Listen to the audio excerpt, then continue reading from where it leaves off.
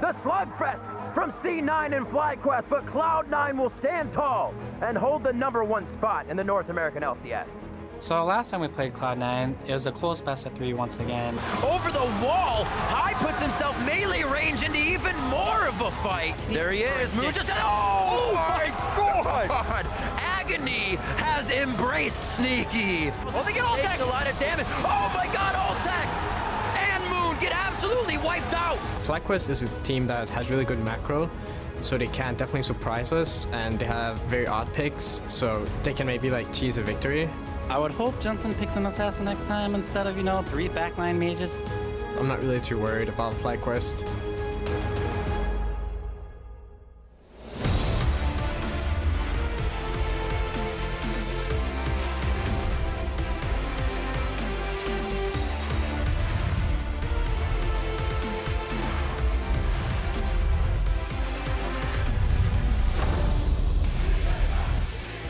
Welcome back to Week 6 of the North American League Championship Series. We're here to close out our weekend of our amazing LCS games here at the LCS studios in Los Angeles, California. We've got an audience packed, ready to go and watch some League of Legends actions just like I am. TSM walking into the studio, no surprise, it's pretty packed here. There's Cop and the rest of the team Dignitas filing out, as well as TL with their new mid laner, Piglet, of course, in the roster. Meanwhile, Mr. Biceps himself, Acadian, and the rest of Echo Fox walking in as well. Those are the 4 teams playing the matches here at noon today. And, ooh, baby, yep.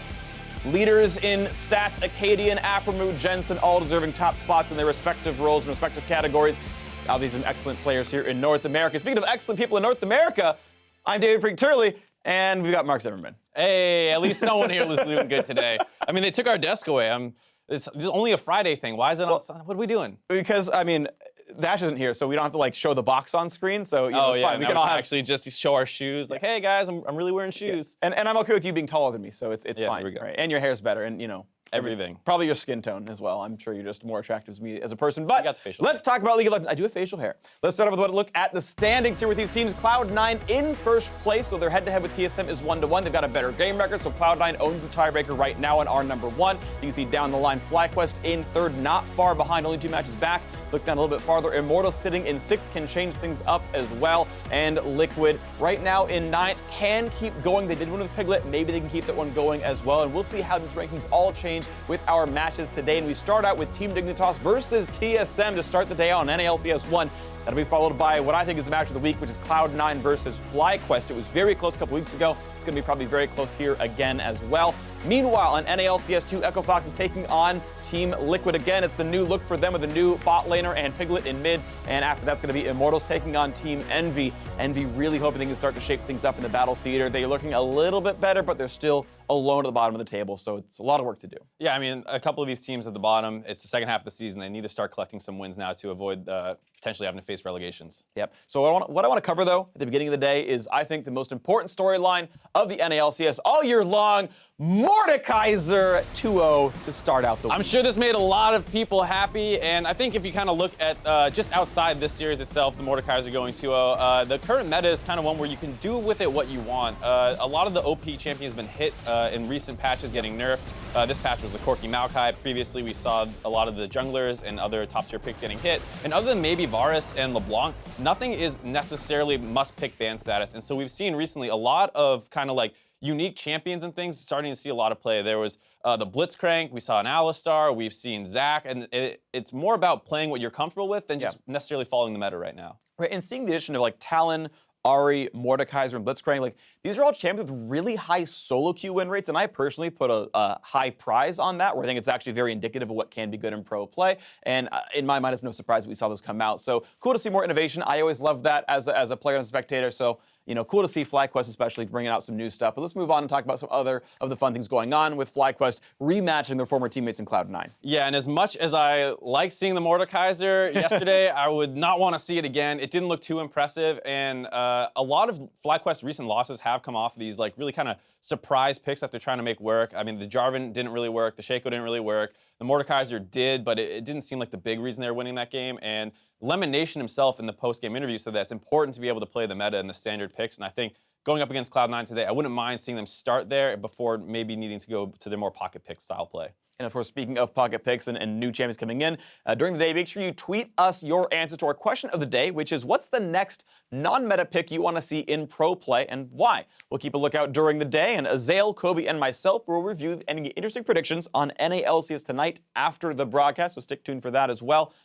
What's your favorite non-meta pick you want to see come show up? I would like to see Leona. I think a lot of the lane bullies in the support position have been nerfed. I don't think Leona is like great, and I'm not surprised if we don't see it, but I just love seeing it anytime it starts going off. You hit level 6, you start all-inning, you get a ton of kills, you blow the map open, and then you can kind of snowball the game. So with some more of the kind of melee supports coming back, we saw the Braum, we've seen the Alistar, maybe Leona as well. All right, I'd like to see Vayne personally. I've always been a big fan of that champion. We'll see if that happens. Now, a reminder to all of you at home that there are still some tickets available for our spring finals, April 22nd and 23rd in Vancouver, Canada. Weekend bundles are also available to save 20% off the tickets and catch all the action on both days in the Pacific Coliseum.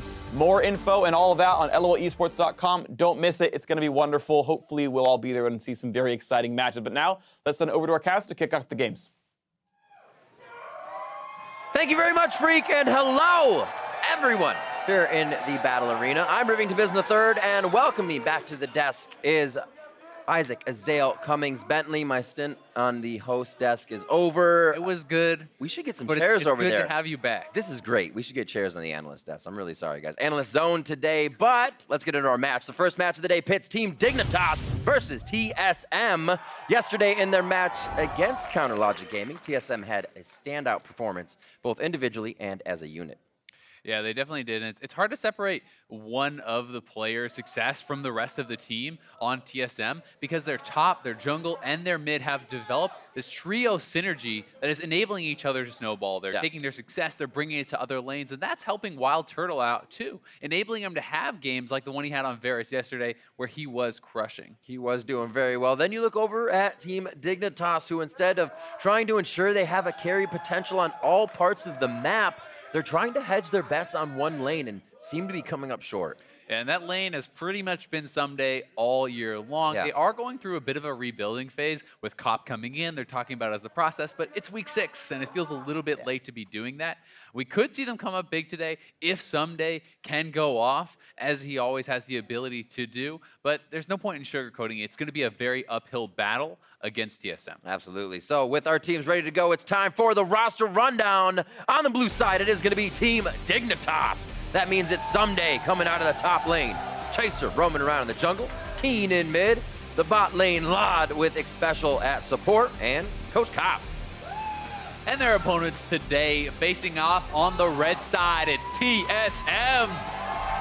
In the top lane, Hauntzer. In the jungle, Svenskeren. Mid lane, Bjergsen. Bot lane, Wild Turtle. Support Biofrost with Coach Parker. So safe lanes. We need to see Dignitas finding lanes they not just gonna go even in, but might lose, but have that advantage, not necessarily jungle pressure either, and then see if they can give that power to Someday, because they're coming up short and then giving him so little to do with. And one of the problems with that is if you focus so heavily on the top lane, other teams are noticing this trend. People talk about Chaser. Well, he just goes top lane. He lane ganks over and over and over. You know, Zig played well around it yesterday, I believe. And TSM is going to be expecting it here too. And so if you're too predictable, you can get counter ganked. You can have the other top laner playing very safe around that. And we'll see if TSM can adapt. All right, well, heading into picks and bans here to see how we start things off here. Final day of week 6. Get some great games on the board here for us. We're going to start things off. Taster's choice, as we expect. Some LeBlancs, some Rengars. They won't be traded actually back and forth this time. Maybe the Rengar does get left up. We'll see how they use that. We'll see how they focus the jungle with that Graves as well being banned. One of the only bans I really feel like you must do red sign now is kind of Varus. Some teams do still leave it up, but Varus is super high priority ban. And besides that, it's kind of player's choice, right? Yeah. You can target ban people, you can ban out things that are good against the composition that you want to run, but there's a lot more flexibility, and I think that is something that does advantage the teams which are more practiced with different comps, which can run different styles, because it is so hard to pick and ban against these flexible players. Yep. So Varus out, Rise now. We have seen Keen trying to pull out some crazy stuff in that mid lane. Yeah, Keen is a player who has been known for his flexibility, for his off-meta picks, and maybe now in this new patch is the time where he can finally start to show those and have some success. But it's tough to make those picks work against a guy like Bjergsen, who not only is at the top of the league in mid lane, playing so well, but he also plays a massive amount of solo queue, so the less common professional play picks will not take you off guard. That's actually a very good point. You're used to seeing the timings, the spacing you need to have on some of these champions, and it does not catch you off guard. Exactly. If you only scrim, then you're only used to the pro meta. Yeah. But when you do play a lot of high-level solo queue, you get to play against the one tricks, the people who are playing Talon and Ahri and these different picks that you don't get to see as much in pro play. So the Elise getting picked up much more here in the jungle that we have been seeing with some of the changes. Yeah, even with Rengar open, I think we're just going to see a quick Shen-Rengar combo coming out first round from TSM. I would be surprised if the third pick is not going to be that Rengar from them. Obviously, there are other jungle picks. You don't need to lock your jungle in the first round, though, for TSM, because Someday already has locked in Elise, so they're not going to take another jungle. So we already have the Ashe initiation, and back up for that initiation if somebody else can follow with Haunter. Lod picking up the Ezreal, looking to stay safe for himself. Not necessarily winning lane, but not necessarily a losing lane. If they keep themselves safe, they won't crush it. But they don't need help from what might be Chaser's Elise. And the same thing for Someday on that Renekton. Yeah, definitely. You're going to see this be a very safe pick on the Ezreal, so it should be Rengar coming in for Svenskeren. They'll take their time to talk about what they want to do in the next phases, even though they knew they were going to already lock that in. Ezreal can be pretty strong in lane, especially when paired with another poke support, such as Nami. You can poke out and bully people in, but it's interesting to see that Jhin goes completely through pick and ban. That is somewhat of a new trend, as Fervor has been buffed. It doesn't really benefit from that, and lethality items are not quite as strong as they once were. Jace ban going over to Team Dignitas. See that they will start to focus Keen in the mid lane, actually. I was wondering, definitely get Jace off the board, but Xpecial as well has been having some great counter engages for the team, really setting them up nicely in fights. Unfortunately, they're not coming out on top of those, but really opening up a chance for them to just blow the game wide open. And there's a key reason I think that the Jace ban is pretty intelligent here, and it's because Dignitas has selected an AP jungler, right? So they would not be opting into a full AD composition if they actually went for the Jace mid, and that is something that gives more flexibility to pick AD mid laners, and is why TSM could say, hey, that's a high priority AD mid laner, let's take it off the table. Syndra for Bjergsen. Yeah, you just can't give Bjergsen Syndra. He's been so good at the champion for so long. Yesterday, completely smashing against CLG in Game 2 on the Syndra, completely took over that game, made it look pretty easy. Tahm Kench getting taken off the table for TSM makes a lot of sense as well with the kind of composition that you're trying to run. You have the Ashe arrow, which he denies. So they're essentially knocking out things that would disrupt their composition now in the second round. Looking for what support Biofrost will have come into the game. Looks like easy shields for the rest of the team going through. Stack a few of those on and keep everybody safe. And Karma pairs well for a number of reasons. Karma Ashe, I mean, Ashe is one of the best pushing ADs, so you're getting one of the best pushing supports, if not the best pushing support. You queue the backline, you throw out a volley, those minions are going to die very quickly. You will be able to push in your opponents and bully them out in lane, plus speed ups for Shen, for Rengar with the ultimates. That is incredibly powerful. So Karma has a lot of synergy both in lane and with the overall team composition. Yeah, go button it at 6 here for TSM if they really need to make something work from a hesitant early game. Cassiopeia locked in for Keen. Looks like he'll be trying to spit out some damage from the mid lane this time. And I think, honestly, the draft for both sides has been pretty quite well, intelligent, yeah. right? You know, Cassio is being picked. Normally, you'd be like, ooh, you gotta watch out for Syndra, you gotta watch out for Ori, but they had already taken these sorts of counters off the table. So while Bjergsen still can have his choice in the matchup, the traditional counters or lane advantage opponents have already been kind of taken out. I like this pickup by Xpecial as well. Obviously, it's a Thresh, but really, he can just focus on saving Keen in these fights if it happens. Like we said, Lod can stay safe. You're safe on an Elise, you're safe on a Renekton. You can focus on the guy who doesn't have that disengage or the ability to get out of a fight. Yeah, that's a really good point. And if you can keep the Cassiopeia alive, puts out such high consistent damage, this is another one that can be tough for Cass because of the long range. Right. You really can outrange your opponent and bully them out in that way.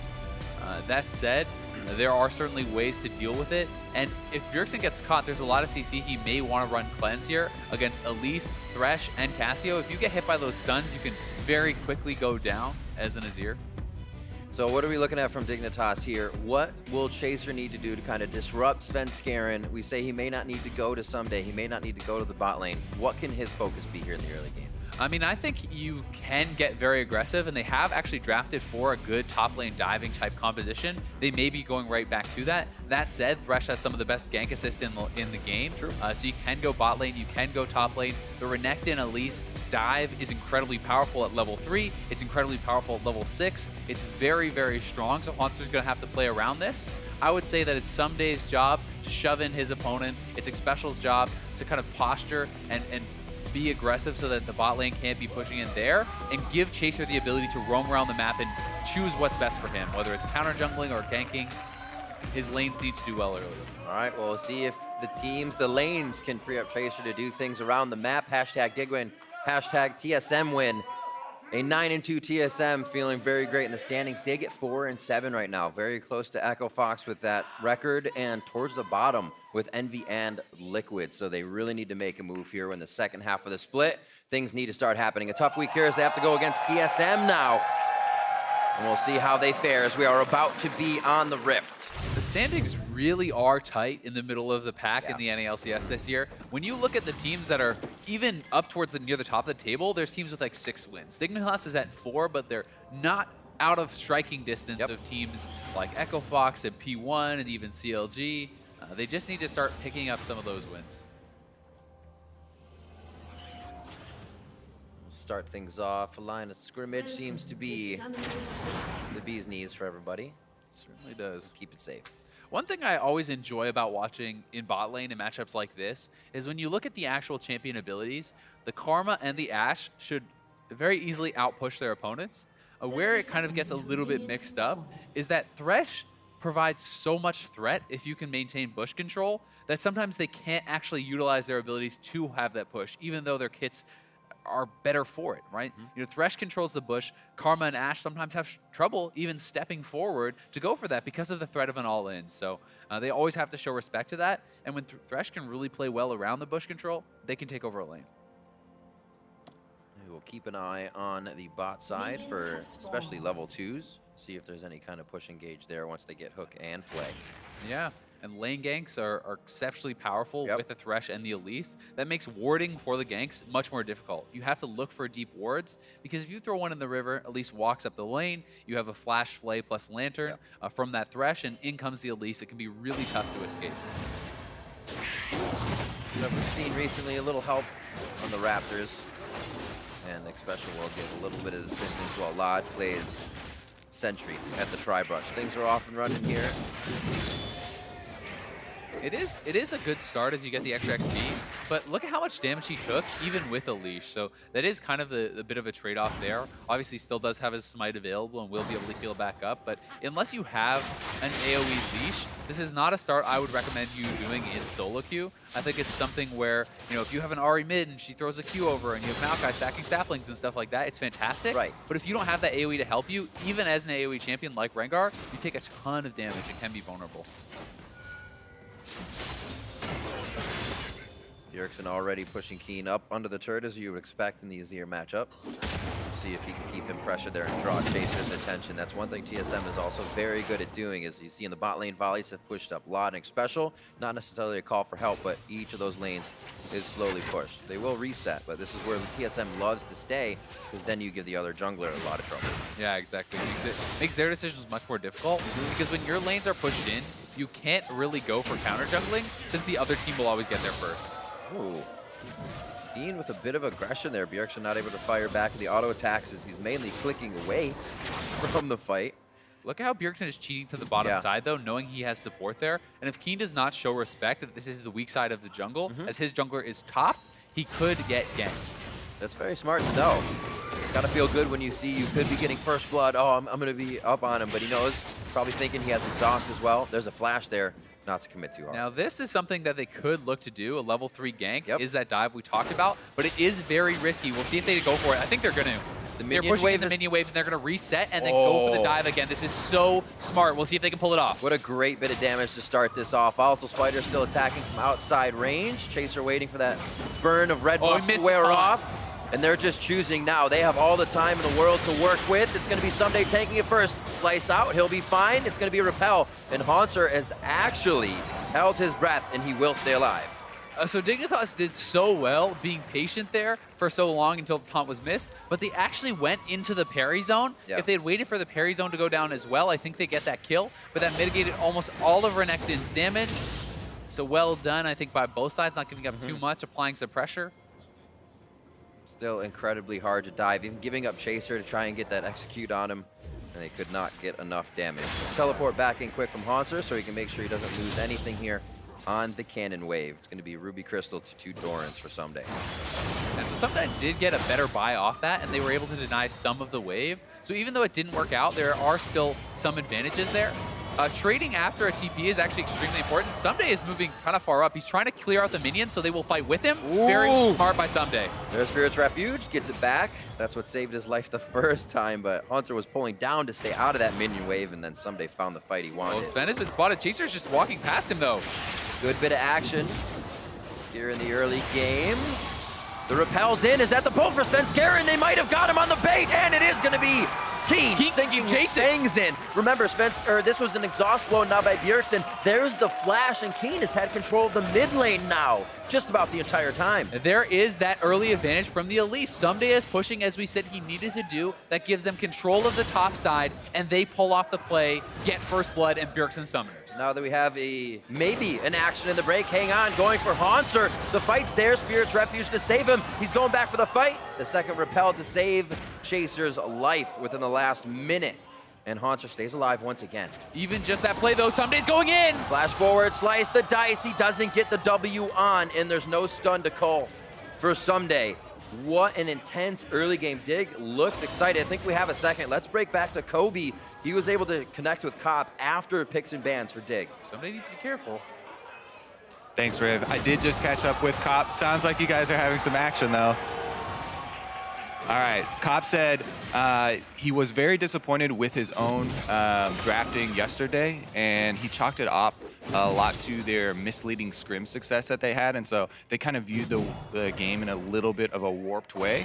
He feels like it's been a bit corrected now. Today, he was actually very happy with their draft. Targeting Bjergsen was definitely their main priority. He thought TSM very clearly play around mid and jungle invades a lot, and so that played out well for them. Plus the AD carry, rise in priority on Ezreal. Asked him a little bit about that, and it's just about the mid-game power spikes there and scaling for him. A lot of good insight there from Cop, and I think they should be happy with their draft. What they're not going to be too happy about is the fact that after all the pressure topside, the first death from a top laner is actually on Someday. And dying without TP is so bad because he loses the full wave of experience, he loses the kill experience, and he loses his advantage topside.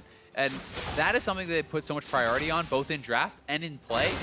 So if Someday falls behind there and cannot bully early, he will get outscaled by the Shen. Doesn't look like it's too rough for either TSM or Dignitas bot lane here. We have seen a bit of a push for Dig under their turret and a bit of CS behind. But they should be able to make it up. We do see that focus again towards Someday in the top side. Like you said, it keeps going. Will it pay off again? It seemed to have fallen behind with the third repeat gank. Yeah. Chaser making moves, though. He's trying to make things work. I mean, he has the Moby Boots Elise. You must be out on the map making plays happen. And you have to keep the pressure up non-stop. You can't just say, okay, great, I made a few ganks happen. Now I get to sit back and farm with your Moby Boots. You do not have that luxury. Svenskeren will out-farm you very heavily. As you can see, he's already leveled up despite putting on less pressure. So the onus is on Chaser to keep going. When you go for this sort of build, you must gank and you must gank often. He's now 2 levels down. Seems like they could be feeling the pressure. Hanser pushed up to his turret, so they may not get to stand united out of this. It looks like they are just going to pull off the gank for now anyways. Things are a little too quiet on the home front to try for an engage. And Hanser to clean up minions here in the top side. Having a great game. Yeah, and it gets tough because their time to really bully their opponents was pre-6, right? We talked about that, but now that Rengar is over 6, Shen is over 6, you go for a gank, Shen ults in, Rengar ults in for the counter gank. That's something you have to be very aware of. If you cannot kill the person, not just their own HP, but through the Shen shield before the Shen comes in, then you will get it turned around on you. They do have a bit of vision on Svenskeren. I don't know how much this will allow them to make an engage work here or a pick. TSM waiting for Wild Turtle to come back, so Bifrost roaming around with Svenskeren, keeps him safe. It looks like top side will be the idea for Chaser since he knows bot has Rengar. Let's go again for top, and we'll see what we can do. But it's already been warded out. TSM are starting to read this. Yeah, so he's actually just going up to force him off the minion wave again. This has been their plan a lot of the time. Put pressure on the turret, zone him off the minions, moving 3 topside. They're going for a first turret. They're not actually hoping to kill him here, and they should be able to grab the first turret. TSM already on the trade for Dragon, though. Someday give him a little what for. He'll be perfectly fine on this one. So the Infernal Drake for top side, not too bad. Good thing it's an Infernal. Always feels pretty good to trade a turret for that. So it's essentially trading power now for power later. You give 650 gold to Someday. You are putting your eggs in that basket. You must have some sort of payoff from him because otherwise the Infernal is more worthwhile in the long trade. Look at the respect. Completely pushed off, yeah. Yeah, because they don't know where Bjergsen is, and they know that Rengar was bot side. They were very afraid of the dive. They're a little less afraid now that Bjergsen is shown, but they still think that Rengar is on that bot side, and they may just end up giving up the turret. The true shot barrage is out, so they can get the wave clear. Ooh, that turret is low. They got to finish the Turtle's going to fight for the turret easy. There comes the submarine on Svenskeren. They're going to be in. Lot goes very low and then goes down. Summoners used in the bot lane save flash for Dignitas, but also for TSM. Yeah, Dignitas really misplayed that bot lane play. You either have to A, fight for the minion wave very hard so you have the turret to defend you, or B, back off completely. They kind of did half and half. So see it again. Watch the minion wave. The minion wave is too healthy, so Turtle is going to focus down the turret before they go for the fight. This now means there's no chance of them surviving and turning it around, so they either need to back off earlier or contest the minion wave more heavily.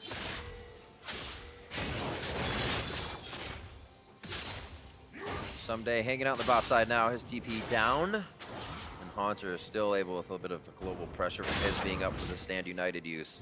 3-1 here for TSM. Gold lead isn't too far off. We did see first turret going for that dragon, so they've been able to hold the gold. Yeah, things are looking pretty even. Slightly in TSM's favor with that Infernal, a little bit of a gold lead.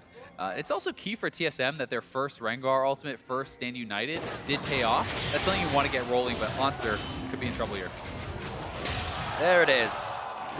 Put a few more people on him. He won't be able to get out if he can't use his abilities. But armor becomes his next. The Sunfire Cape coming in soon.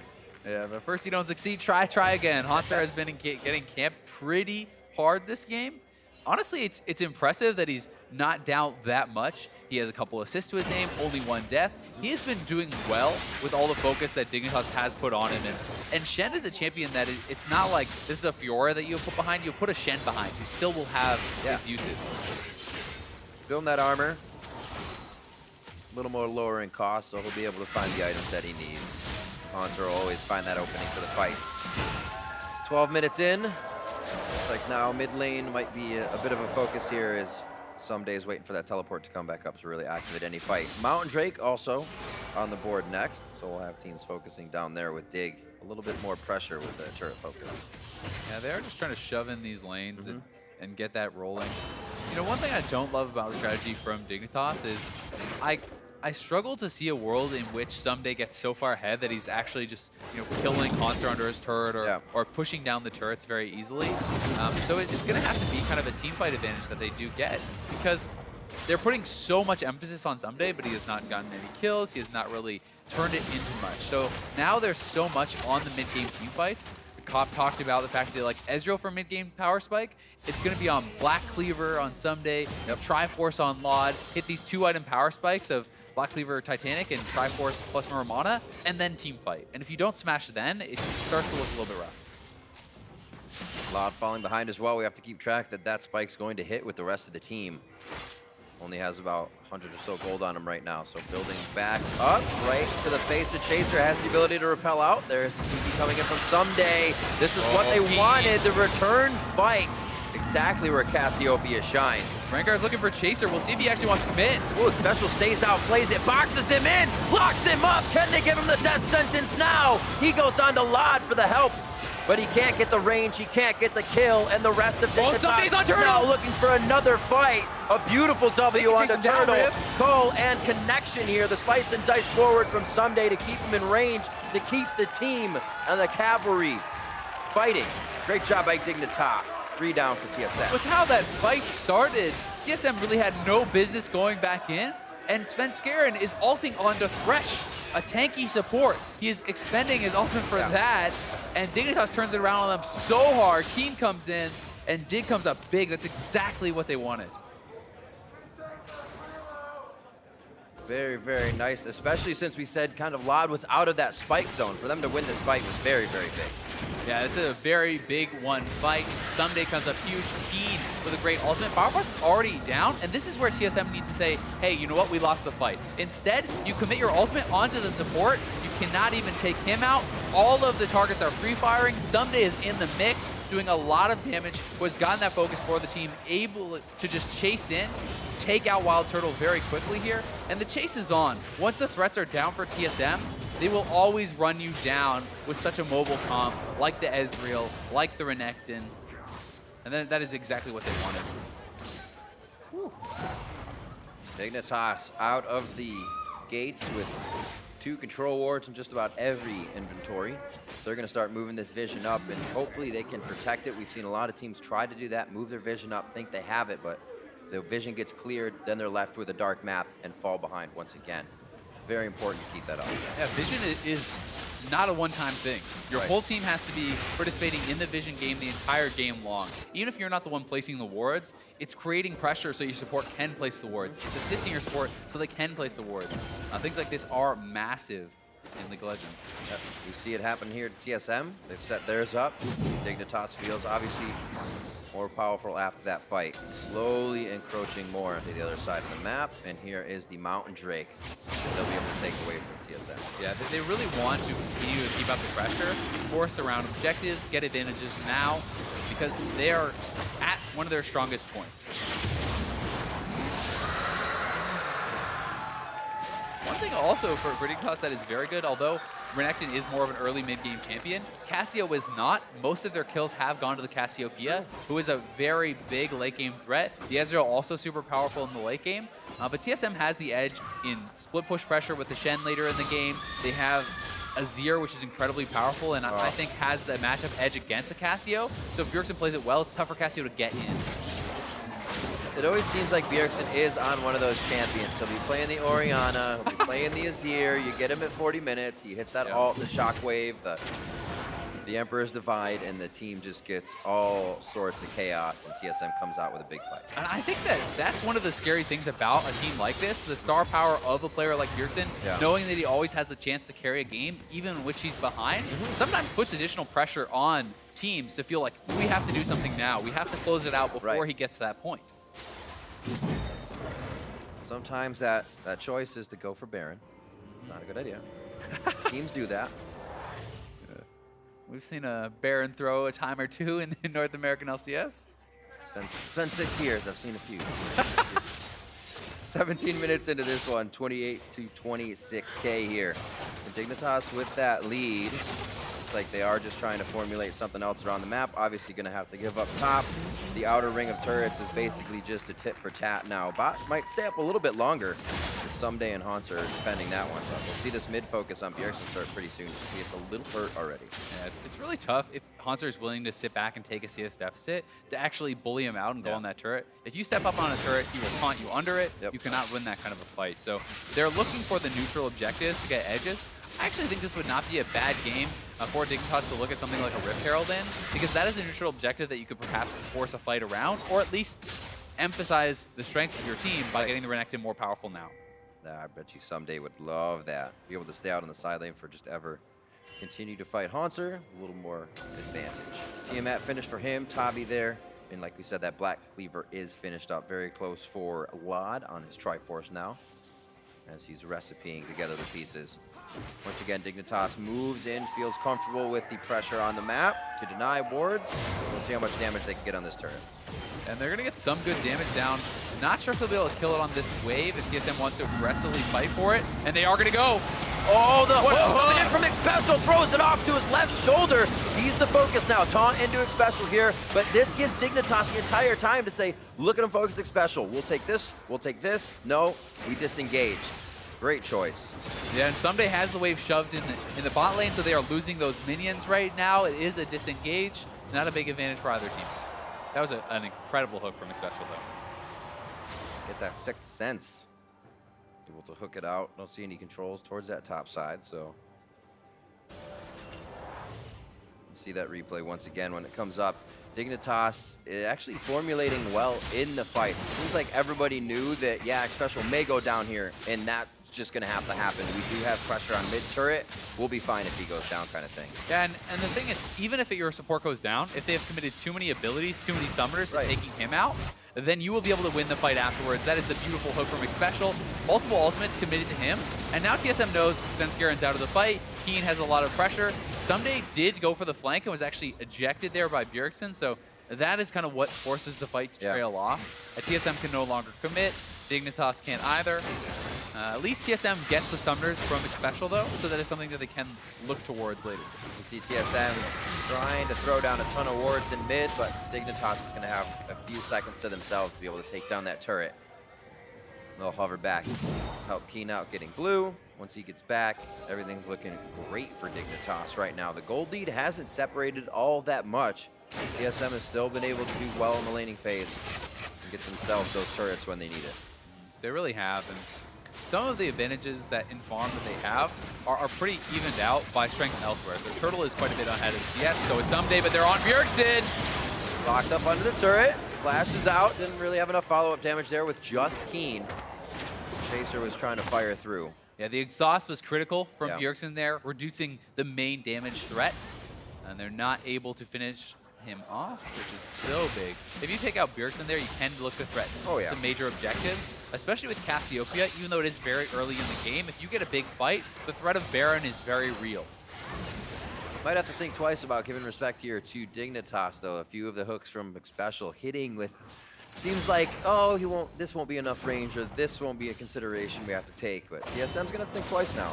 Yeah, Xpecial has been having himself a good game, and it's always that pick potential from Thresh. You have to show so much respect to it, especially because he's not flank cleansed, right? Bjergsen blows his summoners there. He's very vulnerable now. If you get flanked without summoners, Someday comes crashing in. If you get hit by one crowd control, you can expect the others to follow up. Yep. Yesterday, as Tom Kench and Zyra actually was finding quite good openings there, so I expect to see a few more hooks from him today that kind of throw TSM for a loop. Give Dignitas an opening. Infinity Edge finished up for Wild Turtle with his Hurricane, so he can put out some damage now once they lock down these targets. I think Thresh is a really interesting champion, and it's kind of one of those ones that is a good comparison of these range supports versus the melee supports. So Thresh hooks your carry, and you win a fight off that, great. But what if he hooks a tank? His contribution is so much lower, and then when you compare that to something like Karma, who just shields every time and always has a certain level of contribution, it may be lower than the high impact Thresh can reach, but it is higher than the low impact that Thresh can sometimes have too. It's consistency for potential trade-off of impact. Another Mountain Drake going over to Dignitas. And with the Cassiopeia, that just increases the threat. Haunter is split pushing though, and Dignitas needs to answer this or get something more from it. Because they're losing 2 turrets for a Dragon, which is not a good trade. This is where TSM seems to be able to capitalize. You kind of wait on watching what Dignitas will do, but TSM has said, you know what, Drag's gonna come up. Dig's focusing Drags. I bet you could we can kind of play off the ball here and go turret, turret. Will they get that focus? And that is something that's kind of gained from the global advantage that TSM had. So Someday's teleport is just coming up now, but he wanted to be bot side by the Dragon in case TSM looked for a fight. Haunter has his global up, so he can go up to the top side and get that turret, because he can always join in a fight very easily if they decide to go for it. Really playing the composition well. Shen was something they grabbed up for Haunter. I believe nice and early for them, and then it was the Ashe and the Rengar. Yeah, exactly. It was actually their first pick, I believe, or first round at least. He has been seeing a little bit of love in the NALCS now. The ability to go cross map here and start controlling the plays early towards the mid game is really taking effect. And when the other superior tanks get nerfed, you become better. Yep. Straight up. Maokai is not the dominant force it once was. While it is very strong and has its defined strengths, it also has pretty clear weaknesses now in its laning. 23.5 minutes in. Lod is quite close at 670 on his tier of 750. Usually you see that right about now for players. A few minutes before if they're going real fast on it. So that power spike would be nice. Neandry's finished up here for Chaser. They can start to tear through a little bit of Haunter's HP. And it looks like TSM is happy with just kind of setting up after the last few turrets they took. And see what Dignitas has. And Dignitas is really going to try to emphasize Baron Vision and control around that objective right now, because they are completing some very big item timings. And you know, Ezreal should be stronger than the Ashe at this point. You should have Renekton outclassing the Shen, right? You have these very strong champions right now. And if you can control Vision, get a pick, and take that Baron, that is how you extend your mid-game advantage into a late-game win. Vision galore. They're setting up a security system over here. TSM, power of numbers of their own, is going to go ahead and clear that one out. Well, this is what you're always going to have to battle against in the rest of the game. Is Haunter will always be in a side lane because he can join in very easily. He will constantly pressure these waves, make it so somebody wants to be over there looking for a pick, looking for a fight, but he doesn't have the ability to because he has to answer the waves here from... I feel like it's become such a bad spot now for Dignitas. They come out with somewhat winning lanes, a pretty strong early game, and then that one turret take kind of throws them for a loop here. And they can't seem to find another in. They just had the wards. All of those wards are now cleared out. Yeah. Everything they just did in that time. I don't love when teams go in for these big warding missions and then just immediately cede control of the area. Right. If you're not actually maintaining that area and defending the vision, then it's not really worth much, right? They go and they drop all these wards. Look, great, they're doing the right step. But then TSM just walks right back in and takes them all out. A lot of it. Well, this could be a counter gank. They don't see Chaser coming. Can someday live? One out, uses the other dice. Nicely done to dodge the bola. A little bit of pressure to the bot side, but it was also drawing Dignitas, so nothing really gained off of this.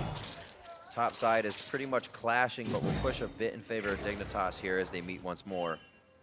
Yeah, all Dignitas really gets out of that is the fact that Svenskeren used his ultimate, but it's such a short cooldown with the Black Cleaver that it's not of much concern. You know, it's under a minute on that cooldown, so we will have it up probably before a fight, but if you ever can force in that gap, Rengar's certainly a lot weaker.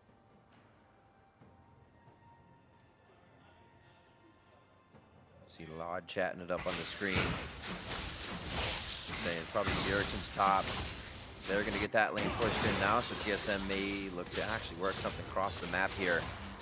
I think this is also something interesting to note is that Someday did not decide to actually complete his Titanic or anything like that. He built a Randuin's and likely going straight into a GA to focus more on team fighting and being able to dive very aggressively, try to take out those threats and have your second life to come back. And this is something that's going to be stronger for team fighting, but weaker for the split push. So he doesn't feel like he is getting the kind of advantage he needs in the side lanes, and I tend to agree. If you can just get, we saw it in the one fight, onto Turtle, onto the back line, causing so much disruption.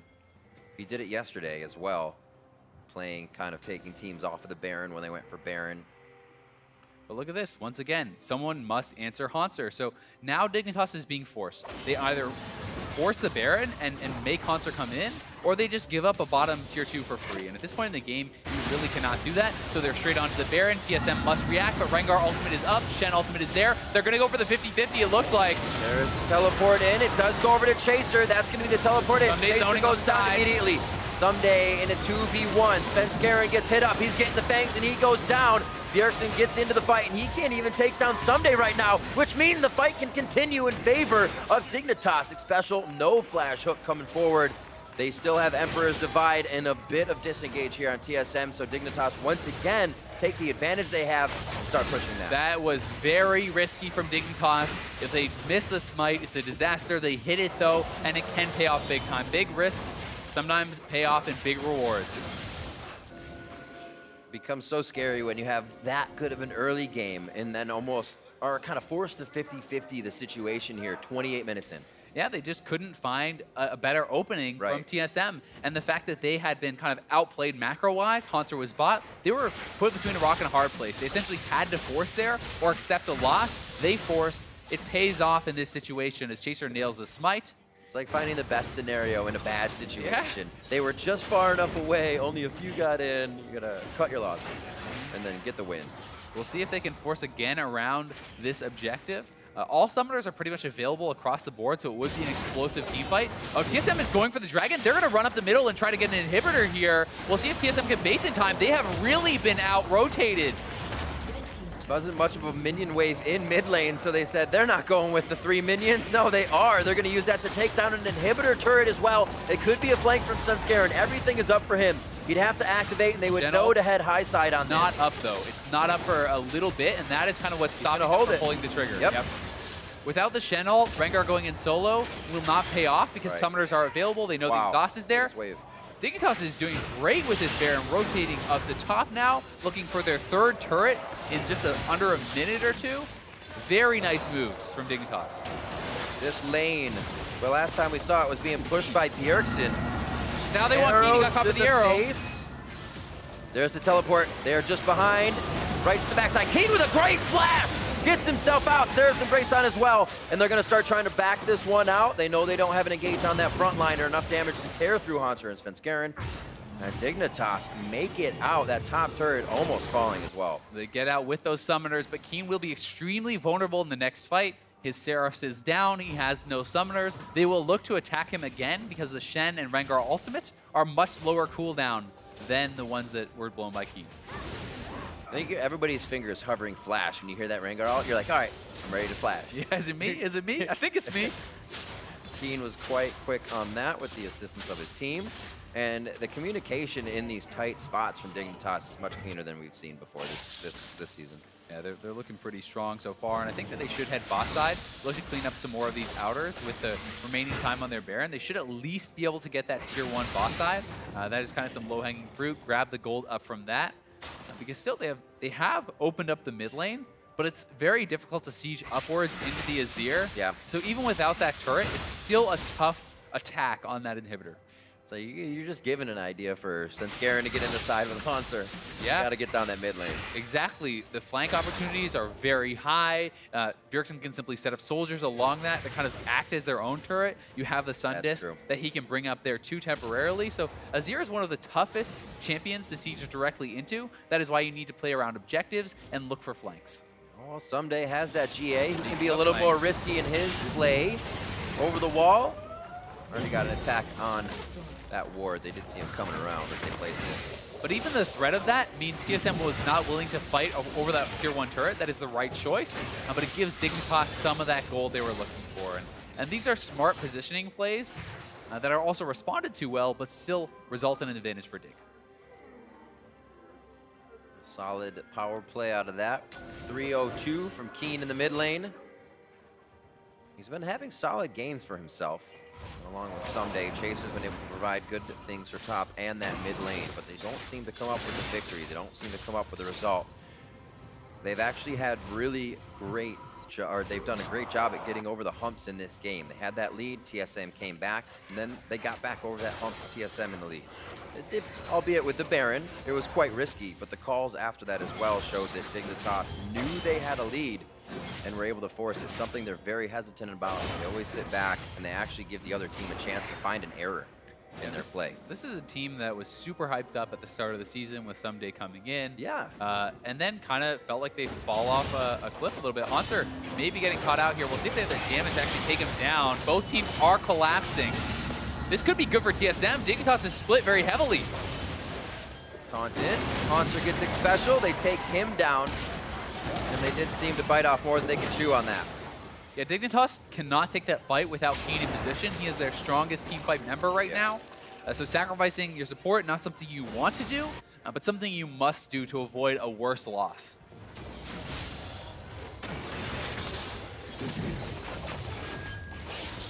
This puts so much TSM in the driver's seat once again here. The inhibitor down, the hasn't arrow. really done too much.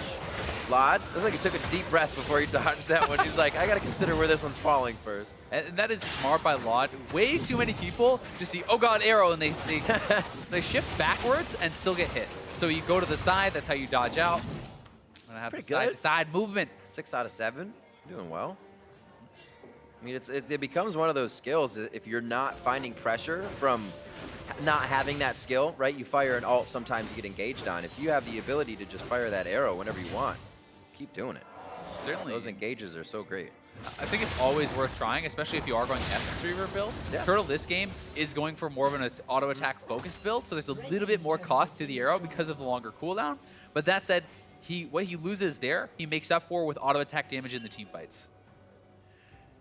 3 item now for Lod. It's also gone for Ninja Tavi's actually, trying to stay alive in the instant attacks coming in from Svenskeren. It doesn't want to get bursted down. Yep. And if he can stay alive through the initial fight, the mobility, the lifesteal he has will kind of carry him through the rest of it. That is the bet that he is making.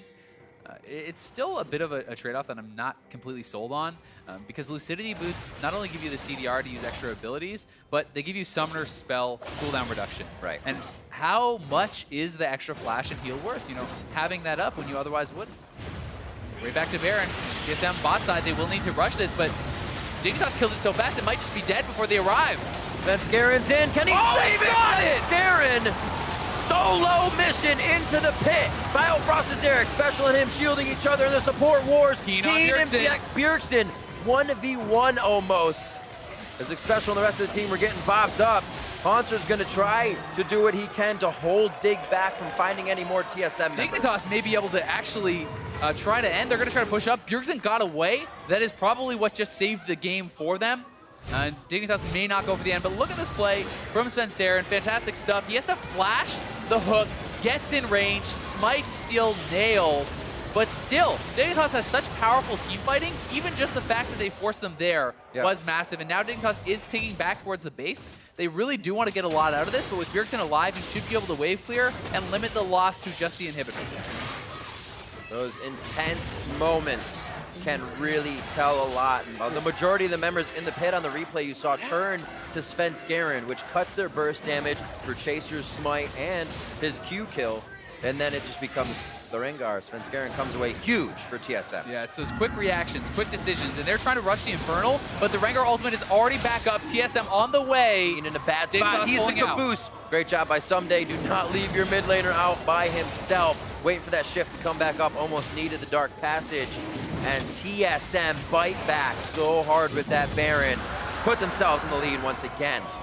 Double Infernal on TSM there as well. Dignitas really wanted to even that up so that TSM didn't have the edge. Instead, they end up 16% AD AP ahead. That is a big one. This has been such a game of inches. I mean, if Bjergsen goes down in that ensuing Baron fight, he lived with, what, 10% health? Maybe one extra auto attack here or there, if it could have been played a little bit better, could have meant that Dignitas walks down mid, ends the game. Instead, they are now in the driver's seat with the Baron buff with double Infernal.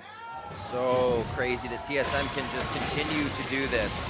Dignitas still has a very scary fight, but when TSM turns it on, it's very hard to turn it off. They are now going to head around the horn, have Sponsor clear out that bot lane. Top is going to have a massive wave in a little bit for them. So they just have to buy some time here. Looks like they're actually going to give that top wave some help. Oh, trying to steal that blue away. Yeah. It's 50-50. I mean, first time worked out for Dignitas. Second time, you know, it's Svenskeren that comes up. It's 50-50, right? Yeah, there you go. Mathematically proven. It's science. We use statistics.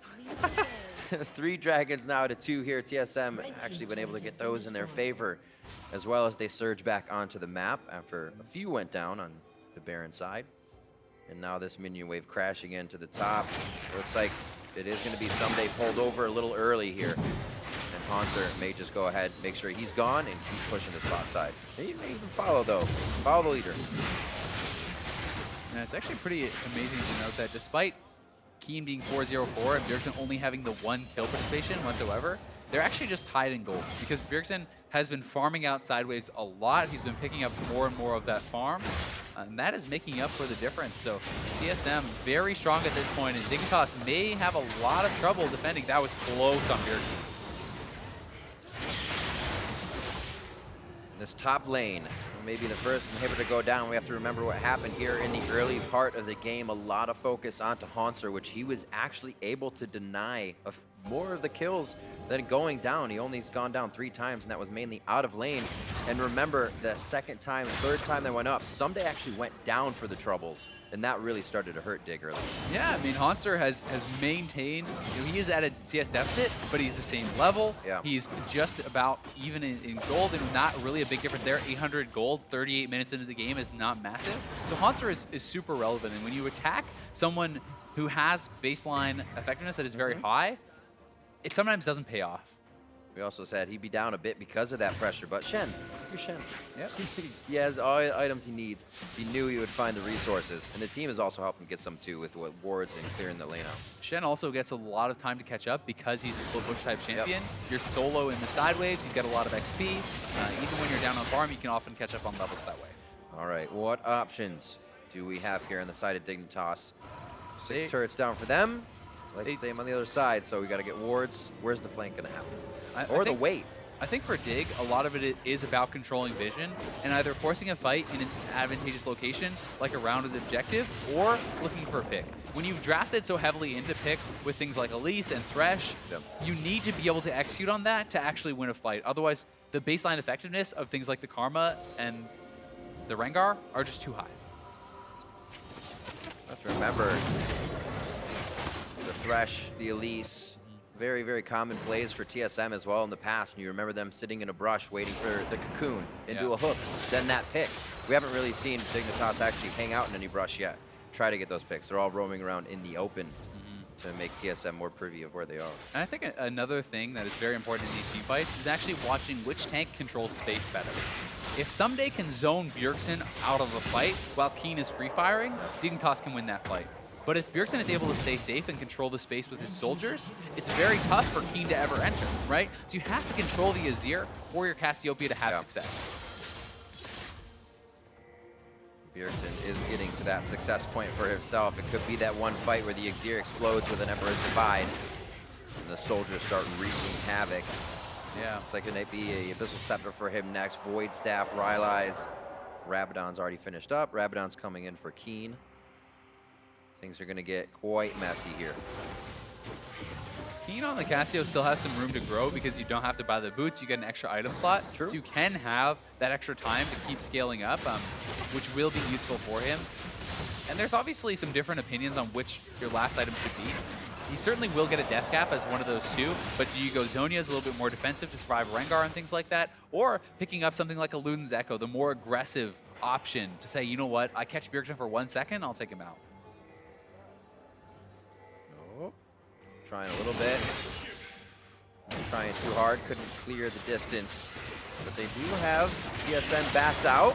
Dignitas can run up mid and try to go for the inhibitor, but they are corralling themselves in, and they are committing themselves to a team fight. Bjergsen can raise a turret back here and have Dignitas sectioned off. So they have now fully committed to this. They must get the inhibitor and find a way out or win the fight. Special gets hit first, not a terrible target. Oh my word, he gets absolutely obliterated. Keen's right on the front. He's next. And Dignitas has just jumped into the ring with TSM and does not look like they're gonna make it out alive. Someday going down now as the last, mainly because he's one of the tankiest. Bot lane pushing in. TSM is gonna come out of this one with lanes to push already inside of Dignitas' base. I think this is actually just the game, Riv. With that mini wave in the bot side, they could run straight down there. TSM is making their way down. The res timers are so long. Someday down for 50 seconds. This very likely is it for TSM. Holding on the entire game. Dignitas having openings, finding the Baron, but then giving TSM the chance for that Baron, and now the Nexus turrets. 42 minutes in, 10 to 11. Hard fought from both sides, but it always seems like TSM grabs the macro game and controls it throughout the series. Game 1 going to TSM. We may have 2 more. Dignitas takes a rough call there at the end. They get the inhibitor, but TSM get the game.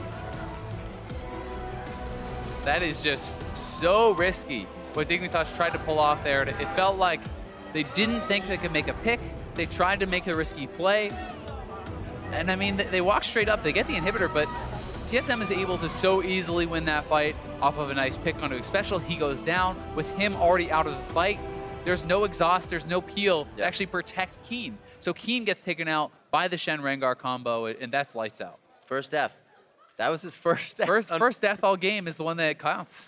4-0 and 4 up until they fought that. They went for that inhibitor, and all game long as well. They kind of made it out. That's what we said. Made out laning safe, laning phase pretty safe, doing well, able to give Someday a little bit, but not too much. And it just seemed like nothing really was able to play out for them. And then you have the thing they can look back at, the glaring mistake of the Baron. So it's not like what did we do wrong here? It's just where did we do wrong in the beginning that made us have to go for those Barons? Yeah, I mean, it's tough because they played the early game out pretty well, but TSM just didn't give them any big openings to actually close it. So they didn't feel like they knew how else to close the game besides going for the Baron. They force around it. It doesn't pay off the second time, and TSM's able to hold on, and then eventually 1-1 team fight, 42 minutes into the game, spells the end. Speaking of closing the game, 41-30 in. And this is, like you said, they didn't even really have to set up the turret. They just were all out in the fight. They knew it was going to be in the base. I mean, Dignitas painted themselves into a corner. Special takes that arrow and just dies from so far away with the Azir damage. With him down, as I said, there's no one to protect Keen. So he was almost always going to fall to that combo. Yeah. And I mean, Keen was the big carrying factor in these fights. So their positioning was kind of out of whack. Half the people are up trying to hit the inhibitor. They're not back with their battle lines formed. So Someday's off on the side hitting the inhibitor instead of down peeling for his carries. The whole fight was out of whack, and that's often what can happen when you make these split-second risky late game calls. It's not something that you have practiced in scrims. It's not like you're like, just gonna oh, we're in this situation where they're moving down and their inhibitor turret is dead, so now we naturally execute plan 3, and it's like you haven't practiced it. Exactly. Yeah, we each go in and we grab aggro of the Nexus turret and come back. Yeah, you just don't know what to do there, and you saw how chaotic it got. And it kind of comes back to what Reggie was talking about at the start of the season. Why he thinks teams like Dignitas don't work out is the mixed language teams, split communication. Even if people can learn the language and speak it, pretty well, if you're not fluent, it's very tough in the most intense moments, the one that are not practiced, to have clear, concise communication where you're all exactly on the same page, and you need to be in a play like that. Yep. Well, we'll see what happens in game 2. For more on that comeback win from TSM, let's hand it over to our analysts. Thank you very much, gentlemen. Great cast today so far. Once again, here with Mark Z. Hey, we're on a different stream. They don't know I said that before. I was like, same intro, all right. I get to reuse it. If you watch VODs, then you know I've been biting myself off. So let's talk about this match. Pretty interesting one. Team Dignitas versus TSM. A very close one, actually. And team comp on the screen going to be in a second. We see some Renekton against a tank matchup. And it's a matchup that someday I think, can win early on. He can snowball on and be a good individual threat, and Dig played around that well. Yeah, and I think when you look at what they were going for in the early game, it was kind of like, oh, typical Dignitas. They have Elise and Renekton, two of the best early game diving champions. So what are they going to do? They're going to play around someday. They went up there very often early on. They took the first turret, pressuring Hanser off it, while they were basically giving away an Infernal Drake to TSM. That was the trade they were going for. Which I think it's a good trade. I think depending on what you're trying to do, it is a good trade. And if you're trying to get more gold onto your top side carry someday to carry you, then yeah, that's fine. The problem is that right after that, TSM forces a dive in the bot lane, which goes horribly, horribly wrong for Dignitas, and they fall behind, and it's like, okay, typical Dignitas. Yeah, and I feel like that's actually more on Lodnik special for not respecting, like, I wonder if Rengar Shen's going to 4-man dive. Oh, they did. Wow, weird how they did the predictable play. So, in both cases, like, maybe the teams could have done better to defend themselves, but you're right, TSM did a pretty good job of being proactive in the mid game to catch back up. But what I want to start really filtering in on is Team Dignitas having a pretty good proactive mid-game. Like, I want to give them a lot of credit in this postgame because they were winning against TSM for a large portion of it. Our first major replay is 27-30. It's Team Dignitas kind of turning around a fight and getting the Baron here. Right, I mean, this is one of the first times that you see them really going for risky Barons. Team Dignitas is an extremely careful team that basically relies on any mistakes, and here they're fine trying to force this 50-50 Baron. It's not clean, it's not what you hope to see. Svenskeren did have a chance to steal it, did not quite get it, and then it just ends up being a 1-for-1. But what was really impressive after this was they didn't let up off the the gas there. They took that, they went mid lane, they grabbed the inhibitor turret, rotate up to the top side, and they were able to effectively use the Baron aggressively to keep getting their lead. So that it was nice to see that like they kept the parts of their old Dignitas that we've seen in previous weeks where it's really heavily around someday. And even the way they came back in the game was punishing a TSM over aggression invade. But then once they had the lead, they showed that they're starting to make more plays. Right, so I'm glad they're doing more plays, but you're right. The actual process of executing is still not very clean, right? You saw Svenskeren could have stolen, he got over the wall, and in fact, the next replay is when he does actually steal it away, and it's where the throw actually finally happens here, because they're trying to catch up, but again, if you can't land every smite, this will happen to you. Yeah, I mean, Team Dignitas really did need to make plays. They're going to get heavily outscaled in this comp. Once again, forcing a kind of 50-50 Baron where they're not able to stop the Rengar from getting into the pit. This time he does get the steal, and despite the team fight not actually going that bad for Dignitas, they need to be winning these harder. They need to actually be kind of snowballing this game, and this stalled out for TSM, bought them time to go, and I think they got another Infernal off the back of this as well. So that basically was just the final nail in the coffin for like the Azir, Ashe, Shen, Rengar comp to become stronger. Yeah, and I mean, that fight was a 3-for-1 that, right, if you give Dig Baron, they win the game. It's over. Like, they beat TSM. So, like, unlucky. You can't completely blame Chaser for this, of course, but yeah, we got to see more out of them. I mean, the damage graph is pretty nice. Obviously, you have Infinity Edge, Ashe doing plenty of damage. The Azir is still coming in occasionally for Virtus, looks great overall. And we can start talking about TSM. Able to withstand all that pressure, right? Props to Sven for getting the steals. Props to the two backline carries, basically, because Rengar's not going to really team fight late game that well. Those guys put in the damage to make that work because they're fighting these team fights with 1,000 gold differences and getting the damage they need. Sure, after they kind of threw that initial invade, they did a decent job stalling out. Aside from the one mistake where they give up the inhibitor, it felt like that was something they might have been able to defend. But if that's the worst thing that's going to happen for you in that game, that's not that bad. And then they did have that great punish where Dignitas kind of forced themselves to get pinned into TSM's base, and then the easy collapse and fight for TSM sealed it. Yeah, the simple 5-0 just wins the game outright, which you saw at the very end of the game, of course. Player of the game, want to give those honors to Hanser for his split pushing and his late game team fighting. A lot of those Shen ults either preventing the deaths or just creating the hard dives that start the fights out. In both cases, he did very well on the Shen, that even though we are seeing priority on things like Renekton, obviously the tanks can still be very, very valuable. Right, he received a ton of early attention. He went down once after forcing that play bottom, then when he was going back topside, they were still waiting for him, they killed him. But other than that, he played a lot of the game out well. Was a huge annoyance in the split push because he has that double global, so he was able to force Dignitas into some of these situations where they are like, all right, well, let's go do this Baron because we kind of have to. And yeah, he played well from behind as well, right? Got all that pressure, lost his turret, and managed to be effective. And so listen to any of you guys who are losing lanes to Renekton. Look at what Hanser did, and he managed to win the game for his team, at least partially on his own back. So that's going to do it for us for now. But after a quick break, we'll check to see if Team Dignitas can tie up this series against TSM. Stay with us. You're watching the North American LCS. See you soon.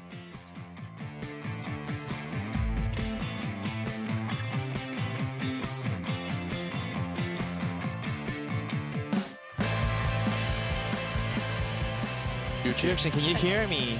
Yes, unfortunately. Wow. Turtle's gonna fight for the turret easy. There comes the submarine on Svenskeren. They're gonna be in. Lod goes very low and then goes down. 先过 Okay. 先过 I'm going mid guys 先过 nice Svenskeren's in. Can he save it? Svenskeren! Solo mission into the pit. I'm gonna let you. I got you. Release when she goes out. Kill these.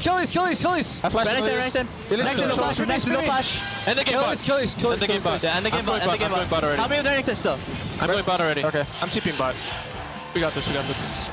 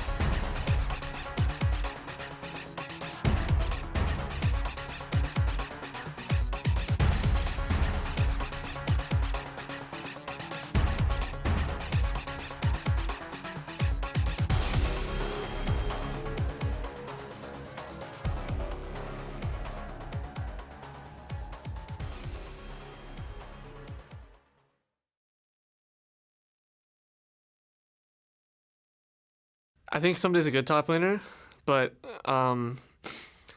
like if you read Reddit or like Twitter, people are definitely overrating him right now because it doesn't seem like he's like been solo carrying his team or has super good performances. Obviously, I think he's like a really solid player and one of the better tops in NA, but people are just like going back to the time where he was like super good in Korea and one of the best top laners in the world, but I don't think right now that he's anywhere close to that.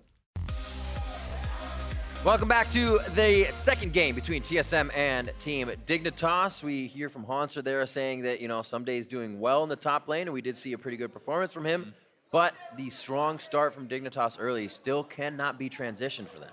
Yeah, obviously, Hanser not afraid at all. I mean, he was talking yesterday about how he wants to be known as the best top laner and how he has to play, more greedy and be able to carry the games. And he doesn't think some days on his level right now. So we'll see if he can perform at that high level. Well, it does. TSM does make a lot of teams seem like they can't be on their level. They fight back even if they're behind, and somehow they always come away with these wins. Usually in 3 games, but they do get the win. Yeah, they played very well around their win conditions and stuff. Like last game, they had strong late game team fighting. Dignitas, I think, performed pretty well, especially when you're considering the fact that they're performing against one of the best teams in the league.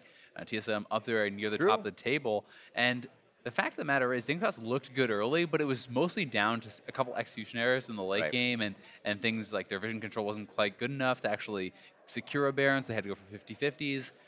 If they got the second 50-50, they probably win the game, but still, that last late game call was a bit rough. It's really finding that point just before you have to make that 50-50 call. What else can we do before we're really struck to make that call? Because it's possible game ender, and you want to be able to prevent that. Difficult when TSM pressures you into a lot of negative positions, but with Dignitas' early game last time, we'll see if they can do it here in game 2 and keep it going. LeBlanc, Malzahar banned out to start things off with 15 seconds left. They're just going to go with Shen, and actually not going to get played this game. I think that makes sense to take that away from absolutely. Sunday. Blue side, to me, has kind of turned a lot into, hey, this is really good, but I don't want to first pick it, so I'm going to ban it. It's something that you think your opponents would first round, but you're not willing to first pick, right? So that's basically how it has shaken out. And red side is essentially denying first bans. When you see the second round of bans, that's where it becomes much more interesting to me, because that is where it is reactive and trying to deny things or open up opportunities for you in the pick of man.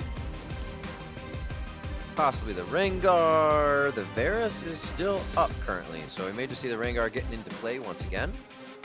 Yeah, it certainly could, and TSM has the ability to open things like that up based on their blue side bans, right? You can leave some of the high priority bans off the table, and Dignitas can only take so many out. So they go for LeBlanc, they go for Ryze, and now they have to decide, do we want to fight Varus, do we want to fight Rengar? And they're trying to make a trade. Get one. Exactly, so this is a response that you can do. If you're comfortable playing either side of it, then you can go for that. So as long as Lot is happy on Varus, Jace is happy on Rengar, and your team can play against it, then this is a great move to make. We've been seeing a bit more and more. And it's not just about the meta. Sometimes comfort fits in with these compositions and how you play it.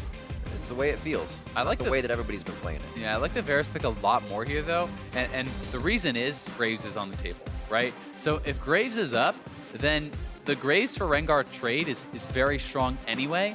So TSM can essentially get both by doing Varus first. They can do Varus and Graves, or Varus plus Rengar, whichever is left up, by Dignitas. And this is a tough thing for the bot lane to fight against, especially TSM loves drafting their support pretty early on. We've seen a lot of Karmas and things like that, early stages in the draft for TSM. So if they get Karma plus a Varus, it's tough for Dignitas lane. They are definitely using all their time. We saw the Graves take all the way tick down, and now they're actually using all the time here for the jungle as well, considering mostly their picks, but also saying, like you said, if they take the Karma, what do we actually want to be able to do, or play against, I should say. Jhin is going to be the lock-in for the AD carry. I believe that was expected. Rengar may just go through completely if they want to let it. Yeah. Either way, when Dignitas locks their jungler, you don't need to pick it right away. You can think about it a little bit, but I would be surprised to see jungle go down to the next round for TSM, but they're going to do it. So Dignitas could take now Rengar, Elise off the table. There's still lots of other options, but Svenskeren should be at a disadvantage in almost any jungle matchup now. The question becomes, is the trade-off worth it? Because Dignitas can pick their mid or their top lane right now. The other will likely be targeted in pick ban. Yeah. So if you pick your top laner, you can expect TSM likely to ban out things that are strong against Jace, and you can expect Team Dignitas to very likely be banning out the highest tier junglers.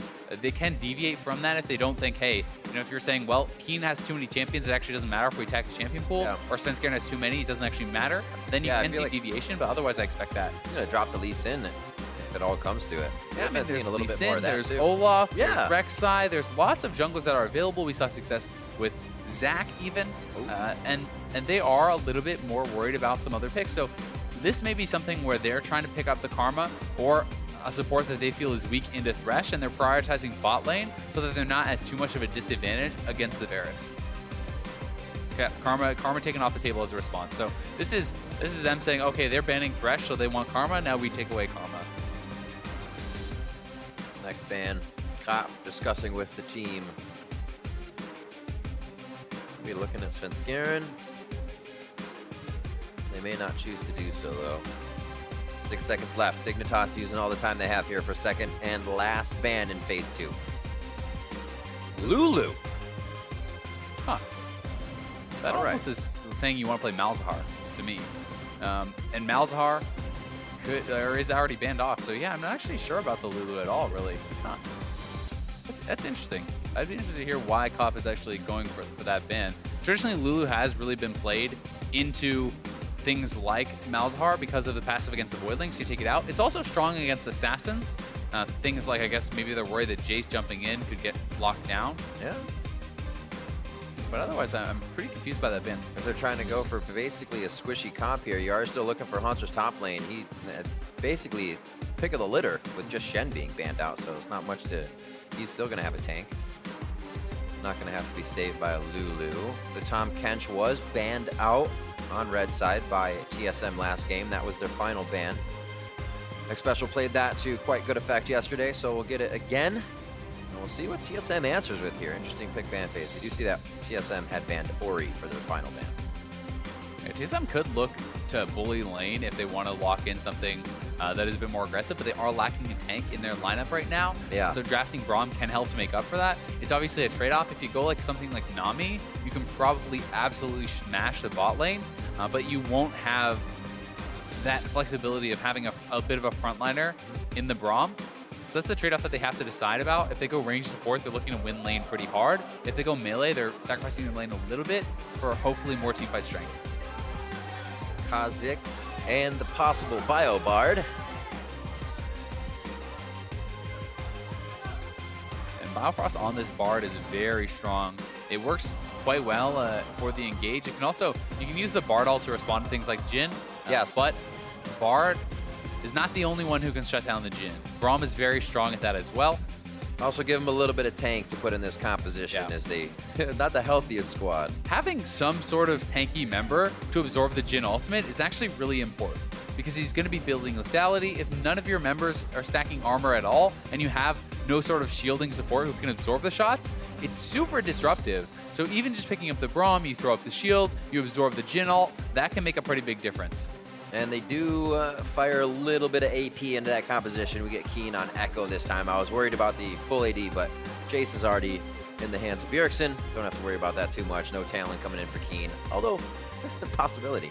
Yeah, it certainly is. We saw it a couple times in the LCK. Yeah. Last night, 2 mixed results, and Keen, he's going to be looking to split push on Echo. That is really where the champion shines. Although it's laning phase, you are going to be probably pretty disadvantaged early against that Jace. You can get poked out. It gets to a point where you're essentially just spamming all your mana, using your Qs to shove in the wave or try to at least take down that wave. Then you go for an early base, you TP back, and that is kind of how you stabilize in lane.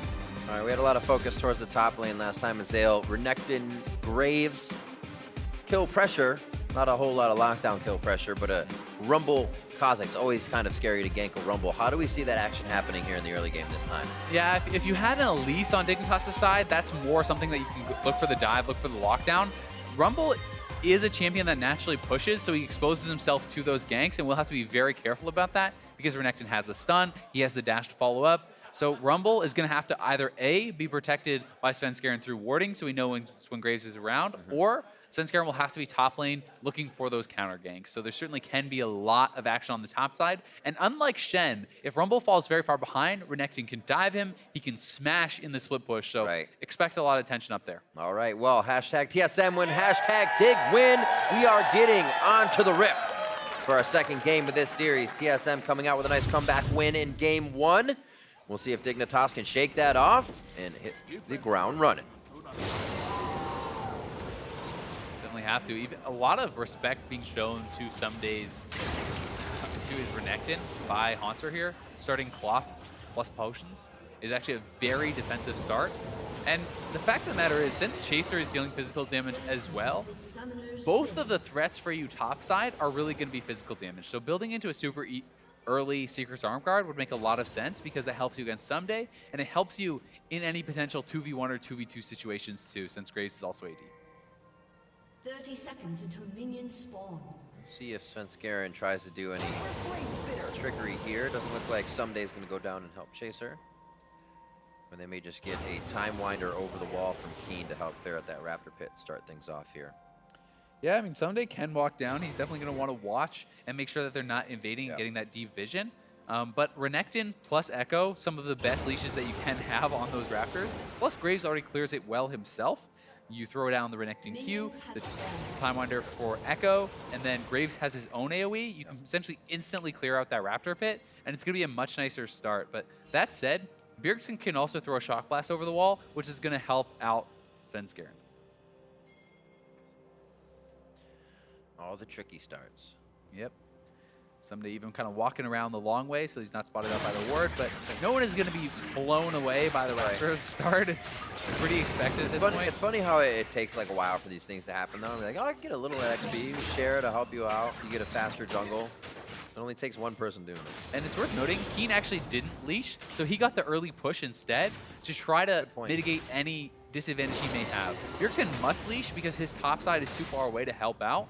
So he has the advantage there of being able to just push the wave early and try to just keep Bjergsen shoved in where he can't get the auto attacks down as much like that.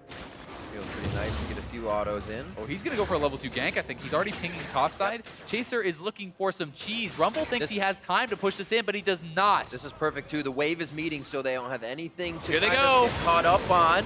Shot forward. That could be against the wall. Just misses. End of the line is only going to do a bit of damage as it comes back, and they should be able to lock down the kill. Ruthless Predator keeps him in range.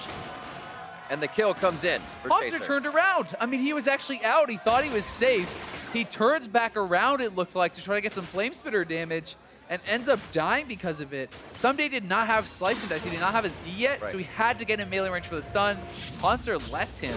He was actually out of that, I think. Teleports in. It's also pushing towards him, but slightly in the favor of Someday. We'll have to watch this again. More. So Someday needed to flash and start with his stun. He actually flashes in Q, so Someday has already messed up this gank. But then Haunter stops and turns around, letting him get the stun off. So both top laners misplayed this gank. It should have been a free kill for Dignitas, but they messed it up. Haunter throws it right back. Slice through. Looks like he's going to hold on to that one. Someday's okay. And this is now really tough for Someday because Graves is not there. He needs to come up and help him push the wave in. When the wave is stacking up against you, you need that assistance, but Haunter does clear it out. So that point is now moot. So a lot of heavy action to start off to the top side once again. We wondered if it would happen, and it becomes a level 2 gank. He says, forget it, I'm not playing Elise or what. We'll just go for the kill.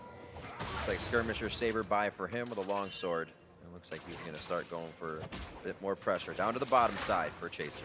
And try to increase that dueling power. Kha'Zix is someone who pretty much anytime he sees you in the jungle can just jump on you. And having that Skirmisher Saber can really help because it's kind of a mini exhaust, a 20% damage reduction. You get more true damage. It really increases Graves' dueling power. Looks like they may have an idea about where Chaser is. Both Sven's coming up. It's the 1-2. Someday keeps himself over that 50%. He can usually just heal up a good bit of the Flame Spitter damage with a nice Q. And he keeps himself healthy in lane. Haunter 19 to 13. Those guys really didn't actually do or get too much of a deficit on the CS as they were fighting when there was a giant mini wave. No, I mean, Someday's actually behind in lane, even off of this, because the wave had been stacked up towards his opponent and it wasn't pushed in. Haunter TV's back. He actually gets to collect a lot of these. And now Svenskeren has been pressuring topside. So despite the fact that Haunter actually died, the kill didn't go to Someday, and he's missing out on so many minions now. Nice pressure under the turret, especially to be able to hit Braum Qs like that. Really giving Lod a second thought about how to get up for minions. Let's see how they manage these ones. Nicely done. Grenade across, 1-1. All they want. It happens to the best of us. Clear out for Someday now. He's got some time to hang out at turret. But bad last hitting. He Not just missed like 5 or 6 range minions in a row. That is rough. as well as sometimes you're just trying to say, I'm not going to hit these. I need to call and auto as many as I can before the turret wipes them out. But there was no timing to that, or method to that. It's a case of like when you try to get everyone and you can't, you're going for ones you can't get, and you mess up getting the easy ones that you can. So you prep you accept, okay, I missed the first one, but I prep all the other ones, and then I get the rest of those. Ruthless Predator locks him down, end of the line, right against the wall. Haunter could be locked up on this one. They leave it. Should be going down. A cue to come out here from Chaser. There's the kill on Chaser, though. Who didn't see that coming? Dignitas is completely botching this early game in the top side, and now Someday is probably going to get taken out here. Equalizer is up. Sven is here. Someday is going Cuts to get off the down. line. Slice and dice through. Is he just going to solo him? He does. Someday's forced back into the fight, into the frying pan, and Haunter cooks him up.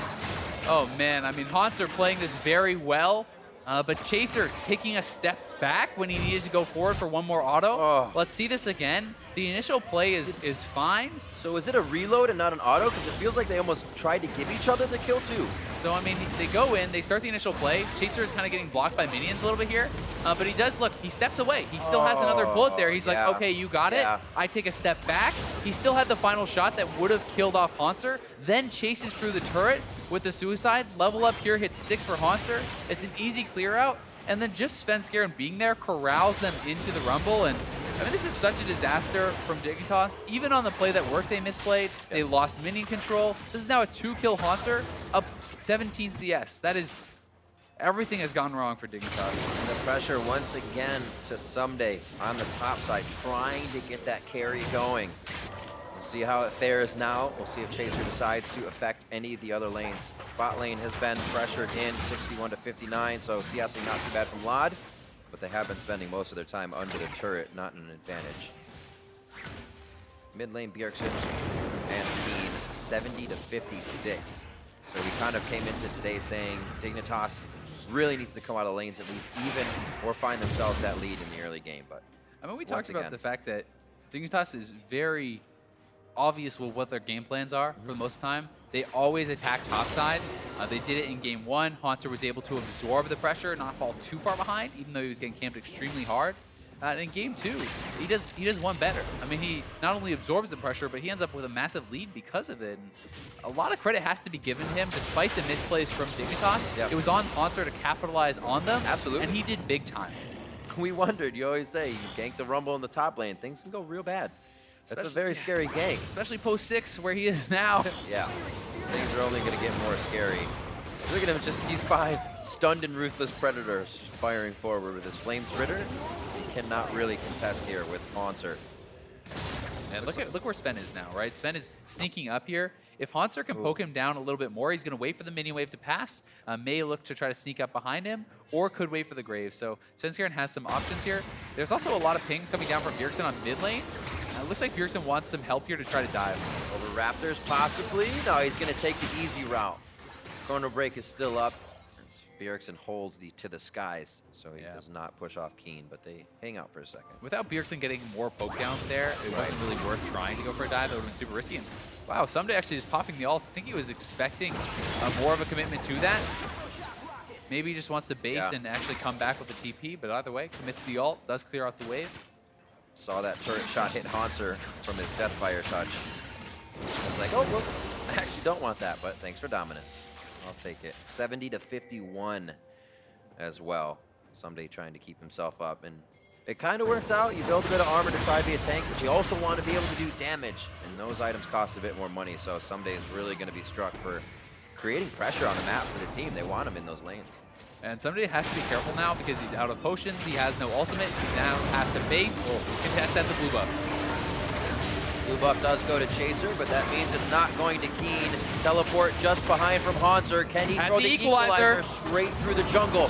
He gets slowed on his way in. He hit a captive audience, so they weren't able to fully get themselves into position for the fight. And Someday going to cancel the TP, which means now TSM start up the dragon. The patience on the equalizer there means they will have it available for the fight. They will be able to get this, it looks like, but are kind of low. Can they get out? Seems like it. Also, it looks like a hell TP from Sunday as he's back coming out right now. Yeah, then he he's gonna go to started top up, lane. but decided to cancel. Didn't think they could get anything done there, which gave TSM the dragon. Looking at Zanya's coming in for Hanser. Bigger and bigger for him.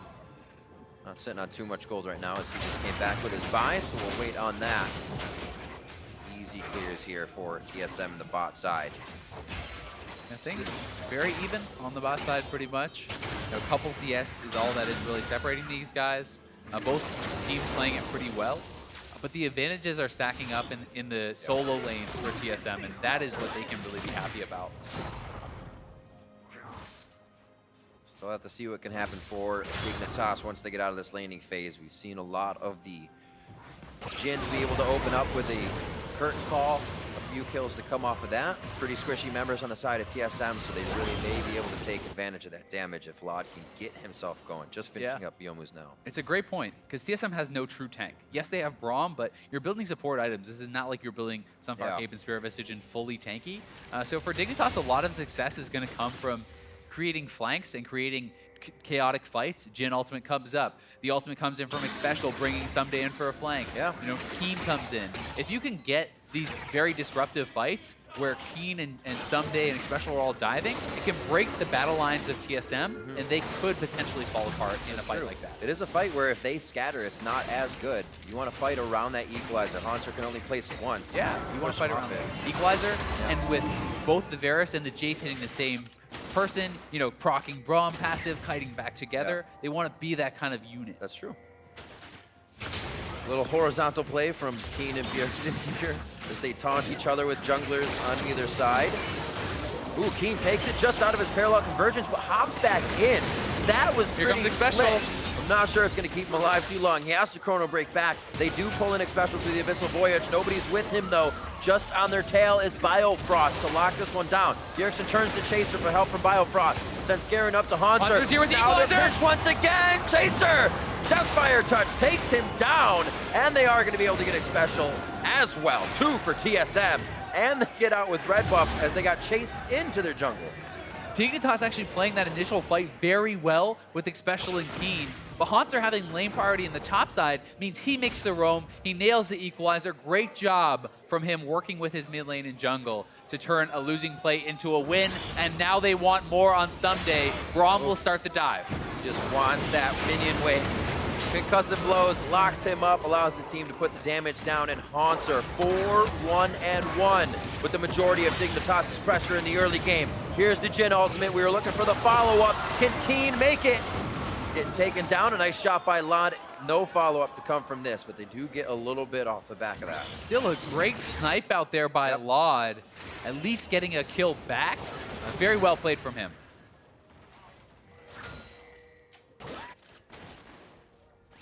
A little bit of a reset now for both teams. Bjergsen looks like he's got some free time in that mid as he clears out waves. Doesn't get too much damage onto the turret, though, so you still have to be a little weary of everybody in that top side jungle. Let's see this again. And here's the play again. Xpecial puts it home, but Keen in trouble here against Hanser. Oh, he's still going for it. He's not overheat. He's right on the halfway point. Scrap shield to be coming up. Can't deny the vision with Ward in the brush. It was only a matter of time.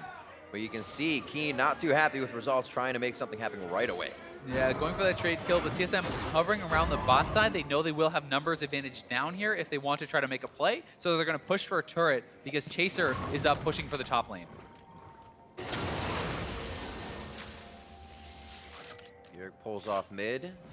Knows that's actually going to call some respect in there, and they may be able to make this work towards the bot side. He waits. Clearing out a ward. And there it is. That's the down. bot lane advantage that they now have been given. Hanser draws 2 top, takes 1 out. They know they now have numbers advantage bot side. TSM executes on that. So the trade kill and the turret ends up going TSM's in an extended play. It is their advantage, and they want to take even more with this blue buff. Yeah, they had the timing. They saw Chaser grab it last time, and now it's easily theirs. So they can start denying these as well as giving Bjergsen the other blues. Shock blasts abound. The more they can start creating Fog of War now, the more options they have to just deplete Dignitas' health bar and start these fights on their own terms. Another thing to point out here is the synergy between Braum and Rumble. We can watch this play back. Hanser, they're playing it very well. fact that he's able to get this much damage down and then time it really with the avoidance of the stun, that was the key thing there. If he gets stunned by the parallel convergence, or if he runs away too early and gets zoned by it, he doesn't get enough damage out to kill there. So really, he's playing around the timing well. Excellent job. Team's just going to go ahead and take side lane now, obviously moving a lot over to mid. The long lane has seen Keen do a little bit more fighting. We'll see if he gets back into a tussle here with Haunter on the top side. Haunter wants him. Look at that damage. He'll take the stun. He will easily take the stun. Leandry's burning through. And it's actually 11-11. I was going to look for a level difference there, but wow, Haunter is just controlling that. The difference there, Riv, is a kill difference and also a difference in itemization. Yeah, of course. I mean, Keen is having to build all this armor to deal with his lane, right? So he is building Ninja Tabbies. Those don't really help you. He was building towards Seekers, which doesn't really help him against Haunter. And Haunter, with his early spell pen and much more AP, is going to be a lot stronger in that fight. You know what's interesting? We haven't actually seen that as a strategy in a long time where you would have a swap of the lane. Actually, you got a fight coming in here onto Biofrost. Throws up the Unbreakable. Looks like he'll be fine. No one to block the Jhin ult. Taking the extra shots. Less squishy to get hit is Biofrost. As it were, the squishiest, or I should say the tankiest. And off screen, Haunter just killed him, and he has an equalizer ready. Right up the middle here if they want it. Lays it a little too close to the right side. Deathfire touch with a potion on will not kill Chaser. And it looks like TSM's going to head down towards the Mountain Drake. Infernal Drake, sorry. He needed to cheat a little bit to the left there to try to get that kill. Oh my god, that damage from Bjergsen, but... Whew. You can see the chaos that the Jhin ultimate creates. Unfortunately, they didn't have everyone coming in at the same time on top of it. But you just watch the 4 TSM members all dancing back and forth. No one wants to block for anyone. They're all running for their lives. And you can see the potential of this team comp, right? But Haunter coming in, gets the kill off screen. I'm sure we're going to get to see that here again. This is the initial play, and this is the chaos they want to create. In the back line, Jhin ult comes in. Keen not being here is the problem, right? Now, look at TSM dancing back and forth. Imagine if Keen is already there with the parallel conversions. Then on the other side, Haunter is TP'd in, he cleans up that kill, and Dignitas in full retreat. But that is the potential of the Dignitas comp. Unfortunately, just not executed there because they didn't have their mid laner. And if while TSM dodges, Keen is diving, you can't do that anymore, right? You have to stand and fight.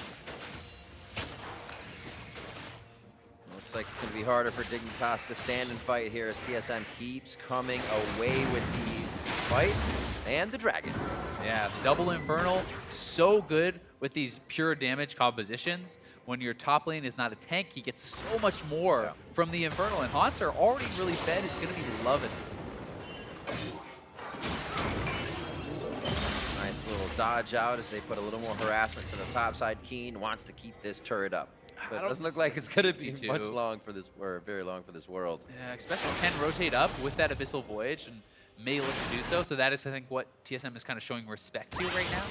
But they're trying to shove in the lanes. They're trying to create pressure and move around the map to find where the hole is in Dignitas' play. And Haunter even moving around the backside, looking to set up for a dive. Oh my god. Yep, took the words out of my mouth. They're under the turret now, but they actually have to worry about Dignitas just a scotch. He still has the but equalizer, not too much. They're going to go ahead and take this fight. One harpoon. Just about 10% of the HP on the side of Chaser. He can't really take too much more damage. After that, Shock Blast as well would be the rest of their HP. And TSM, as they retreat, can just keep firing back. What a volatile composition. Yeah, extremely potent amount of damage. Haunter knows he can go for that dive because Lot is flashless. So that is great tracking of the summoners there. Goes for it, does not even expend the equalizer. Keen for Dignitas at least picks up the turret there, so they're going to get some gold back. But this is not a super potent split push Echo yet because he doesn't have Sheen. He was sitting on mostly armor for components. Now he has built up some damage, but he definitely wants to go towards something like a Lichbane if he's going to be split pushing. Score line, TSM, Haunter. Right now, 7-2-1, 0 across the board. A bit of participation to his lane. You have 3 assists on Bjergsen, 1 assist over there to Svenskeren. A lot of this has been Haunter just absorbing so much, being at the fight at the right time as well. And as he stated, you know, he's interviewed him back at the finals last year. Said, Haunter, you said before you even wanted to be the best, and he still strives for that, playing really good this season. Able to do it on a variety of champions. They're looking for the dive here on Hanser now, though. We'll see if he can defend. He has his equalizer. Can he make the play? Well, here you go. Kenny's keep alive. Oh my God, Chaser's one gone. more time. It's going to take a 4v1. Hanser's still alive on the Zanyas. They're out and about. Dip, duck, dive, and dodge, and he almost takes out 2 before he goes down. 40 seconds on the clock TSM's for on the him. Baron, and they cannot respond to this. This is just going to be a free TSM Baron as everyone is bot side for Dig. Last shot, that was Biofrost eating it from the curtain call, so there's no more follow, no more damage. TSM gets Baron for Hanser going down on the bot side. I mean, this guy is taking over this game on the Rumble. It's really bringing me back to C9 in the playoffs with Impact, absorbing so much pressure and still coming out on top. And Hanser is looking great, handing his own top dive performance. That he is. It does not seem like Dignitas is even seeing him come out of the woodwork either. The ward that TSM has been able to put forward is, like you said, walking up to Lod in between turrets. They demand respect this game with the amount of pressure that Hanser has been able to put in the top lane. I mean, the funny thing is, you reach a certain point of bed where you don't care who's there anymore. You're like, well, I don't know who's there, but it doesn't really matter. If someone's there, I'm going to kill him. That rarely happens in LCS. I mean, Hanser's reaching those levels. He's level 14, 2 levels above anyone else in this game. Oh, great, you ran into Lod, you're 4 levels up, a couple thousand gold up. You just instantly kill him. There's very few fights Hanser does not want to take now. He is just about 2 levels, 2,000, as you can see now, over the members of Dignitas. Yeah, I mean, 2,500 up on Lod. He is massive, both in XP and in gold. And hitting those power points with the Baron buff now on their team, they can look to force dives very easily. Right. Because if you get tagged by 1 piercing arrow from Wild Turtle and the equalizer gets dropped, you are dead to a shock blast, right? Any combo of those 3 means you just die. Such great follow-up from this TSM team. Once they do find the first mark, Hanser, he's out there on the fishing pole. They almost take the bait, but they're able to get back off of this one. Hanser half HP here, but still can deliver. Looks like we're going to get some shock blast from Bjergsen over on the left side. Him and Svenskeren actually going to work mid-turret. They're working it back and forth, controlling the vision in the jungle. So Dignitas has to take the long way around.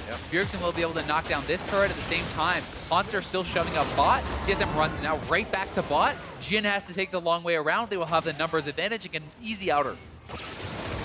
Oh my God, that is 2 harpoons. Hanser doing a little dancey dance there. Svenskeren on the front line of the composition. And this exactly, actually, I should say, is exactly how you have to play this. We say no tank in the composition, more support from Biofrost, maybe on Braum, but you have to stay in the lead. You have to get in early, and you have to win. Yeah, and they're looking to do just that. Shoving up with a super early Baron. TSM has taken a hold of this game. They want to dive or take the turret on this wave. Nice unbreakable. They wait. But here comes the curtain call. Chaser on the side. Collateral damage is in. This is a whole hell of a lot of damage to TSM. Can they answer back with slivers of health? Trying to limp away. Remember, they can still kite this out and fire back with shock blasts and arrows, and that's exactly what they're doing.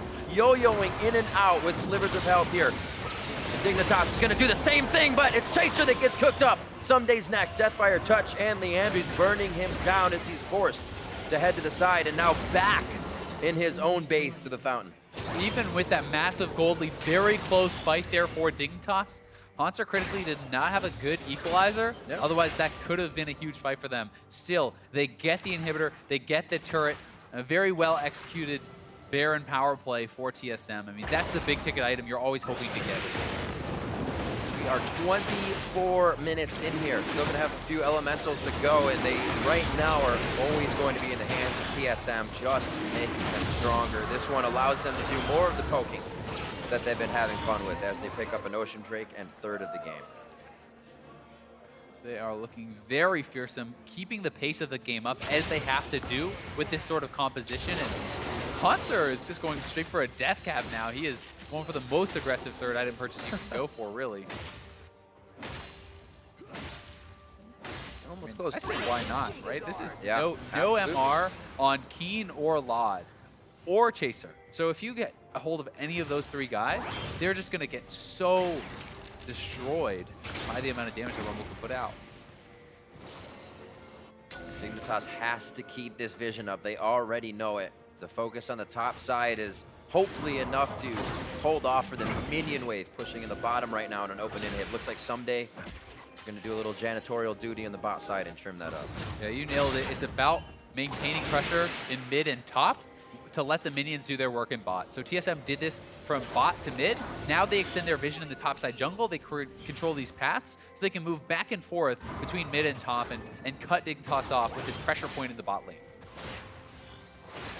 Lod, you can see him back and forth trying to, on the minimap, farm those minions in mid. He says, even on the front steps of my base, it's not safe. And now TSM slowly walking towards the top side of the map. Bots open. They're going to go farthest away from that open inhibitor and now try to drop this, spreading Dignitas in. Curtain call. Just stand behind him.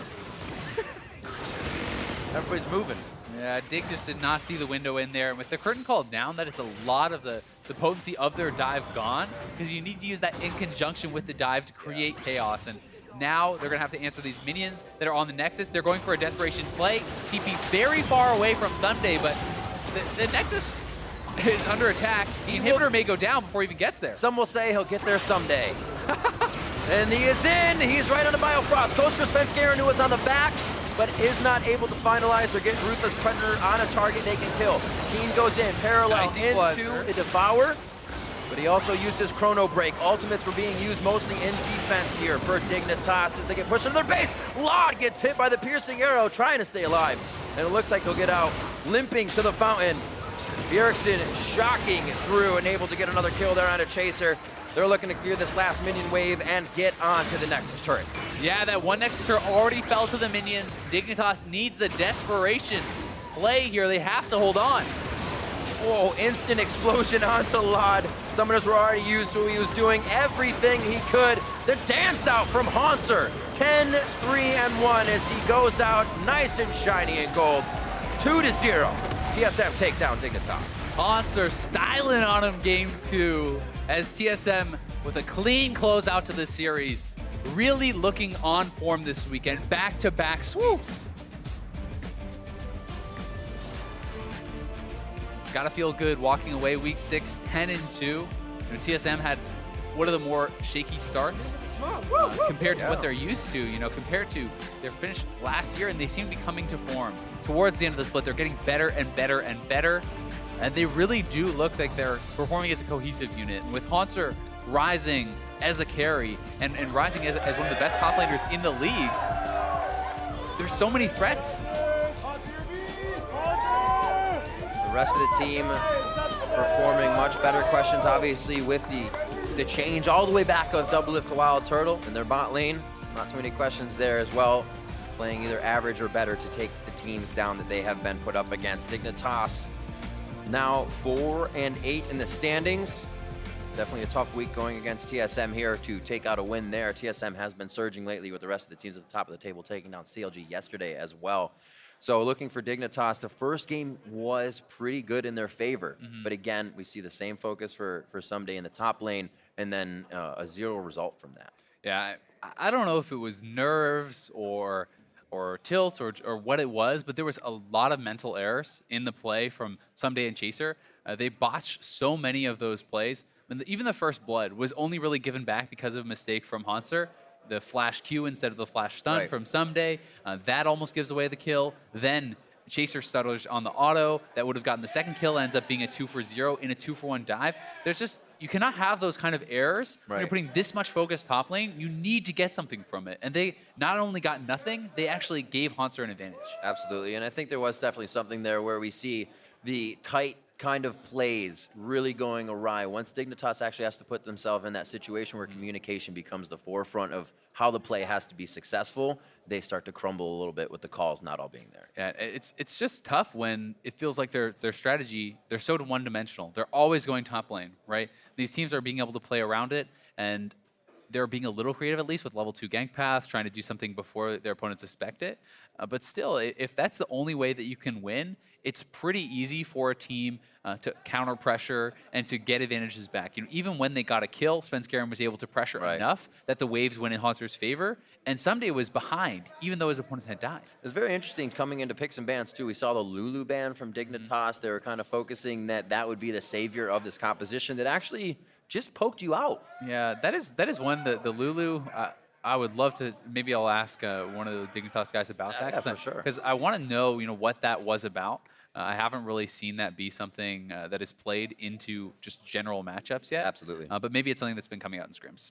A lot of the comfort play has been coming through for teams. We still see Dignitas, we do see Dignitas trying to play a little bit of their own. They're bringing that Renekton that we've been seeing out. Keen obviously has his own variety pool, but it's just not coming together for them. There has to be an answer. What do you think they can look to kind of in the coming weeks to have that? Short answer as we're going to interview. Short answer, they need to show more trust in their mid and bot lane, be more flexible, or you're too predictable. All right, so with that win, let's check in with Kobe and the man who brought the fire in the top lane for TSM.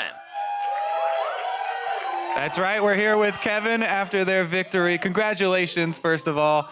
I got to ask you, how do you feel about everyone memeing you on Twitter with the tank spam? Is that where your passion really lies? Not really, but I mean, tanks are pretty overpowered, so what can I do? I just gotta win on them. How do you feel about your Rumble play in the previous match? It was okay. Satisfied? Yeah. I missed a few ultis, but other than that, I think it was okay. There's also been a lot of talk about you stepping up within the team as far as communication, leadership, filling in a lot of the problems that TSM stumbled with at the beginning of the split. What's the team atmosphere like right now? So basically, right now, the way we communicate is majority Soren and I are like trying to figure out what plays we can make and map movements and stuff, and everyone else is like providing with information and cooldowns, and that's pretty much how we play right now. Well, next week you guys are going to play FlyQuest, and they've been using some interesting champion choices. Do you think, Mordekaiser and Shaco and Kindred and all these things, are you guys taking that into account for your prep next week?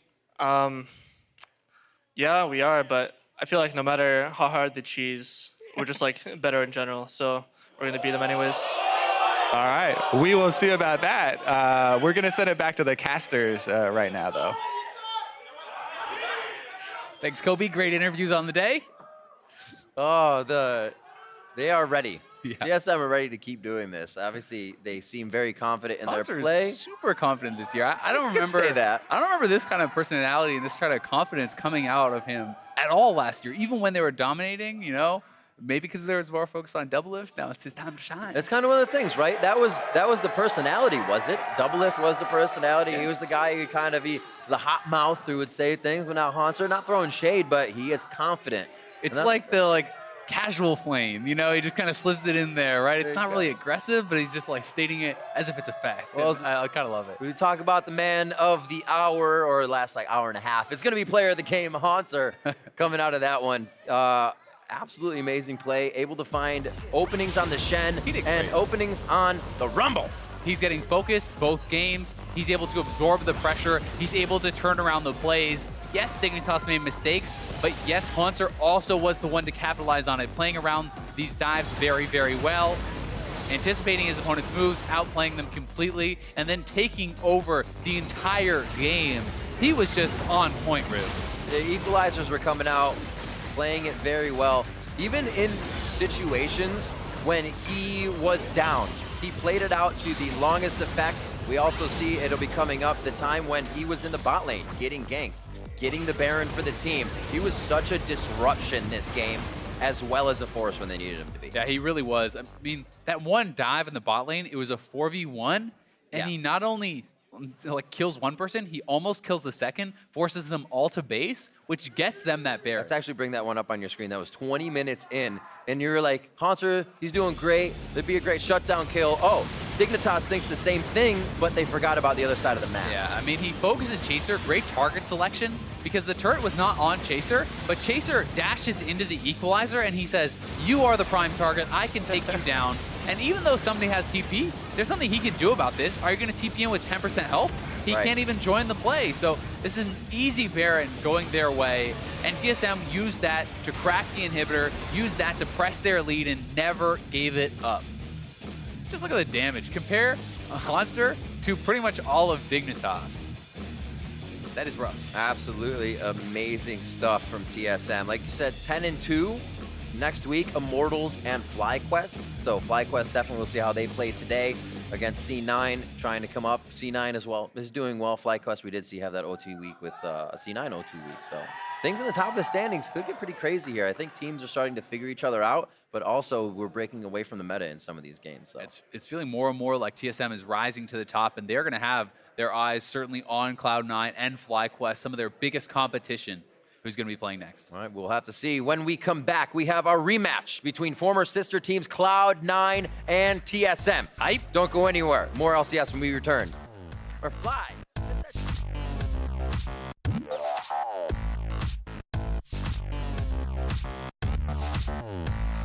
When Score got 1,000th kill yesterday, right? In LCK?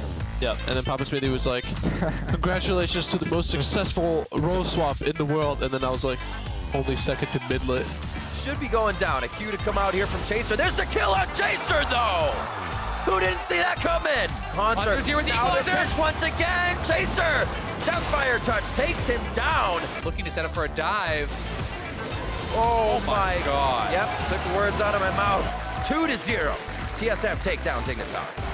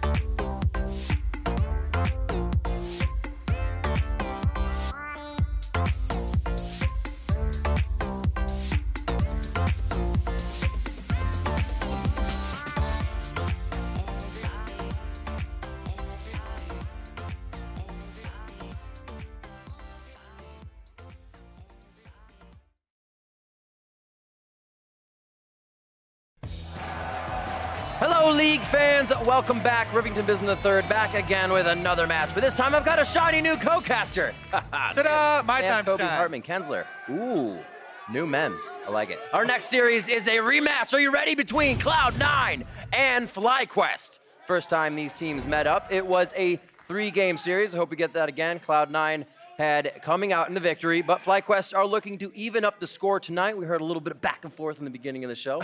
I am so ready.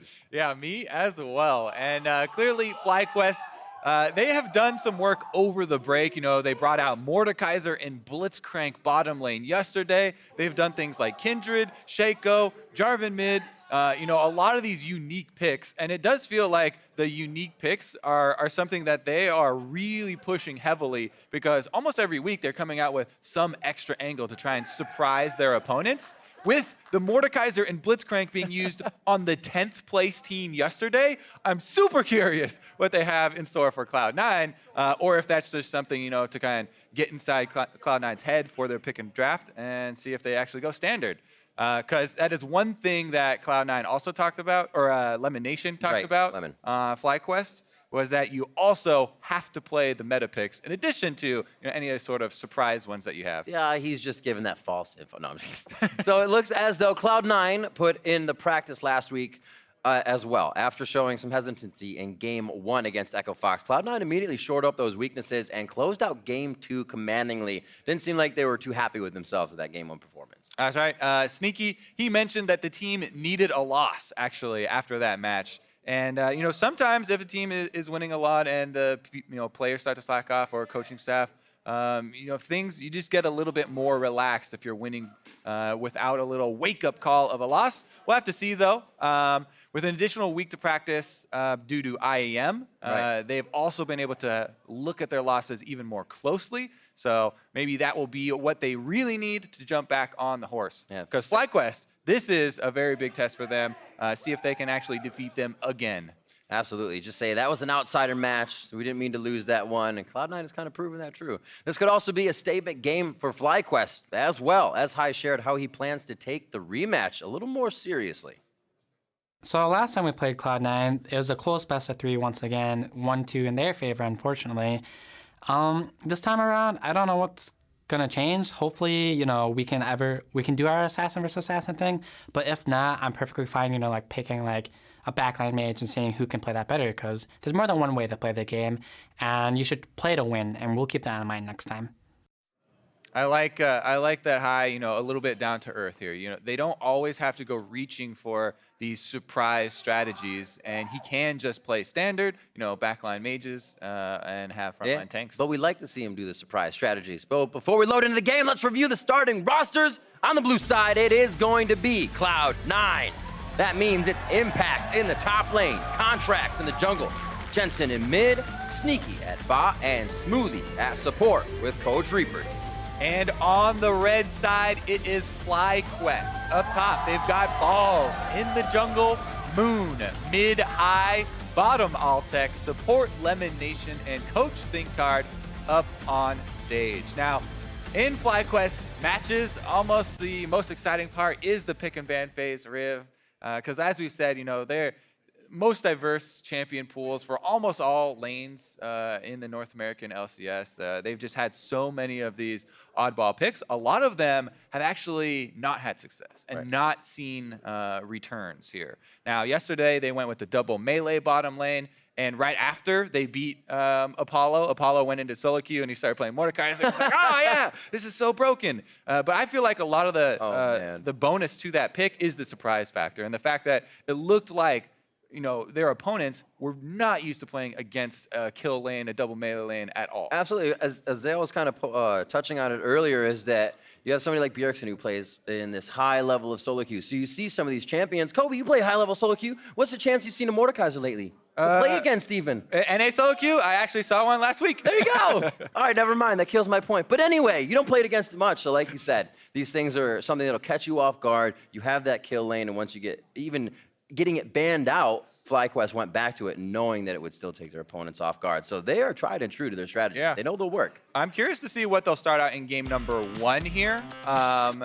If they actually do, have a different angle, or as I said, and as Lemon also alluded to, playing standard is something that you also need to do. And against a team like Cloud9 that are sitting at the top end of the table here for the North American LCS, might want to start out with that in game number 1 and save the flavor for later in the series.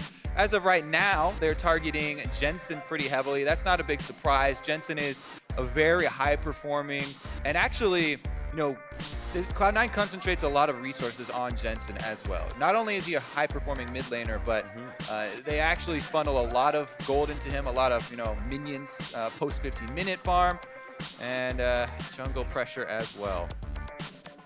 A little bit of focus on the Graves, but Cloud9 say, we see that Mordekaiser, and we don't want to deal with that Mordekaiser. It's pretty funny, actually. Yeah, I was talking to a couple of Cloud9 members in the lobby yesterday after their game, and I was like, oh, you see the FlyQuest game? They got Mordekaiser, and they're like, we're not scared of the Mordekaiser or any kind of quote-unquote cheese picks like that. Turns out they're just going to ban it out, and that's the easy fix there. So no more this game. But in the end, we know it's Reaper saying, I'm afraid of it, so you are not playing. No. Rumble Varus insta-locking here. We don't see Varus get through too much anymore without a big trade there. There is a Rengar on the other side, but nice pickup by FlyQuest. Yeah, I do like this first-round pickup because, yes, Varus, very often we were thinking he would be first picked here, if not on the ban phase. But also, for balls, when Cloud9, or when FlyQuest have run DPS in the top side, they're split pushing yesterday with Camille, and their efforts in getting balls ahead to split push did not work out. Also, when they had Vladimir, one of those picks that we haven't seen from any other teams in the top lane, that also did not work for them. But balls with a classic rumble for himself, combined with another AD threat with very long range in the Varus, this is a very good first round duo to pick up. Meanwhile, Cloud9 trying to answer here with bottom lane, going with support, and a little bit of poke of their own. So some Jace poke to match up against the Varus poke. Definitely going to need a little bit more magic damage as the Karma currently slotted to fill in on the support and probably won't be bringing quite a lot of DPS.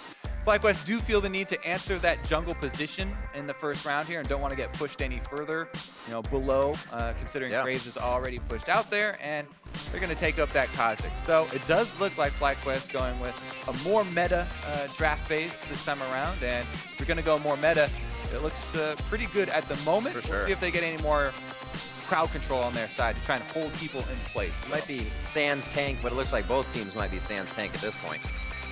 Jin getting banned out here for FlyQuest, so Sneaky's getting a little bit. Yeah, they're targeting the AD carry role that has not been answered here in the first round, so it's easy to pinch a bit further. Now, it's interesting because the AD carry role used to be, a couple patches ago, just the Jin and the Varus when lethality was king. But Ezreal has started to really emerge as another super strong pick in that area. He might be the second ban that FlyQuest go for to really pinch further in that Cloud9 territory. But then Sneaky still as well could go for the Ashe. So it's really a pick your poison between those two. Do you want to let them have that crowd control from the bottom lane, or would you rather have them go with a pure DPS AD carry? And I think banning out the crowd control is a pretty strong strategy, considering, like you said, they're running pretty DPS heavy here with the Rengar and Jace themselves. Also, not a whole lot of crowd control on the side of C9. So if you get that Ashe arrow out, Moon can jump in on Kha'Zix, be safe to get around with the ultimate, and really wreak havoc here in this fight. It looks like, we'll have to talk to the refs, but it looks like they've already moved on to the pick phase. No, it is Did not get their second ban out there for FlyQuest. I'm getting that confirmation as we speak. I'll let you know. So Soraka getting locked in here for Lemon Nation. That is a true lock-in. And we'll see what the side of Cloud9 has. All right, so Soraka is locked in to answer here, and they are going to have sustain, so the bottom lane just trying to clear the waves and heal up there with the Varus. Definitely curious what High will go for in the mid lane then. to try and round it out into the Jace. He's been one that really values that counter in the mid lane, and more often than not, he's going with something to try and kill his enemy, his lane opponent, rather than just go backline, like he said in the video, and go toe-to-toe. Meanwhile, we do see that Ezreal we're talking about, for Sneaky, coming in for Cloud9, and they just add a little bit more poke to the squad. See what kind of this pick will round it out with here. Top lane, split push. Definitely a possibility for impact. But again, Cloud9 have been another team that have really thrived when they have a super simple tank go button to be able to push. Not going to be the case here. They're going to try and spread out the map. They do have a rain guard to try and prey on anyone rotating between lanes as well. And it is about, can they get impact rolling to the Trinity Force, to the Tiamat here on the Camille, so that he gets to add that split push threat, whereas FlyQuest have actually locked in the team fighting mage for high rather than the more risky assassins that he usually goes with. And FlyQuest are packing quite a bit of DPS here. Definitely one of the more standard drafts from them. So the ban phase 2, not confirmed as intentional, but also confirmed as not contested by FlyQuest. They did not ask for anything to be contested there, so it did go by. And it does not seem like they chose to ban anything in the second one. We'll have to see how this plays out for them in game. Their composition is a Soraka support. Interesting pickup there to kind of keep things locked out of the bottom lane to start things off. But we have seen a Soraka lane with poke just push the other team into a turret as much as you can be pushed in. So we'll have to see how FlyQuest gets, or how they play coming out of this one. Like we saw Orianna going in for high to Jensen's Jace as we start this one off. Coach Reapered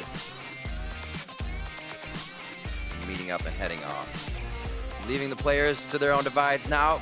FlyQuest, hashtag FlyWin, hashtag C9win as we get back into our rematch of Cloud9 versus FlyQuest. All right, so here we go. Are we going to get a little bit more movement up at the top? I just interviewed Haunter, after TSM's game about FlyQuest, and he thought that they did rely on the surprise picks. So we'll see how they do.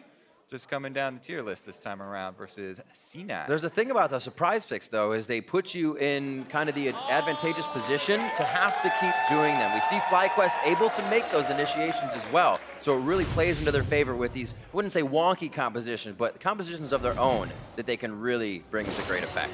Yeah, and I guess we can semi-consider Soraka a surprise pick, even though, we have seen her already a little bit. Does signal to me that they're going to want to be pretty defensive in the bottom lane on the first half of the game.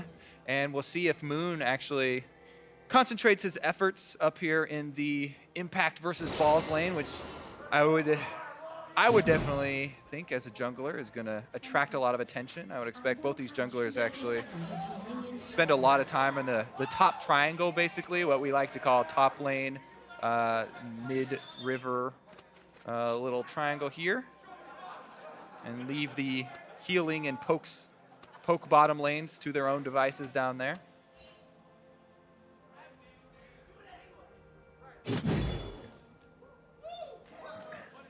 Super excited to see how Contracts does round 2 against his old team as well, by the way.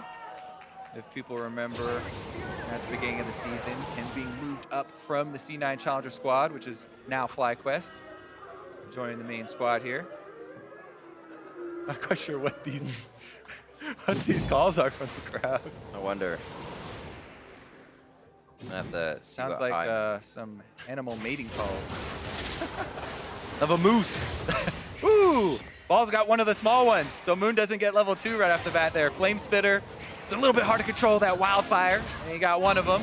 Usually the jungler, if he gets all the small raptors, will get an instant level 2 right off the bat there. Not going to be the case, though. Bot lane, a little back and forth on autos for the AD carries, but it looks like the push in here from C9 make it nice and easy. They should be able to get level 2 first here as the next minion wave comes. Ow, Altec. He's Varus, he's fine. Skill shots landing from both sides, but he's Varus, and he has Soraka, pocket healer here for him to try and even up the health pools after that. Both junglers did the top side 2-camp clear, and heading into their second buff now. Maybe, Oh, man. gotta squeeze tight. I was going to say maybe they converge here on the scuttle pretty early on, but Soraka's not to level 2 yet, so doesn't have the heal yet. And as much as you go, oh yeah, Soraka in the lane, pocket healer won't matter, that was very close, as Altek got poked down to 100 HP around there. That it was. We actually have a free moment here. 250 in. Azael was actually able to chat with ThinkCard. Hang on, looks like there actually may be a gank in the mid lane. Jensen exhausted straight up. Here comes Moon. He gets Jensen's exhaust straight away. And FlyQuest comes up with kill number 1. They got to be feeling good about that. I actually want to find out how ThinkCard felt about picks and bans, though. Azael, take it.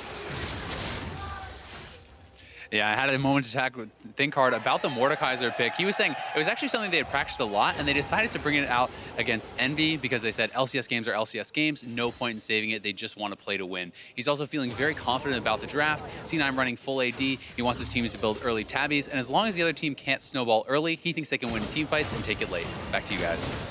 All right. I actually think it's pretty funny because while you will say, oh yeah, we wanted to pull out the Mordekaiser in an LCS game, you know, just as early as possible because an LCS game is an LCS game. How much of that was, oh yeah, once they see this Mordekaiser, we think that we'll be drawing a pretty free ban from Cloud9 later in the week since they won't have time, you know, to practice it and decide if they actually need to ban it. But it looks like it worked out. You know, they won their Envy games and they got Mordekaiser banned here from Cloud9.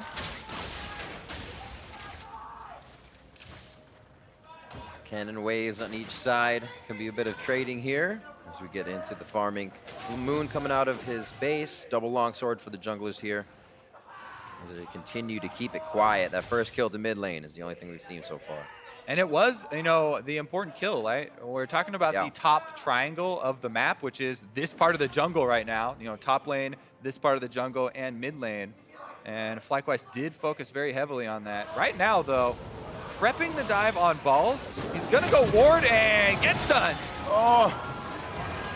Deja vu from last game, but balls goes down this time. We see that so often, and especially against a Rengar, where these guys, you know, he's got the sense. He's like, wow, they're pushing me in. They probably have, you know, jungle pressure up here. Let me ward to see if he's in this bush. Yeah. But if you don't do that early enough before the push happens and before you're in that scenario, getting in range to ward means you're in range for a Rengar jump. Yeah. And Camille also has an extremely long range jump. She gets right over. And so, yeah, you get the ward down and your game sense was correct. They did have their jungler here, but the result is you give over that kill. There was a bit of, I feel like it could have been a communication because Moon came around and would have seen the blast cone down. Maybe alerted. Ball's obviously going to ward. You're going to get yourself killed walking through brush, but maybe a missed word there between the two. 1-1 here. Sneaky getting pushed back to the turret as the star calls coming out from Elimination. Gets him a turret shot. Not too bad. They're keeping Sneaky really at bay here. Yep. When both lanes have a decent amount of poke damage, but one lane has the heals coming from Soraka, you slowly grind out your little advantage here. Sneaky actually cancels his recall. He does have heal, by the way, so even if he sees, you know, the damage coming, if an arrow's about to hit him, he can pop the heal if really needed. I'm so curious. Let it go, Kobe. It's Where okay. did that come from? Block it out. Block it out. It sounds like an Earth chant or something. They're just super happy that Earth was back for a while. There you go. Figured it out. It's actually Professor Kobe. I'm actually going crazy right now. What?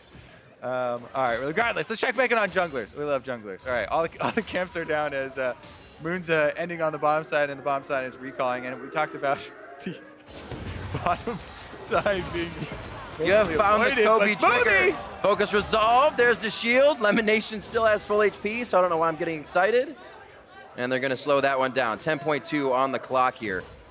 Or on the gold, 6.53 on the clock if you can point the colon in between time. And we'll hear Tiamat start off for Moon, so he's going to try to power farm this jungle as he comes flying out of his base once again. Transfer over to Jensen. Early his contract said, I don't need this. We'll see if he can start controlling that mid lane. Yeah, and your little point I want to go back to about you know, the Tiamat that you brought up for Kha'Zix, because it used to be super standard, and you'd always get your Tiamat, so you know, help you with the AoE clears. But then we saw this mass transition of Kha'Zix when he was really in his prime, before the last rounds of nerfs, where right into Black Cleaver and, going semi-tanky where you're a bit bruisery with Hexdrinker and stuff. Okay, builds are going to have to wait because they're going after balls again, and both junglers are going to come too. Oh, Contracts is in. They're going to be out real quick on this one. Kill going in for Impact. Moon cannot get in to help on this. Lost track of Contracts and did not want to give up another one. So C9 bite back just a little bit. Contracts has to blow flash for that. And again, the top jungle triangle here, top lane, mid, and this quadrant is continually focused as the bottom lanes are left to their own poking. Altec does have to end up burning his flash. Yep. And as the summoners start to get whittled down just through lane trading here, then is when you really start to worry about, is anyone else going to join that party and bring one of those classic 5-on-5s down to the bottom side. I was just going to say, red is up and his Raptors are there, so with 6 Contracts maybe finding a bot side lane gank here to take down Altec with no flash now. Yeah, I mean, Rengar ultimate at the ready. I think Balls has to be very careful. His flash is going to come up fairly soon, but he's definitely been targeted over and over, and it has been working thus far for C9.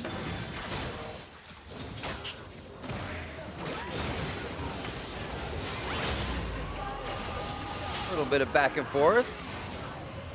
Nice line in by Impact. Didn't do much to Balls with that shield on.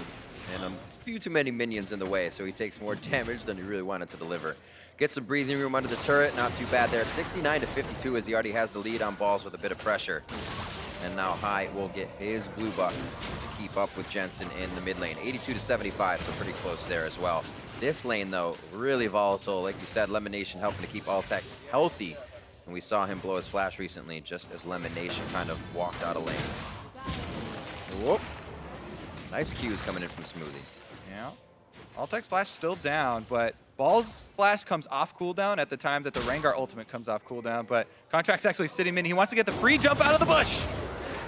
Should be all right. Bowl it in. Shock blast there. Trying to deliver, but they said, okay, you can't get to it. I'll get the kill. Flash down for High as well. So fortunate there. Rengar, he just wants to wait for you to inch over close to that side bush on the mid lane, and they had a pink ward in there, so really nice and fortunate kill there for Cloud9 on the mid lane as they actually punish High and take down another crucial flash. Mid wards here actually also filtering into the jungle after they kill mid. Contracts goes in, gets 2 wards down on the red quadrant.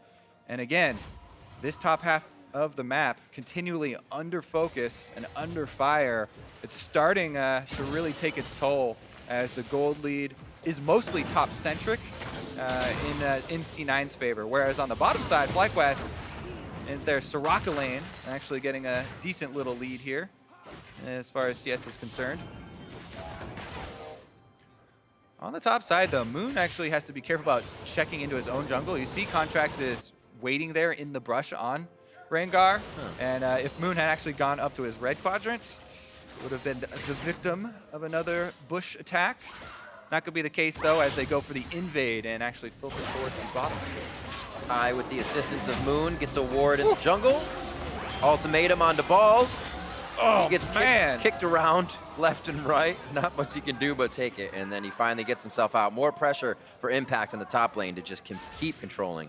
Yeah, just absolutely smashed up here. And like we were saying in Champion Select, if you pick this Camille for the split pushing, you're going to want to invest resources in getting her to that power point. The Trinity Force will come in really quickly. He's got a CS lead plus those extra kills that came from getting too close to the bush and warding, and then also returned ganks by C9 up on the top side. And although Contracts didn't use another one of those Rengar ultimates, it is still available, and now Balls doesn't have flash, so he could just spend another Rengar ultimate up on the top side and continually try and punish this Rumble. Very true. Going to be tough. Balls getting back on that Rumble. One of his wheelhouse champions used to have that undefeated record on it, or very close to undefeated after a while, and it hasn't been something we've seen. Still can get those equalizers out. That is if he gets to his items, going for that Seeker's Arm Guard and Ninja Tabi first. They're going to set him behind for a bit of power the team would use. Yeah, we expect all of FlyQuest to build significant amounts of armor early in this game. As we went over, they're pretty much full attack damage composition from Cloud9 here, as there are small amounts of true damage and magic damage on the team, but pretty easy to itemize your defenses. FlyQuest, actually, Balls has definitely learned his lesson, and he decided that this is FlyQuest territory. Let them do what they want inside their red quadrant jungle.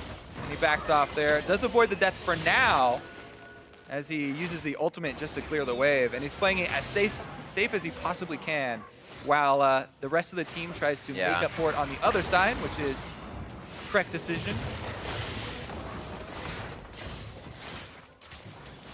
Clear it out.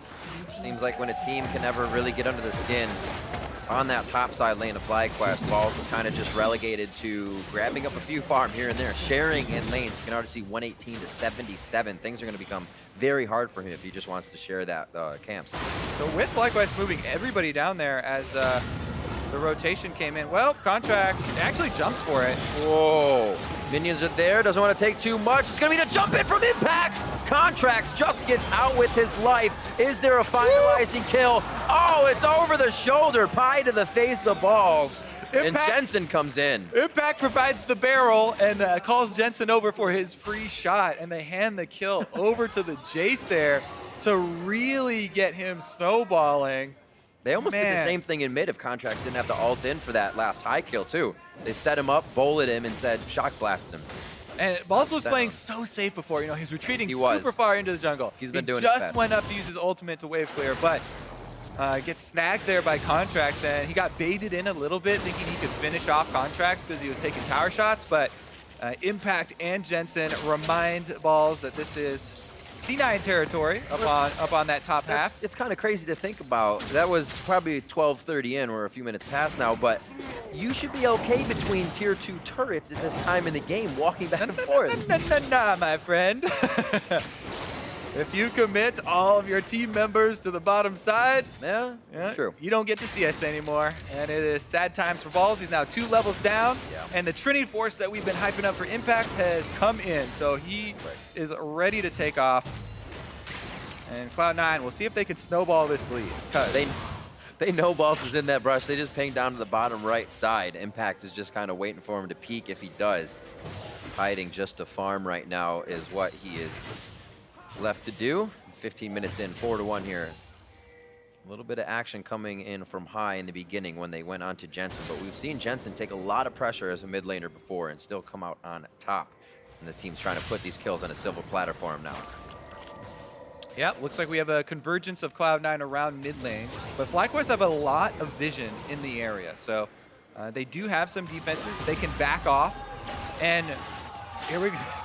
Okay, no all in there quite yet on 2 Balls, but we do have Contracts heading down. So they saw Contracts head through the tri-bush, and Balls once again should be playing defensively while the rest of the team collaborates around mid lane. Bit of a long-range wombo combo here, hoping to hit some spikes, an arrow, and then the shockwave. Nobody walks into range, and this little holy, that's value right there.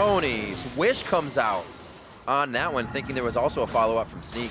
Yeah, huge value on chunks onto Soraka, because then you can't heal up the rest of your team. Yeah. Does cost your own health, and they really took a lot of the power out of the hold here. Fly with the blue buff onto high though, so he can do his best to avoid the poke damage while clearing out the minion waves in mid.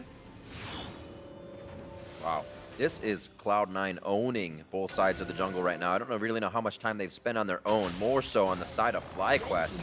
Definitely in the top side, and Impact controlling the bottom now. Yeah, with all the focus and resources spent into getting Impact on this Camille, his lead, there's no one that can answer this split push from FlyQuest. And that means Cloud9 get to continually swap Impact over to the other side, grab the extra turret, and fuel their early game here with some more tower gold. Also, FlyQuest, while they are going to want to build, a bit of armor early on, and Ninja Tabbies and Seekers we're seeing come in, and nobody is a true tank on the team. So there's not that extreme worry from Cloud9 that FlyQuest have something like a Malachi or a Poppy or a Nautilus that's going pure tank and builds full armor. while the rest of the members will get some.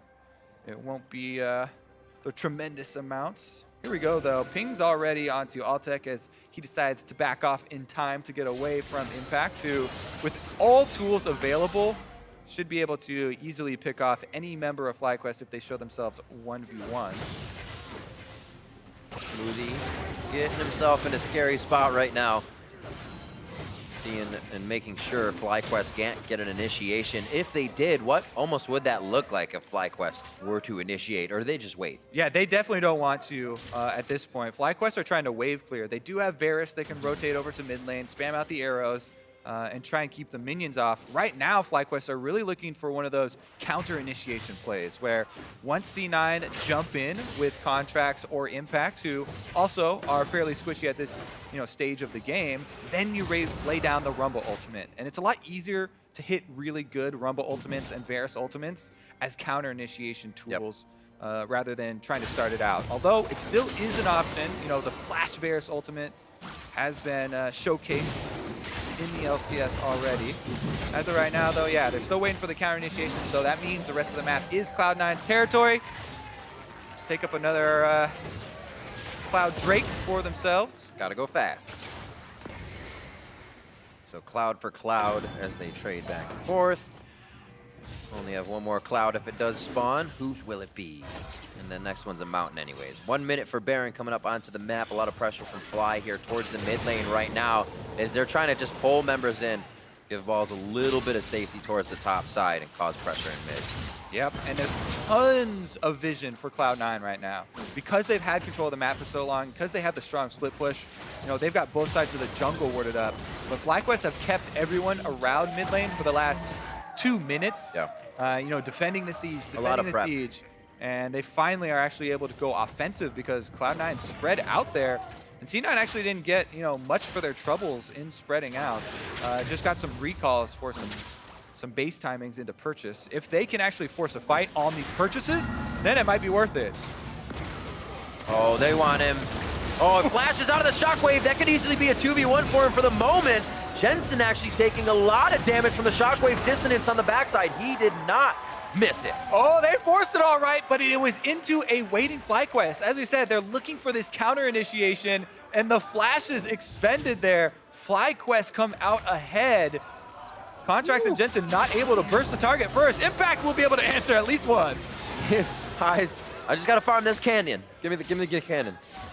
Yeah. So, still Fly surprising me with the damage they were able to do there, fighting back, like you said, with the re-engage. The counter is what worked. And, there is a Soraka in the game, so the wish comes through, and he flashes over to save high. If it wasn't for Soraka, they would have actually been able to get a kill there for Cloud9, even though they both still would have died, so probably not worth, but at least they would have been able to get that single kill. Doesn't matter, though, because Impact ends up finishing the job. And once again, this is how C9 want to play the game. They want to play the game through Impact, his split push pressure. Yep. This Camille is a monster. And I actually think the Titanic is going to be the upgrade for this Tiamat as he comes in. It has really good synergy with the attack speed that comes on your Trinity Force, getting you a lot more value out of the on-hits from that, and generally making you a little bit more tanky for if you do have to get into the middle of the fight. You can see C9 trying to be a little more versatile with this, not just have Impact push the side and then use Jensen to siege a turret with the rest of the team in another lane. They have been inside Fly's jungle trying to assassinate with Jace and Rengar. Balls? C9 can get this here, looking to pinch Fly. Balls is so far away.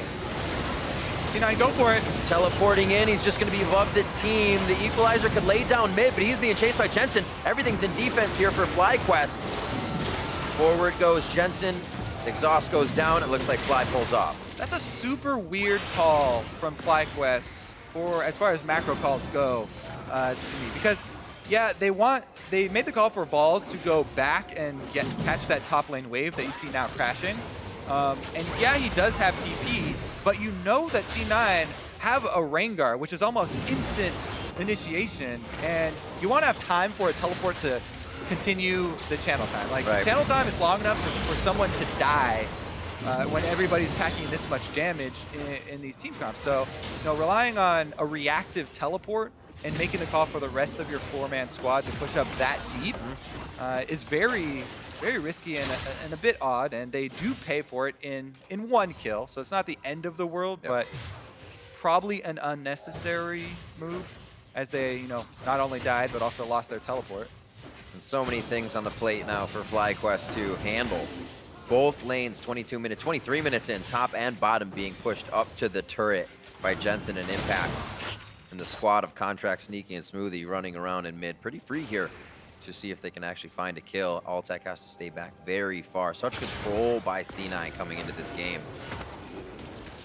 Yep, early game going pretty well for them. A lot of pressure here as all of the vision you can see Cloud9's favor, and they are slowly whittling away. Mid turret outer is very low, as well as the top turret, taking a definite beating up there. FlyQuest, though, for FlyQuest fans, they can still, you know, rally behind the thought of a counter initiation with a Rumble ultimate. That could very well win them a team fight still.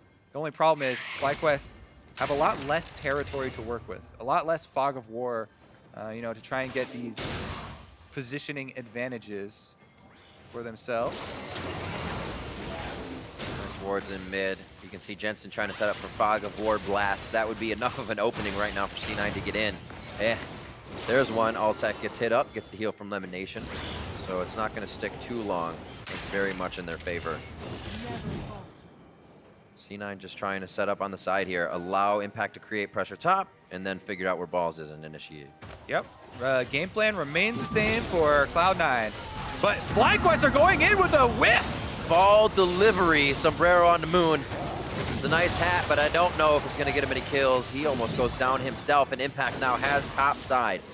Yeah, this is terrible for FlyQuest because Shockwave is their biggest threat. Without that, they can't, not only can they not answer split push, which they couldn't before, but they also can't even really handle the mid lane or the rest of the map at that point. I mean, we've been talking up the high and moon synergy and the high moon coordination and communication, you know, all split long. Right there was an instance where there was a gap. It looked very clearly like High was expecting Moon to go all in there and either flash or jump or both in to get him into Shockwave position, but the timing was not there for them. And after that big cooldown is used, plus Kha'Zix loses his teamfight potential with his ultimate being down, they have to back off. They give up top turret, the Drake already in Cloud9's pocket as well. So that was an opportunity that really cost them. And Cloud9 take their small win for free right after. And they're able to push up everything much more now. It doesn't look like the wards will be cleared out anytime soon. Cloud9 is going to be able to work now from the inner turrets back and forth. And FlyQuest really has no answer from the get-go of this game. It just seemed like they had balls on the back foot, and then that caused Moon to have to do too much. They did find that first kill for High in the mid lane, but it seems like they weren't able to work off of anything there. Yeah, I mean, they got a pretty good kill as far as the first blood's concerned, with Balls pushing up his lane and roaming down to coordinate. But right after that, when Cloud9 started focusing top lane and gank after gank on the Balls was successful, ever since then, Impact is a monster. Nobody can answer him. And you start losing side wave control. That means the rest of the map, Cloud9 started filling in with wards and started to choke out FlyQuest. Yeah. Becomes difficult. Obviously, Fly knows what's happening. It's a split push. Impact's huge, but there's nothing you can do to stop it at this point. Try to get the ward clears. We saw what they did in mid, and that attempt took a very long time to still leave them wanting. It was the Shockwave that missed, and they actually lost somebody on the way out. Yeah. It's very tough for them to set anything up on that timer right now. So far, it's all in favor of Cloud9 as they take down one of the final second-tier turrets. Yeah, super risky. I mean, Impact can even threaten dives 1v1 on anyone. And if they get even more vision to work with, then he can actually push all the way inside an inhibitor turret. Rest of C9 are doing their due diligence, clearing out all the vision leading up to Baron. preparing for the Baron baits while they play off of their classic split push pressure. You send your split pusher to the bottom side, furthest away from Baron, and the 4-man squad baits around the red quadrant of the jungle.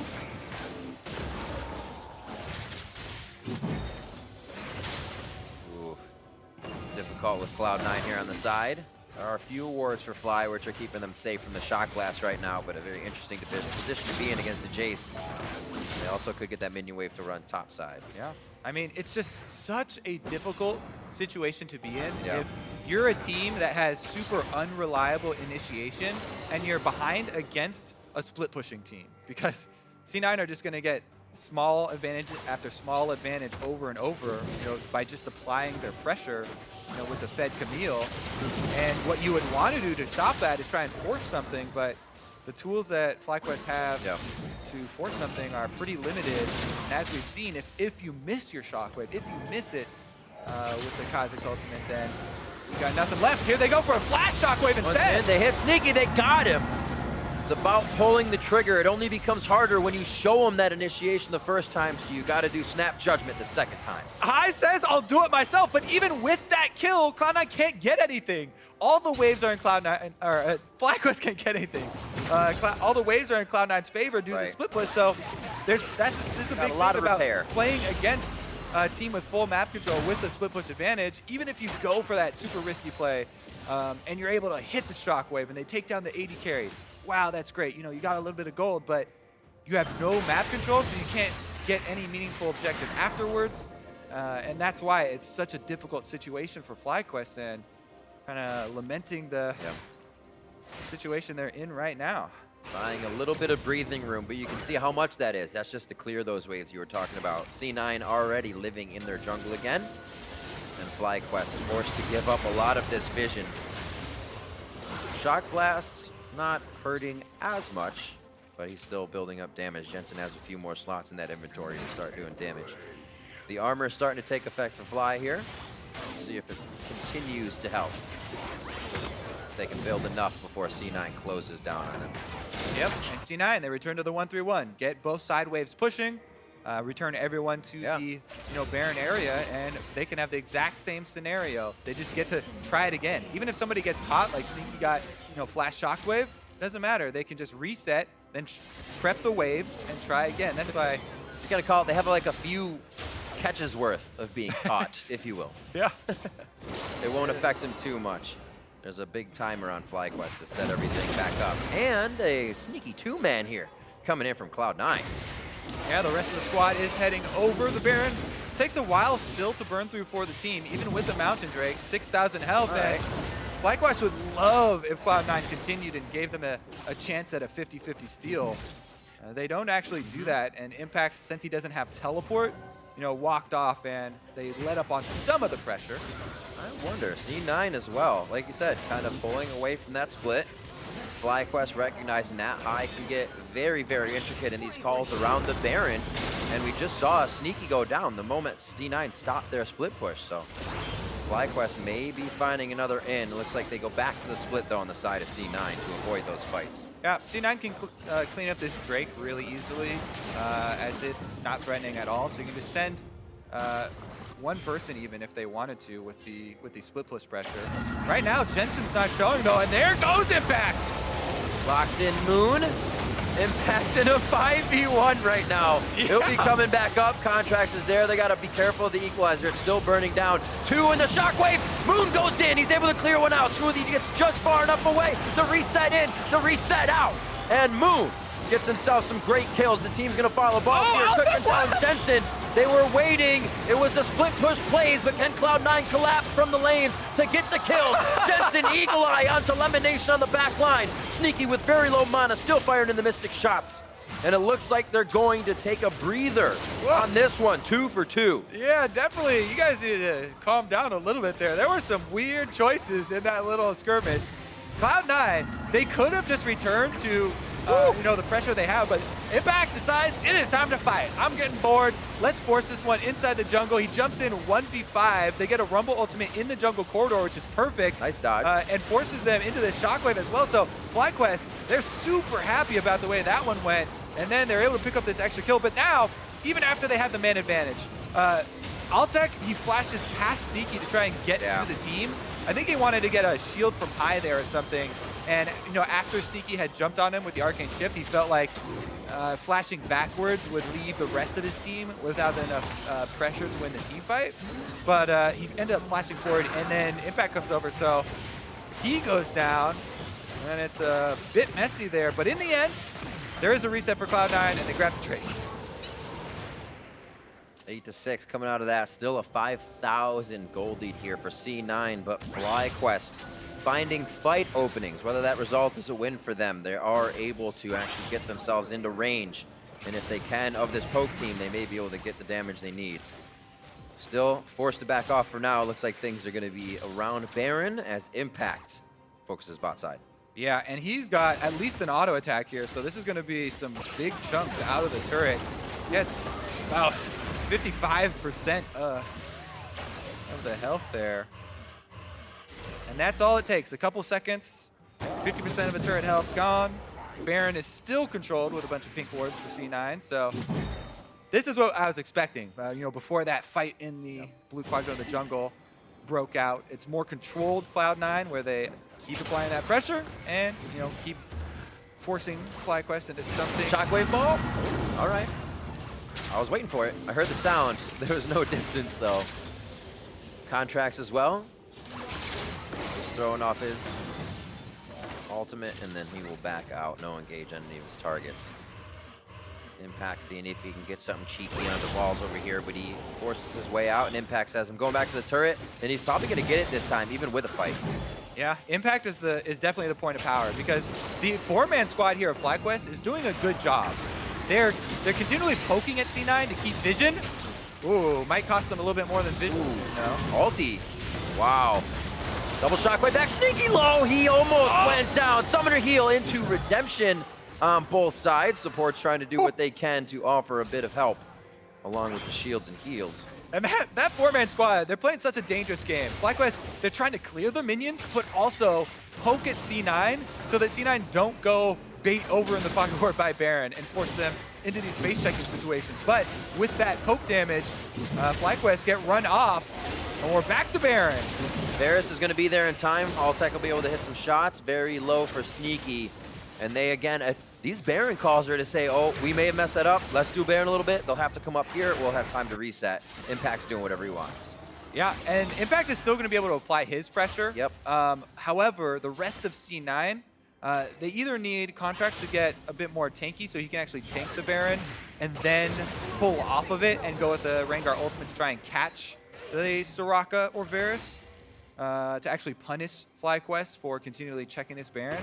Because right now, FlyQuest are doing a very good job. You know, they have Soraka heals, which have saved multiple people's lives here, you know, in their keeping vision on this Baron and you know, keeping C9 in check. Plus, they have this Orianna threat, as well as the Varus spam of arrows around Baron to try and get out some damage, try and dissuade C9 from committing to the Baron with all the long-range damage C9 can funnel through their jungle corridor. And it's actually speaks very highly of them that C9 have been, or FlyQuest have been able to retake vision control of their red quadrant of the jungle.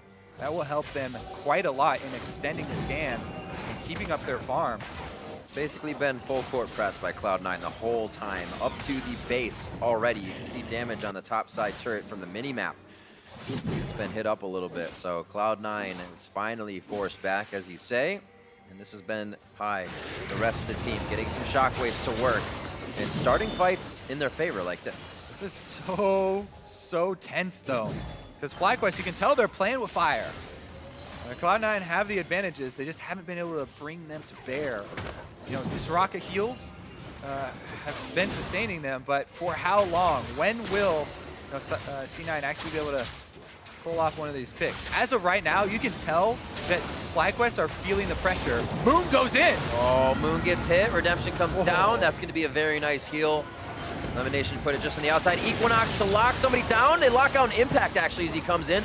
True shot barrage through the team. Pi gets hit with the bola. Can he stay alive? Needs to deliver the shockwave for the team. Equalizer goes down. Boss on the forefront, overheating. So he's getting slammed through the minions. Can't do too much as he continues to speed up.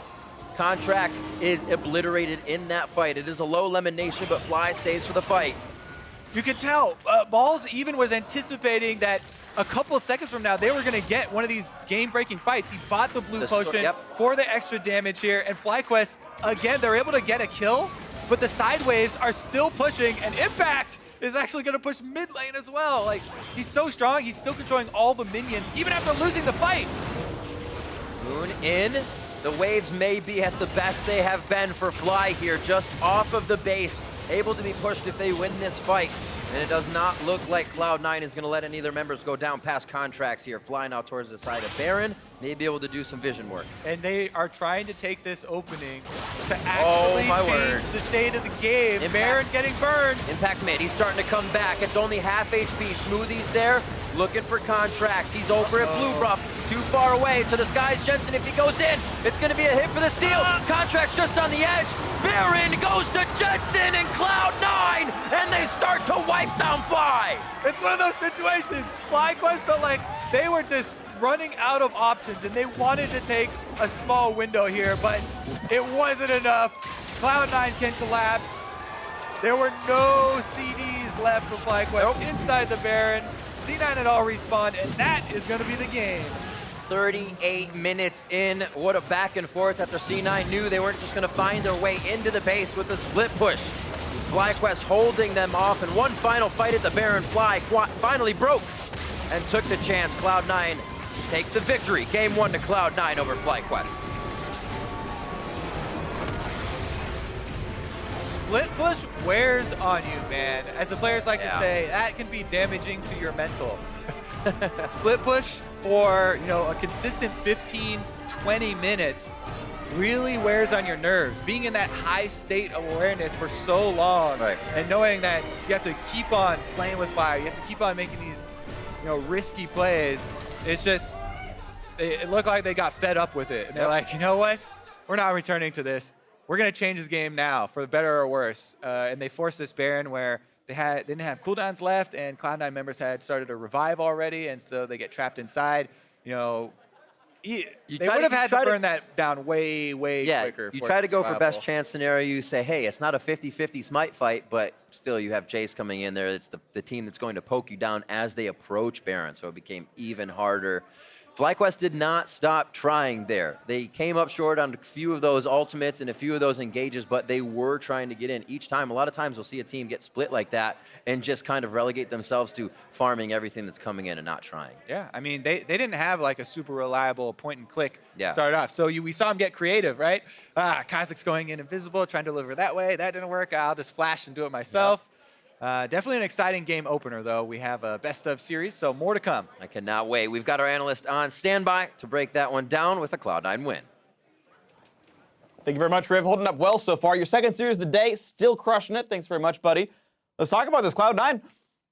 Pretty convincingly. I mean, there were some moments, but C9 looked good pretty much the whole way through. Right, and I mean, we were talking about how we wanted to see maybe a little bit more standard of a draft out of FlyQuest this time around. They did give it to us, and it looked okay, but the problem, of course, was the fact that actually Contracts just popped off super hard in the early game. And so despite the fact that you have this kind of one of those difficult team comps to play for FlyQuest where they don't really have a front line, it's a lot of damage. Zero tanks and Orianna Ball to make a frontliner beefy. It's like, like when you're playing Soraka, you want to have people that you can heal more than once. Like, I understand Soraka's good against Jace poke, right? So like, okay, I can undo some of the damage done, but like, no one takes 2 Sorakas before they die anyway. Right, I mean, that's one of the things, the effective HP that comes in from having resistances amplifies the heal. So not having that is a little unfortunate. They did still have good like team comp in terms of the CC. You have the Varus, Ori, Rumble. Those all combo together extremely well. And then you have a resetting Kha'Zix throughout the fight that can lead to a really good team fight, but they just never quite got one before they were in a pretty big hole. Yeah, and a lot of that was talking about Contracts on Rengar, making big plays as we get rid of our team comp crap. And we've got him just kind of smashing the top lane open. Yeah, I mean, there was a great play by FlyQuest to start the game where they made a 3-man roam onto Jensen, but then immediately after Contract starts punishing, gets a really nice gank, 3-6, which can be a little hard to do on Rengar before he starts making the repeat gank. All right, now Impact's fed, got the top side snowballing. Let's punish that mid laner. Gets on the high here with another nice gank, sets Jensen up. They get another kill, and just those 3 kills were pretty huge in terms of getting control of the game. The bot lane wasn't going great. They weren't losing pressure, though they were down a little bit CS, but this really did control the rest of the map that allowed C9 to get a big lead. Right, C9 was able to use their efficient, strong, proactive champions who have gold leads to actually break the game open. And it leads me to talk about Impact, who was the beneficiary of these early contract ganks, and he just kept getting farther and farther and farther and farther and farther ahead of his opponent. I mean, Balls is on a team fighter, so okay, sure, he doesn't want to split push the whole time, but Impact knocked down turrets. He would just continue to get himself farther and farther ahead, and he just kind of kept getting more advantage as the game went on. Right, I mean, that's one of the things that when you pick the Camille, once you get it ahead, it's going to keep growing. This is not like a champion where you get it a lead and it's like, okay, great, now we're tanky and this tank is going to go tank. Like, Camille will take over the game. She'll become a huge threat throughout the split pushing and team fighting, being able to basically assassinate carries. And, you know, there were some mistakes. I think once or twice Impact went a little too deep. There was that one time that allowed FlyQuest to get like a small 3 for 3. Yeah, and when he did collapse in, generally speaking, the team fights were pretty good. And so, as it kept wearing on them, the cast talked about it breaking your mental at a certain point. The split pushing, yeah, this is Impact specifically, by the way. We got the graph up here. Impact over Balls just continually farther and farther ahead, ends the game, what, like 4,500 up at the end of this all. Just individually, by the way. It's not even team-based. But it got to the point where this couldn't be handled anymore. He was going to take the base down. He's got a Trinity Force. He's got that max Q. You will lose your base. So they have to go for a Baron. And that's basically our final replay, is when they go for the YOLO Baron. They got one pick. The jungler was dead, but it doesn't die fast enough. Right. I mean, this is one of the problems that you sometimes see out of FlyQuest, is that they are a very aggressive shot calling team. They will force this. It did take them a little while to actually get this thing started back up, and they were really low on resources by the time they got around to it. Low mana on a number of targets. You see Altec. High actually splits away and drops his damage off, and I feel like it's a little surprising to see High, the shot caller, the all-in guy, probably a big part of making that decision, be the one who bails out on it. And you'd want to save some members so that someone has the Baron buff to use later. Right. And he was low on mana, so maybe he can't do that much. But you see what happens because they couldn't get the Baron down in time. Not only did they all die, but it gives it over to C9. Yeah, there were a lot of mechanical mistakes there as well. You had Lemonation, who got hit by Shock Blast, who doesn't have the health pool to heal quite as much. And when they were kiting away and trying to finish the Baron off, Contracts actually walked into range of the rooted Jace. Like, the guy has 500 auto attack range, and he's like, yeah, I'm gonna go down to the bottom right side of the pit. Oh no, I got auto 3 times the Burn Mana. I died before we killed Baron. Wow, who would have thought that would happen if I gave Jensen free hits on me? So some mistakes definitely happened there. Sorry, Moon, not Contracts. Yeah. Moon, the FlyQuest jungler, of course. But we go full circle, and we talk about Impact being player of the game. It was close, of course. We could have talked about Contracts with this one as well, but he was the one who was breaking the game open with the split push, with the Camille. He was given the lead, and then really he worked it open himself. And I think that's the big thing when you talk about Cloud9, is that they tend to get early game leads. It's not like just the early game. The first couple ganks is fine. It's once they need to start cracking objectives with it that they tend to struggle a little bit. And the fact that, you know, sure, he got the help from Contracts, getting ahead on the Camille, but once he was ahead, they could use that pressure consistently to keep taking objectives. And this could be something that, moving forward for C9, is great for them, because if Impact's on a carry champion and he gets ahead, they can keep using him to take mid-game objectives where they tend to stall out a little bit. And I like that we're seeing more of this over time. Like, of course, we know Maokai got nerfs, so there's really only 3 popular tanks right now, which is Nautilus, Poppy, and Shen. So maybe just the champion pool shrinks and you're just playing favorite champions anyway. But we'd seen the Kled and the Gangplank out from Ziggs yesterday. Like, we're seeing more Renekton today. You're seeing more Camille being left out to be played. And I like seeing the fighter top laners because they can use their 1v1 leads, and you can see if they're good players, they're still able to TP into the fights and do the same role that Maokai used to have, which was point and click W lockdown if you're playing a Renekton or something like this, where Camille dives in and actually, you know, finds a target for the team to kill off. Right, I think a lot of the champions that you're seeing starting to come into meta have a lot more individual playmaking potential on the top side. Like you mentioned, the Kled. Yeah. You know, GP is huge. Yeah. If he ends up playing that, we know Impact can play GP. And just the Renekton itself, it's still a tanky frontliner, which C9 seems to crutch on a little bit. But assuming, you know, he starts playing more of that, it's just a great pick overall. It's been playing a ton this week so far. Yep, absolutely. So it's been a very fun one. I like the new champions coming out, or at least the rehashed old ones. But it's a great win by Cloud9. So now we're going to take a quick break, and game 2 between FlyQuest and Cloud9 will be back up after that. So don't touch that browser. Watch North American LCS, and we'll be right back.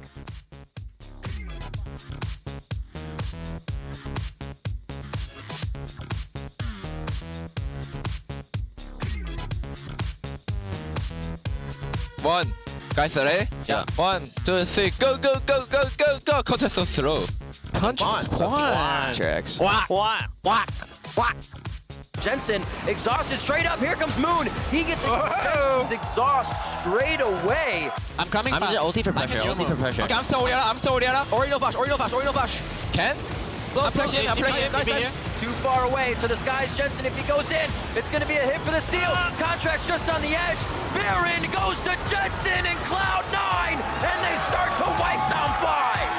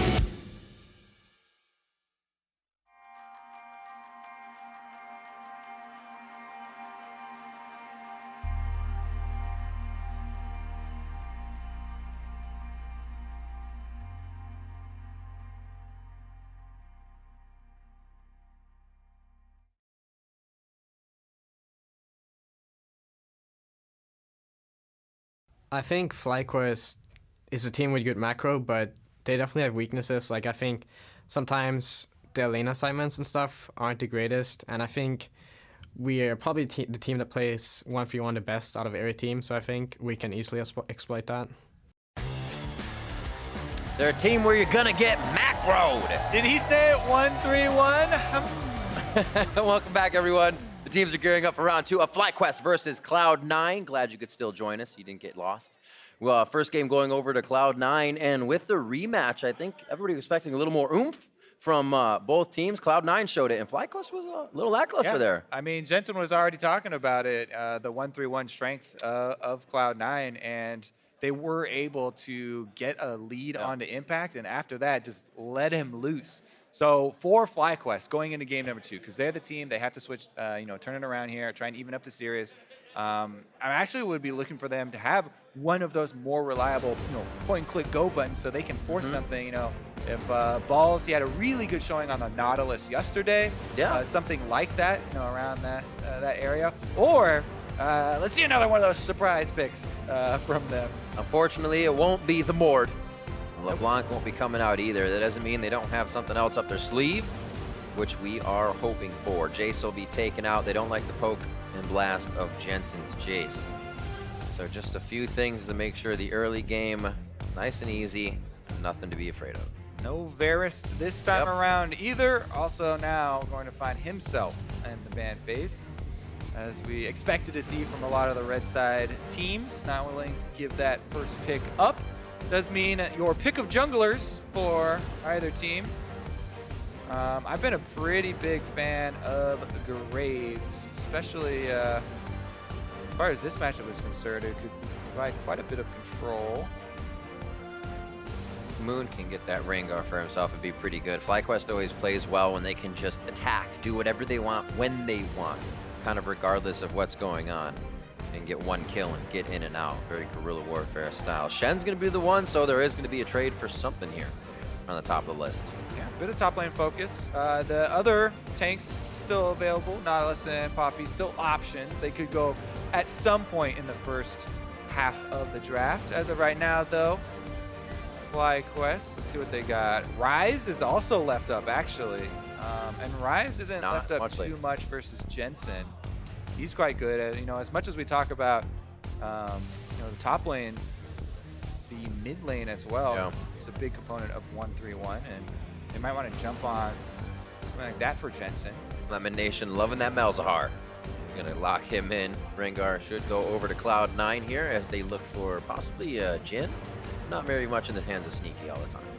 Yeah, the Malzahar was a huge part of FlyQuest's success previously. I mean, Lemon Nation, really early roams, just flash ulting there with Malzahar to try and get high ahead, and a lot of lane control as well. It's definitely still a flex pick, but we haven't seen it mid in quite some time. So we expect it to go into Lemon's hands once again, especially considering how well he performed on it the first time around. It looks like they are going to do the Rengar for Cloud9, grab contracts. And that one again worked out quite well for him last time. They get the Lulu that FlyQuest banned as well in the previous game.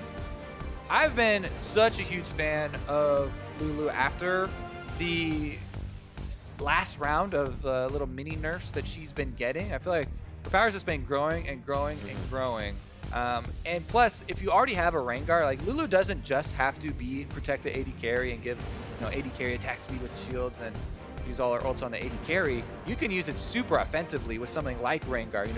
If you have an assassin, pairing it with a Lulu with that extra wild growth for your AoE CC on top of your initiation there with Rengar, it really plays on his strengths and just buffs him up quite a bit. Meanwhile, that Graves that I mentioned is going to be the very clear trade over to Moon. Snag that up before the next round of bans comes in, because you don't want to get pushed below him. I always like seeing Lulu's in game. She's like a attack Janna. Like, you get the shields, you get the heals, or not heals, sorry, you get the shields, you get the slows, but your ultimate doesn't blast people away. It just saves more and knocks them up. Love to play a little more aggressive with that, and Jensen will lock in the Ezreal for Sneaky.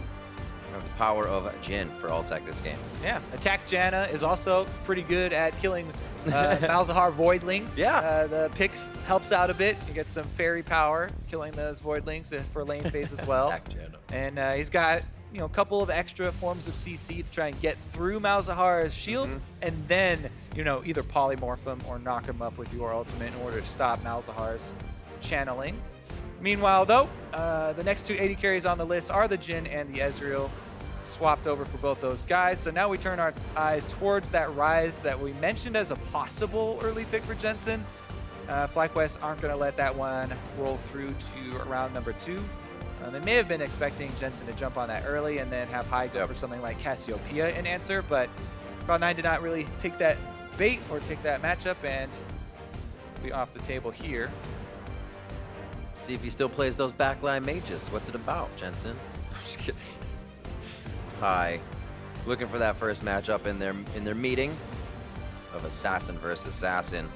I still wouldn't put it by High to pull out an Assassin anyways in these games. He likes to make a mark on him. Camille will be the final ban here for FlyQuest to keep Impact off that push, and the Nautilus would be a great grab to get away from balls here. A pretty clear Nautilus focus here as they follow up with another top lane ban on the Maokai. Red side, this is one of the biggest advantages all the players love to talk about, is your second ban phase into first round pick of second phase. And they've been able to pinch away that Nautilus, leaving balls without the option that we are talking up for him and kind of nudging him towards. Yep. Plus, if you look at the early half of the draft, the bottom half of the map this time around is not going to be that poking snooze fest. The bottom half of the map has a lot of kill pressure for FlyQuest. The Malzahar and Jhin have a lot of ways to lock you down and a lot of damage they can provide. So bottom lane could very well be skirmish territory this time around rather than the poking and Soraka spam. But I know you want to talk about the recent lock-ins there, Riv, there. Bird is the word. We got a Swain. I was thinking maybe even, you think back to what Boss has played, maybe even a GP as we've been seeing lately to come in. But it's going to be Swain and the Ori lock-in. So they're actually going to have, I'd say, a little longer fights here on the side of FlyQuest. Yeah, FlyQuest with a pretty robust setup here. Even though they don't have a true tank, Swain gets the heal tank, semi-tank the front line for the team once they do get to team fighting phase. And FlyQuest actually have a pretty strong 5-on-5. Plus, Swain can really lay a beating on the Nautilus. So we'll see now, because this is one of the more interesting games. Last game, I'm like, all right, both junglers are going to be top triangle because bottom lane is snooze fest. But this time around, you actually have options on all areas of the map, and it makes the game a lot more interesting. We'll see what their early pathing will try and tell us for the future. We do have all bans this time around. Nothing crazy for that. High back on the Orianna balls. We'll switch it up, though. We're going to get that Swain in the top lane. Lemon Nation gets that first ban of Malzahar from Cloud9 in the first game. So he has said how much he loves that champion in the bot lane to control with the minions and try to get the lead as they come out and hit the lanes. Or, I'm sorry, hit the map. FlyQuest versus C9. We're heading into game 2. Hashtag C9, hashtag FlyWin. If you want to vote for that over on Twitter.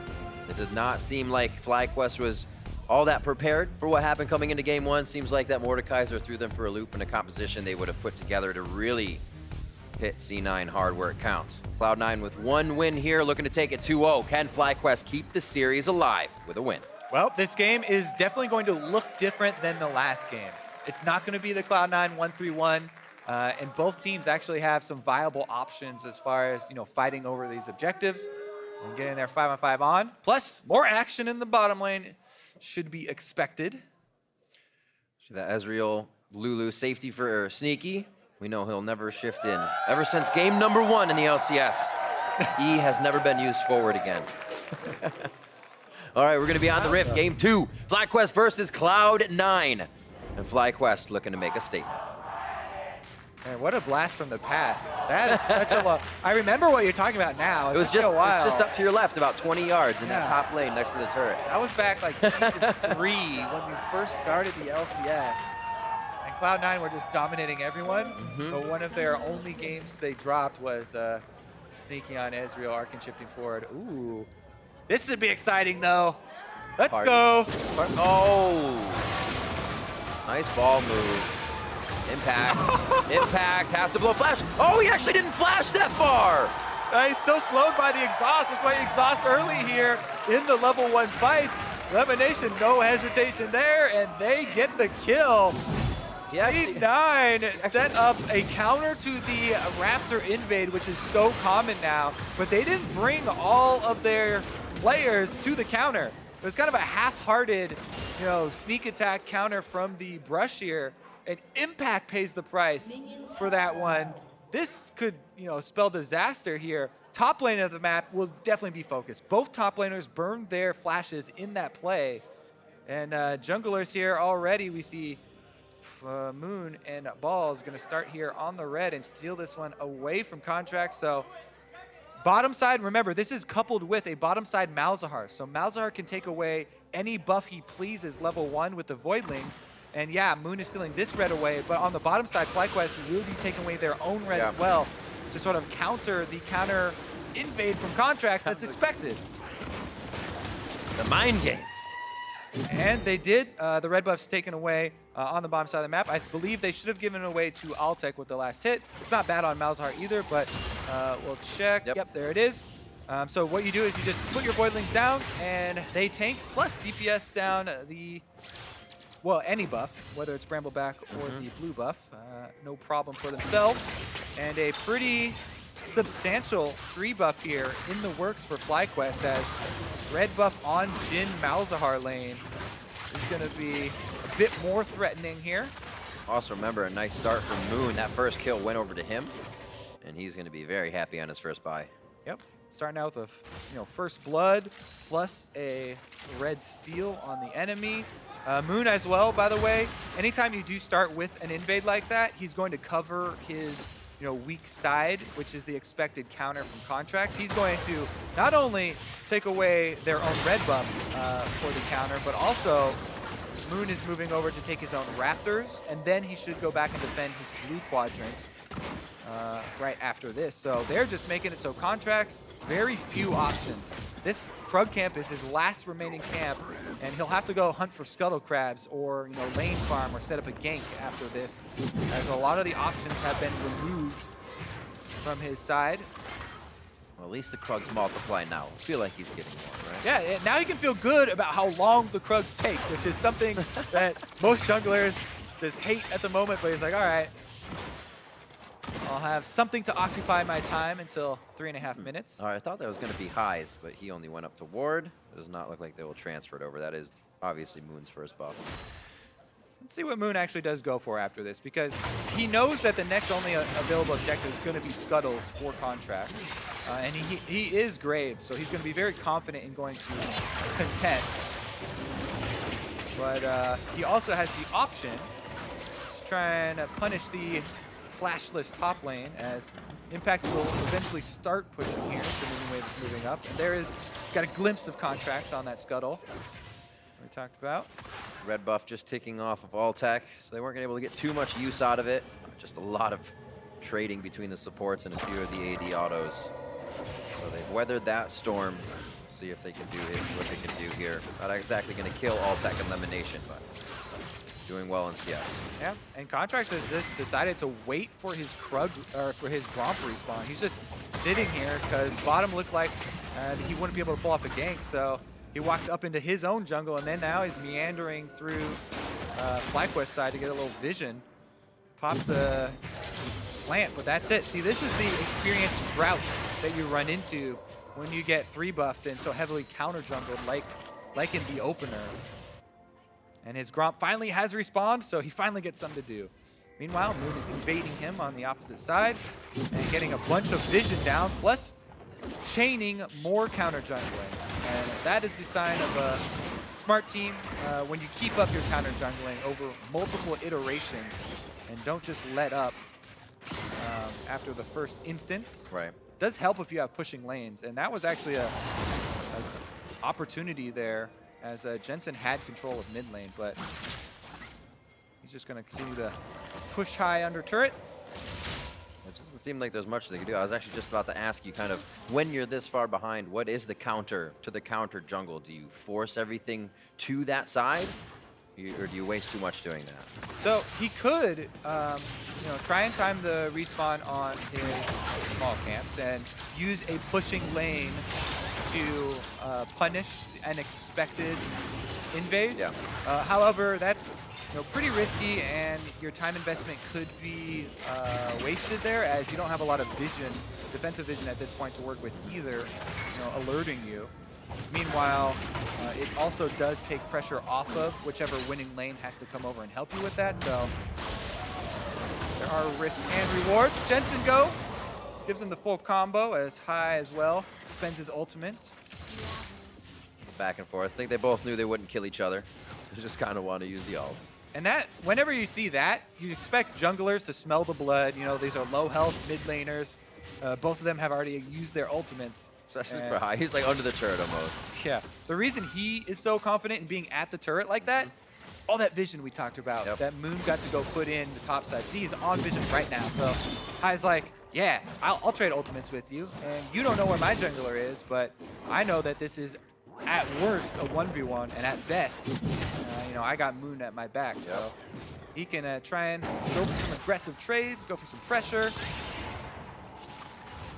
Nice stop. Not really going to mismatch any of the backs.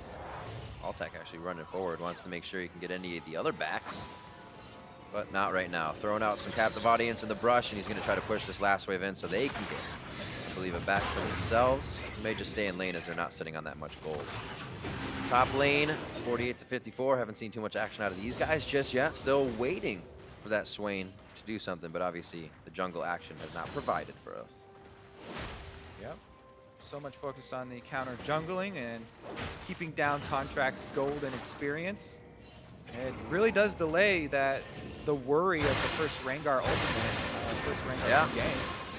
So it allows them to play more aggressively. They're even going for a blue invade here with the bottom lane pushed up. High's coming over, but there's no smite from FlyQuest, so what? He flashes back out, and now he's offensive. Whoa! Got a flash. Use a flash, blow flash. Also got the exhaust out elimination. So it worked out a little bit. Yeah, so that was an invade on the blue buff without their jungler coming. Moon was farming during that time, but because bottom lane was pushed up and mid lane had the opportunity to rotate, they decided to just go for a laner invade on the blue, which did cause Contracts to use his smite. So the minions felt that one. Just farming. Honestly, yeah, he's whoopsie. clearing out, he's just clearing out that wave, though. I mean, he wants to get his recall off. He just got chunked out, so it's not the most terrible thing to just use your ultimate on a minion wave. Yeah, you'd love to get harassment with it as well, but it's not terrible there. Playing in front of the wave, Sneaky and Smoothie feel like they have that upper hand. 6 for Sneaky. No return from the curtain call just yet. I think that would be actually pretty good for them before they get wild growth in this lane if they're able to make something work with Moon off of that ultimate. He is on top side, unfortunately. Blue buff is there to be defended. And Cloud9 continue to push here on the bot side.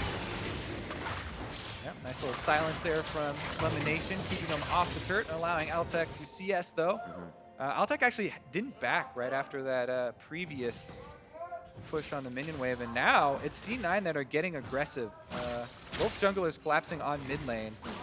Jensen hovering to the bottom side because that's where Contract is, and High hovering to this top side for equally valid reasons.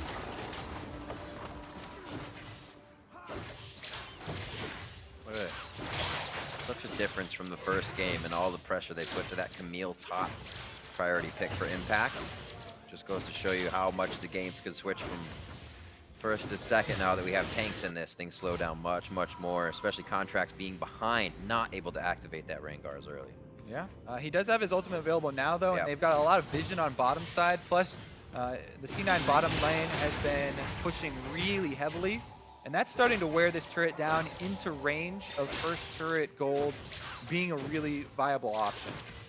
They could bring down a Rengar ultimate combined with, teleport from Impact, Jensen pushing his lane and trying to roam. So this bottom lane is is being prepped for an explosion here. They might want to have Sneaky purchase first and go back to purchase first because Altec just got off a recall timing, but they could do it without that. As of right now, Contract's top side, so probably won't be the case. Ooh.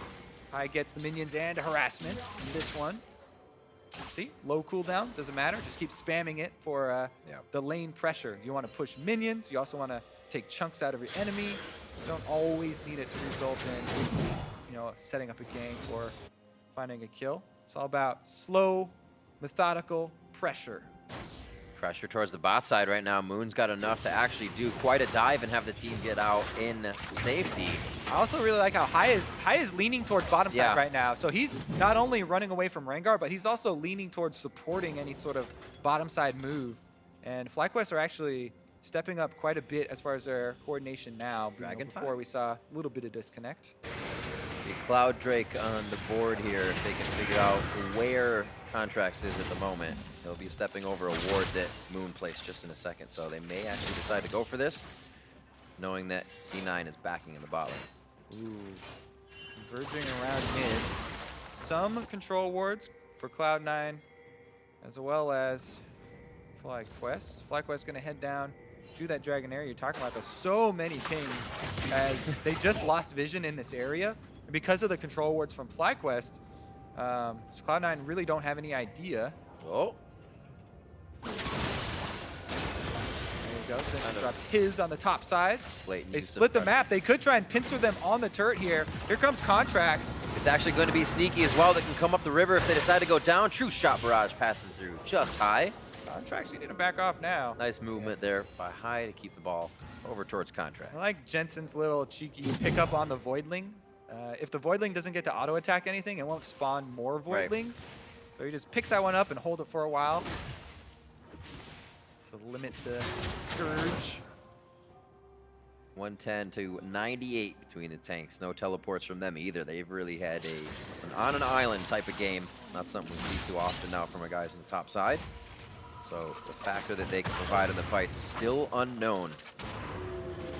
Yeah, and the fact that we also saw Rengar ultimate used in that little mid lane bit of non-action means that bottom lane has a bit of breathing room. They don't have to worry about that right now, but again, keep in mind what the next premier objective on the map is, and your first turret gold is a substantial one because bottom side is so weak. If you win a fight down there, not only do you get your first turret gold and whatever kills you can come up with, but also you could transition into the Drake afterwards. So would be worth, even if you do have to give up your top side power. Little hover here by Contracts as he takes down Scuttle on the bottom side of the map. They have encroached their wards just deep enough to have them behind red. It will catch High on his rotation down as he leaves lane from Jensen. It looks like they may actually try to activate that. Yeah, Contracts on the Rengar. Heading down to bottom side once again, filling in that red quadrant of the jungle with wards. And he's deciding between mid and bottom at the moment. A little bit of peekaboo going on. Yeah. FlyQuest actually see Jensen. They didn't see Contract sneak in. Oh! Get the flash out of Jensen. That is going to be a big cooldown. High used his offensively though. And you can't forget about offensively blown flashes, even though you're a team that made the move. Oh, bottom, here it is! What we've been waiting for! Nautilus is in, depth charge isn't far enough now. Impact still has a way to go. True Shot Barrage, one last attack. It's gonna be going over to Smoothie to start things off for them. They follow up, there's the kill for Sneaky, and Contracts just stays alive as Impact takes aggro. The exact play we set up, Contracts and Cloud9 bring to fruition. They set up with vision, they had the teleport ready, they talked to Impact. Really nice empowered Bola from Contracts as well. If he misses that, then Altec could actually back off. And yeah, they'd still probably lose turret, but really good accuracy there with the Bola. And he's done this a couple times where he secures a kill with it.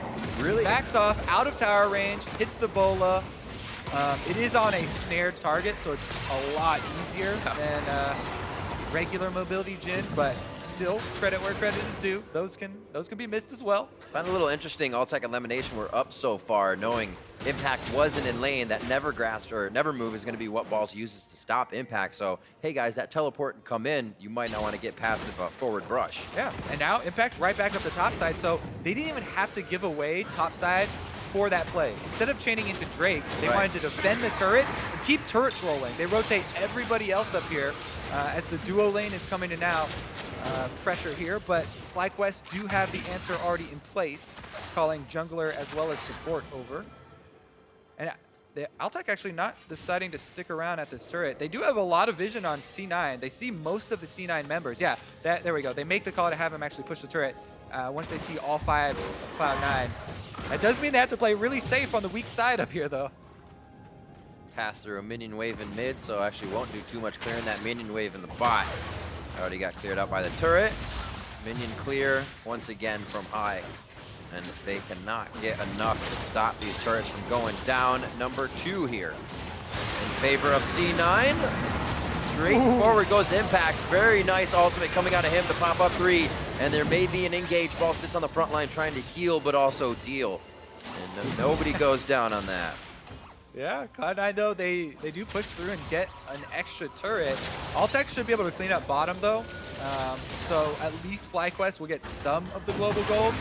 And remember that their top side Cloud9 turret is also still pretty low. So if FlyQuest are looking to fire back, they might want to pick up that gold before they actually engage for a team fight. So that can help out quite a bit. 3,400 across Moon, High, and Altec to be spent at the moment. And you can see them putting in their inventories now. Yeah. Once again, though, the tempo for Cloud9, they're using it to really get a chokehold on the jungle. They just continue to move in, place down these wards so that they see the rotations coming from FlyQuest. And they can keep everything under wraps here. Pressure from the bot lane now to the top side as turrets are down. We're going to get things swapped out here. Switch up the lane fundamentals and see who can drop this top one. A lot of pressure from Balls on that turret when Impact teleported out, so they may be able to answer back pretty quick. Yeah, I would actually expect FlyQuest to make the call to say they got their advantage off of that teleport spell, so now that we have Balls for teleport and Impact can't answer, we should rotate him over so then we could, have the same numbers advantage play on the other side of the map, but they don't really get that in motion, and Cloud9 are still ahead of the game right now, crushing in the top, bottom side here with Impact. Even though he doesn't have teleport, it's coming off cooldown soon, and they should be able to outlive that small window. Ooh, they activate here on High. He starts heading towards the top side knowing he needs to go to safety. Just a few wards keeping them safe on that.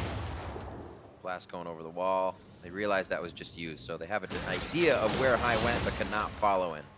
Yep, Rengar ultimate pop, so immediate evasive maneuvers from FlyQuest. And Cloud9 are able to get their teleport cooldown back in sync and retain control of the jungle here. Another warding mission and counter jungling.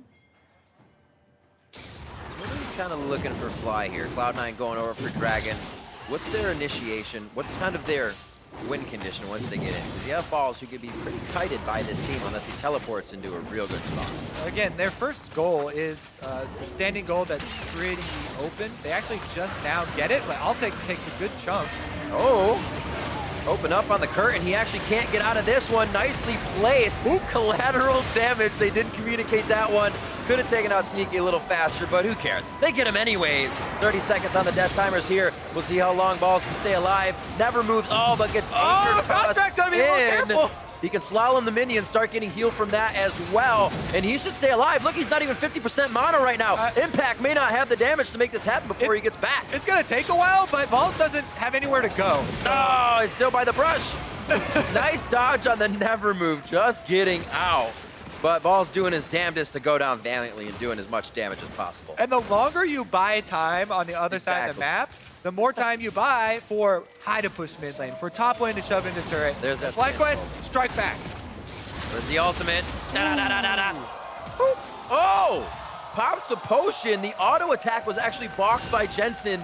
He had to stop as he lost vision. Yeah. High saving his own life there. Flashing into the brush right there. Flash for flash. As mid laners have been trading pretty closely. Here we go, though. This was FlyQuest already had multiple people in motion because they wanted to get the standing goal in this turret. And then Lemonation, good flash over, and the lock up Sneaky to ensure that they get both of the kills. And now Graves here. It's Moon who's got all that kill credit. He got his Black Cleaver done on Graves. He can add quite a bit of DPS to this team fight, which is going to be necessary since Impact rushed his Spirit Visage. And it's going to be hard for the magic damage solo laners to get through all of that. They need every bit of extra damage they can actually get here. Minion wave push, you can actually see Sneaky taking advantage of that. Has a shift into Tri-Brush as that fight at blue started. Cloud9 was ready to set up for a fight there if it were coming. Yeah, it's so close here as far as the combat power. And really the advantage that Cloud9 have retained over these last few minutes is the vision advantage. So then that can sometimes be the biggest advantage. Even if both teams have similar combat powers, if you have the extra information to work around and you get someone there quicker or you cut off a rotation, that can mean the big difference. And there it is, vision advantage. Jensen on a ward. Hatching that one. It's actually one of the few wards that FlyQuest had up. Jensen, too bad for him. He happened to go stand on one of the brushes where FlyQuest actually had one, and a really nice opportunity here for FlyQuest to punish hard. We'll see how they use it. You have Impact right in the front. He's still going to deter you from making a play. Ultimate and full health on Balls just around the corner. I'm sure Balls showing here could push them off. Yeah, Balls actually might try and kill. He walks all the way up to him and just... Wait, Balls didn't even... All right, well, let's look at this turret, actually. So there's the ultimate from Contracts. Obviously, Balls is going to have that vision since he was closest. And the work they're going to try to do on this one, it looks like it's just a pressure on the turret. Interesting. Yeah, it was a little interesting. It's just always a little awkward when you let the melee champion walk all the way right next to you and get the first auto, even though he didn't have it. Like Contracts just auto A moving into the bush and this. Oh, hello. Little scratch and then on his way. No turret for FlyQuest, though they did get a tiny bit of damage on that turret during the death of Jensen. It's mostly just the gold that went over, so still. Game very close here, and it is going to be about that setup for the fight. Now, is Impact going to get one of his legendary flanks on the Nautilus, right? He's been really good at teleporting in or even just walking around the side and trying to set up his team. And there's been no lack of wards for Cloud9 to make those teleports happen either. Consistently setting up that security vision. Oh, Lemon! Right onto Jensen again. Holy. He just came back, but yeah, Lemonation gets squeezed out on that one. 30 seconds for him. Aggressive. They thought that they had only a couple members they were trying to pick off there, but oh, Sneaky gets shockwaved in. Close. Jensen just missing.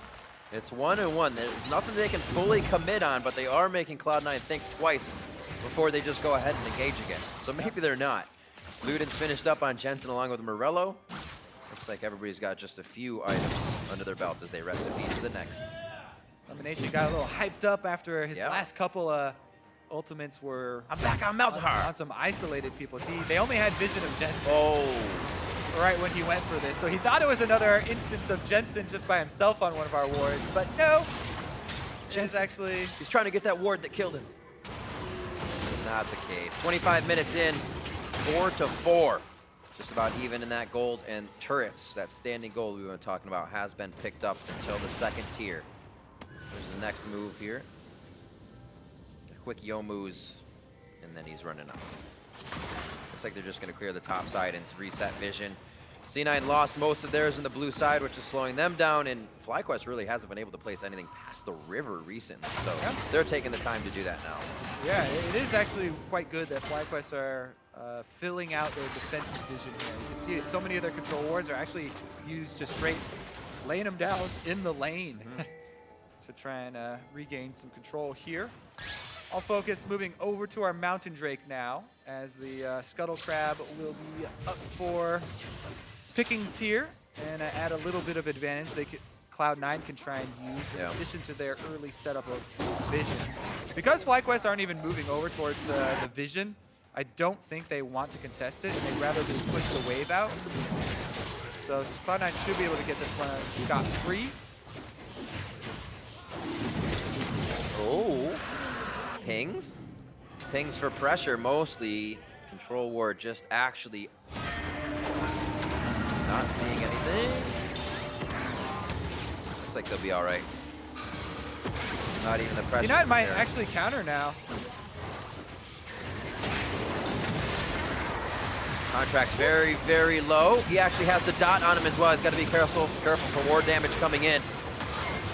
Impact, and Jensen flashes forward, goes for Altec, finds his target. Contracts gets out with a sliver of health, baiting in more attacks. Sneaky, ults on the never move, gets zeroed out on that. Smoothie very low as well as Impact, and Fly was really able to just group up, continue the damage, and like we said, these are going to be longer fights. Balls is going to live for a while and be on that front line for the team. C9 loses 3. The point of running a tank is to have your tank go in first. So let's take a look at this. Yeah, Contracts' Rengar ultimate is running out, but he goes in head first while Impact is the furthest away from the fight at that point. Impact is still walking up the river. Now Contracts has no life. He's basically out of this team fight. He's a melee champion with 100 and 200 health. So it's basically 4v5 as he can maybe throw a bola. Regardless, now it's a Baron initiation. And it does not look good for Fly right now. Contracts picks up balls, takes him down. Contracts in now. Actually, the kill coming in. Nice flash by Moon. They keep him alive. High trying to get it. Moon's in the right. He fires the ult backwards for what would have been a true grid over the wall. Gets the smite. They get out with Baron, and that was close. I understood that chance. It was Moon for the smite. And while he did get the Baron, that we didn't see the setup for that call, but that was a little bit of a risky call for Cloud9. They are able, or for FlyQuest, they are able to eventually get it, but Contracts gets in here, trying to redeem himself, gets one kill, boom, and then goes in as Baron is so low. Flashes the Ezreal ultimate first. Really good reaction speed there, and then since his flash is down, he has to use his Graves ultimate to get over that wall. So very slick stuff from Moon to reposition, not die, and actually get that Baron and secure it for FlyQuest. Huge pickup as this game is quite close. It's going to be all the little things that start to add up now. Baron being a big one. We'll see how Fly can use that. Is on just a few members now. Moon has that. I believe Lemon was going up on the fight. We'll see where they continue to go. It's actually all tech that had it as well. So back to the mid lane. Now they have a bit of pressure to try and start hitting these second tier turrets. Top is also very low, as you can see on the mini map. Let's see what kind of mark they can make here.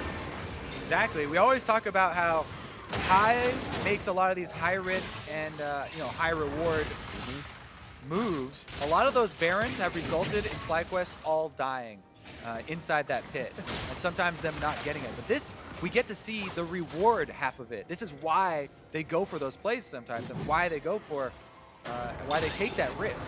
Now they've got a Baron, and they can continue the siege here. Balls is getting chunked low, but he's Swain. Try and heal up on the next wave. Impact not having too much trouble. Glacial Shroud is next item as well. A little bit of cooldown there for himself. Keep throwing out the anchor tosses, but you see him taking hardly any damage there on the front line of the turret. Fly is starting to think twice, even with this Baroned up squad. They can't really use any of these guys to split push without taking a fight from Cloud9. Whew.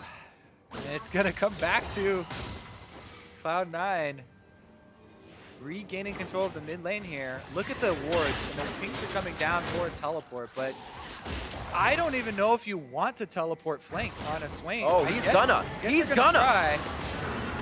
Jin bullets are missing. Balls on the right, flying in. Sneaky's gonna be able to arcane shift away and stop that in his tracks. Red buff and the home guard shut down. When the combat power is this close, flanks are actually quite risky for your person that's coming from the side.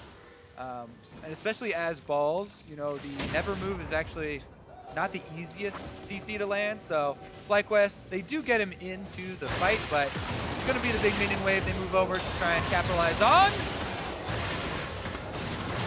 Cloud9 activating immediately with Scatter the Weak. They're on to Impact. And they still have the turret to fight behind. It has about -1 HP, but is still standing somehow. Jeez, they got Sneaky super low. Balls went down, though, so no more frontline for it caught him FlyQuest. around. Still has the Edge of Night to use so he can get out of another crowd control. Almost getting the dissonance in. The ball move might even kill Jensen himself there as everyone gets out, except for Balls, as he goes down first. Yeah, let's take another look at this. The scatter was great. Yeah, all right, so big stun here from Jensen. That's why they started off. Yeah. That's why Sneaky goes forward here into the shockwave, almost gets comboed there just by High. And then the wild growth is used on him there off screen, but in the front of the screen, C9 are able to take down Balls in the front line of FlyQuest. But again, that's only 1 kill handed over. The gold difference, you can see there, Baron power play of -495 for FlyQuest. They weren't able to get nothing done with that last Baron. Here we go, though, as they're first to set up the Vision for this Dragon fight. And Vision is king when everything depends on how you play out your team fight. A little bit of setup can go a long way. Getting your tank there should be #1 on the list for C9. You need to have Impact going before contracts. Yep. If Fly can actually get a fight. There he goes!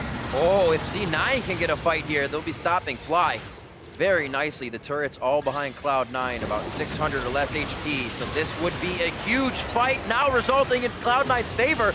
Balls is going to be next. That True Shot Barrage hitting nicely through 2 members of the team. And a double kill coming in for Jensen. That's High and Lemon Nation down with Balls as well. Impact should be able to... Oh, wow! Stand still. Yeah. Don't move.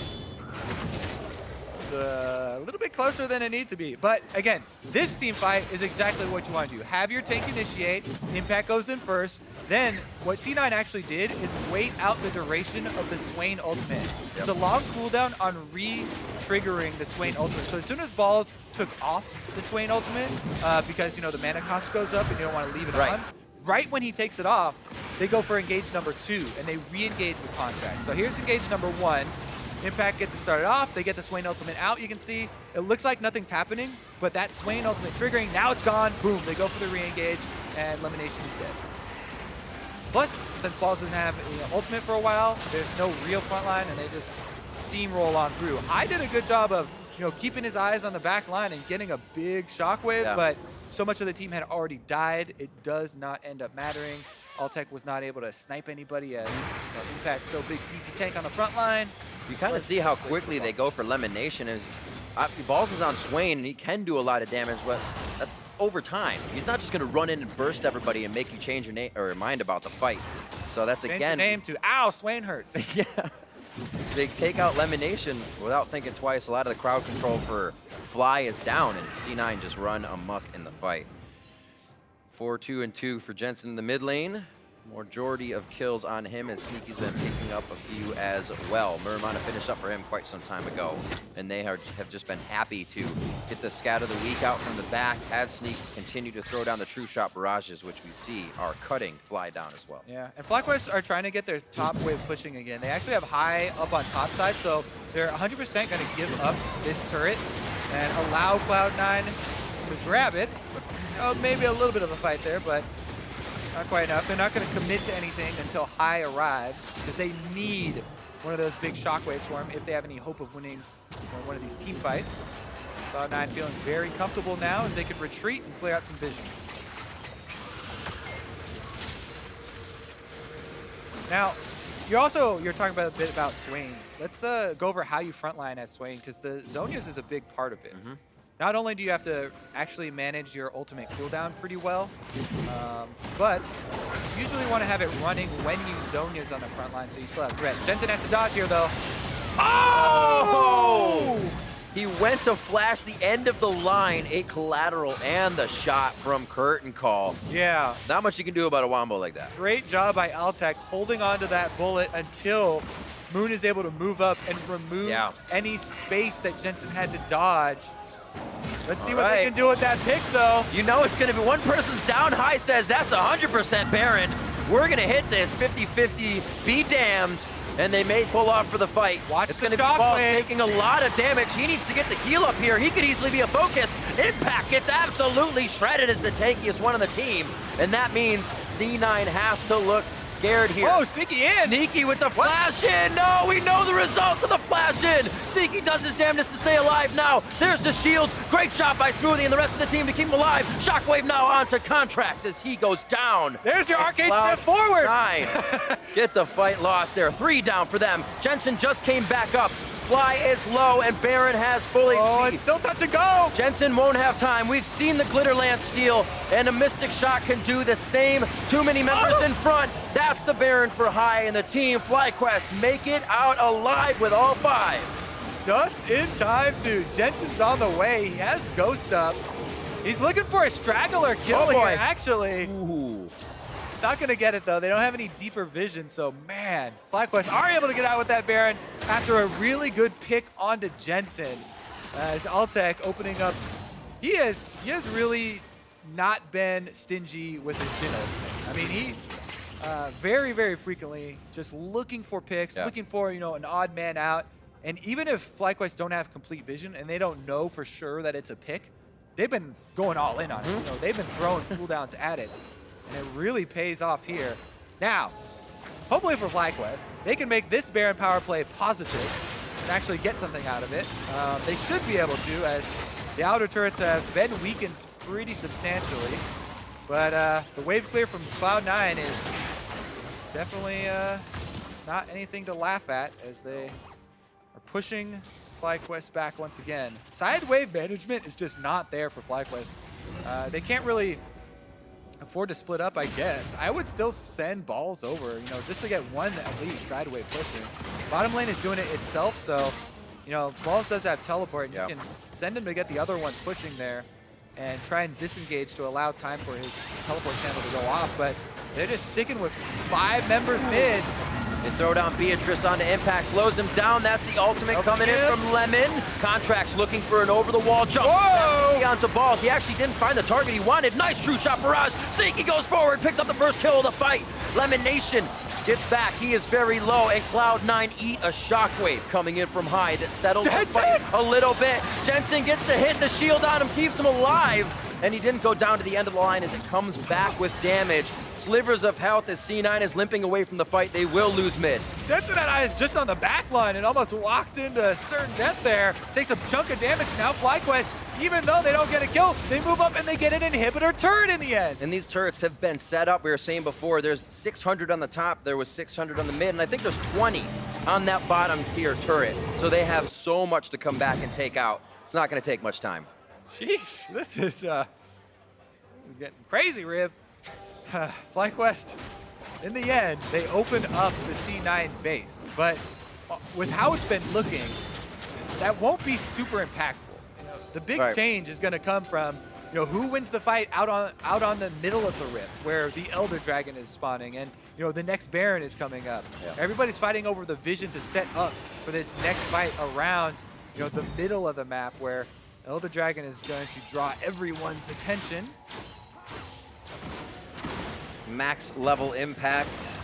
Undead Moon somehow in this game. 11-13, 5-0, and 6. Lemon Nation and the team set up to take Impact down. Can they shred him? The continuous lockdown as they layer the crowd control. The curtain call will be for him. I don't know how he can dodge his Nautilus. The last shot will take him down. Sometimes I think that thing just weighs him down.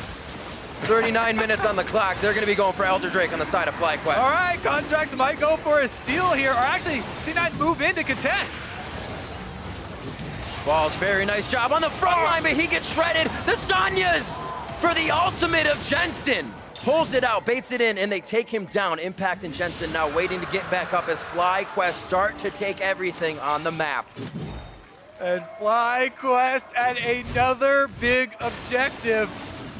Let's take a look again at the Balls frontlining. He's able to get his Zonias off here with his ultimate running, and Altec's able to get that last shot onto Jensen to finish up the kill. At the same time, they never pulled off of the Elder Dragon completely, So they also picked that up, and now they have an Elder Dragon to try and take this exposed inhibitor that they did work on earlier. And they have not cared about side lanes at all. They're like, well, whatever. Those turrets, they're close enough to being dead.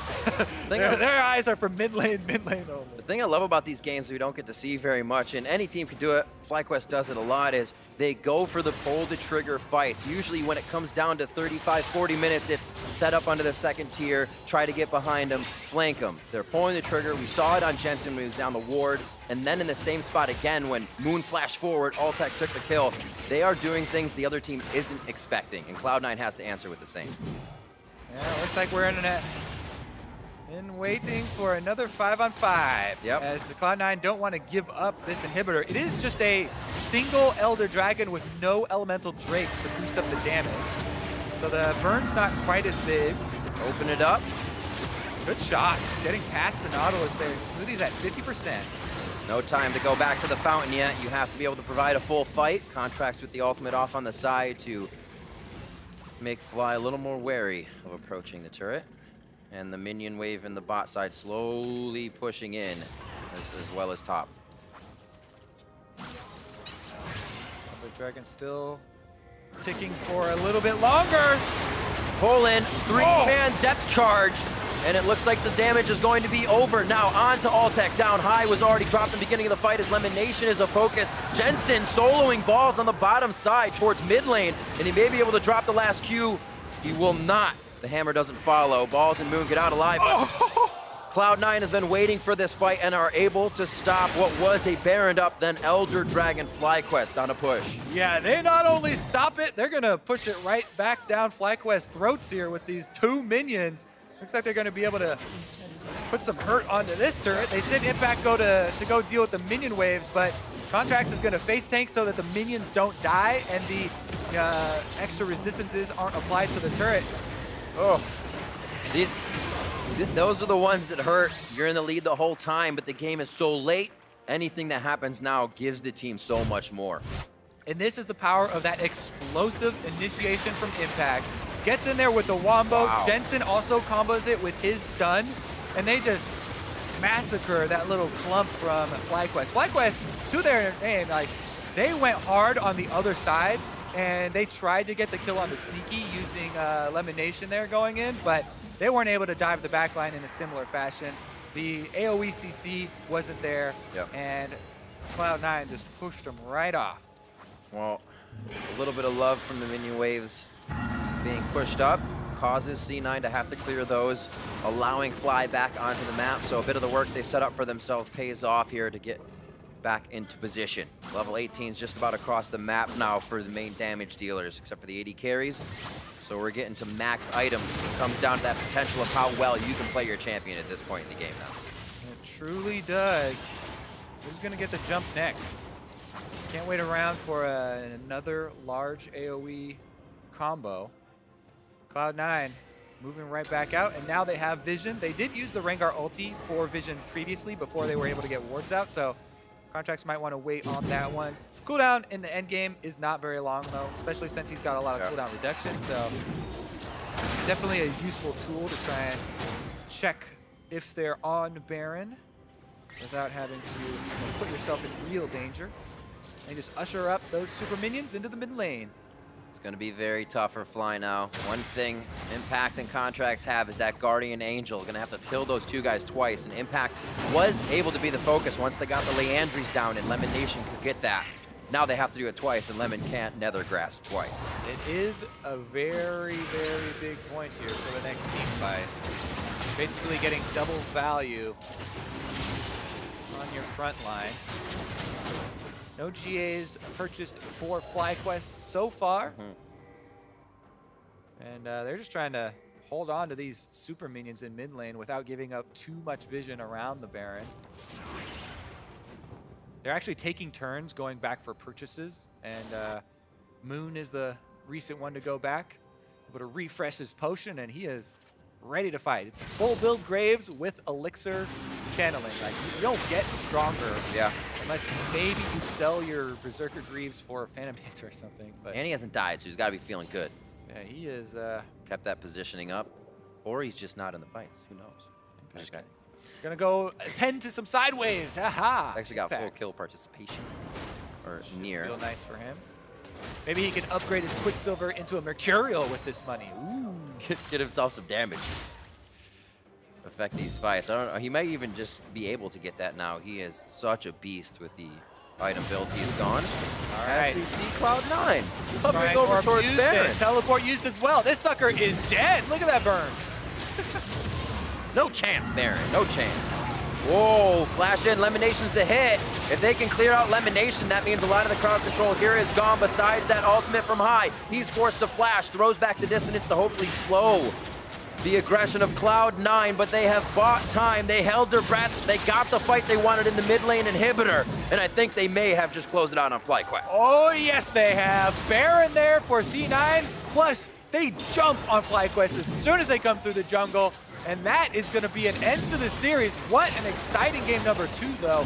Pretty back and forth. Very back and forth. We are going to see one hell of a series here coming in for the rematch, but it will be Cloud9 taking the 2-0 in the end over FlyQuest. And FlyQuest had previously gotten 2 Barons and an Elder Dragon, but not able to win a team fight. And Cloud9 strike back when it really matters. Defend inside their inhibitor door, and then immediately into that Baron play, and game over. 2-0 series there for C9. You can almost kind of look at a no initiation factor, a no sure way to get into these fights, to say when we did have that lead, we did have that Baron, we were still trying to play off catches, but Cloud9's not going to approach that fight. They know it's a loss, and it was kind of looking for a teleport, or as we saw Moon flashing forward to try and do everything he can. It did not work out for that, and Cloud9 was able to find a way around the composition, finally, I should say, because FlyQuest played this very nice in the early game. FlyQuest definitely had a lot of proactive moves, and strategy of burning down the Nautilus with the Malzahar and focused DPS worked out for quite a while in the mid-game there. And they even, FlyQuest tried to even get out the gates early, hitting up contracts in the jungle, making sure they could get that red buff and try to 3-buff him, and really couldn't make that kind of flow into anything else. Contract held his own, sneaky with the thumbs up. Yeah, Cloud9, very happy about that one. Able to win round 2 versus FlyQuest. 10-2 now.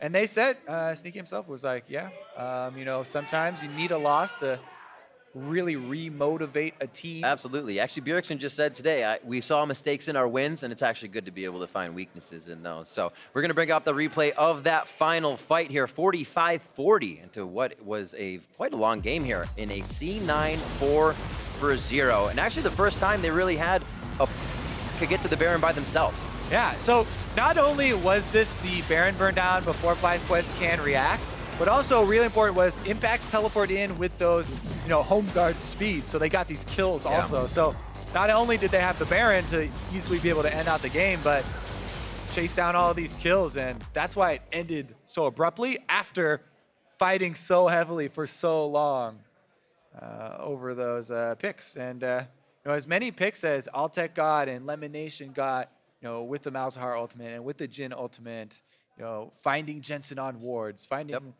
straggling members, they still not able to win that team fight, pushing up in towards the inhibitor. It seems to be obviously FlyQuest in from pretty much the top of the pack to the middle, and obviously the bottom as they are at the top of the rankings. These strategies continue to work. They can get under the skin, but when you have somebody like Cloud9 who can say, we saw that, let's organize around it, and we'll just not let that happen anymore, because that was basically the strategy. Jensen, don't stand on wards, don't go out alone, and they stayed in their base until Baron wore off, an Elder Drake wore off from FlyQuest as well. High makes those calls so the team can get the wins, and Cloud9, Jensen, those guys know what those calls are, and they were able to stave them off. So for more on their weekend of wins, I should say, let's sound it down to Azael and Cloud9 support.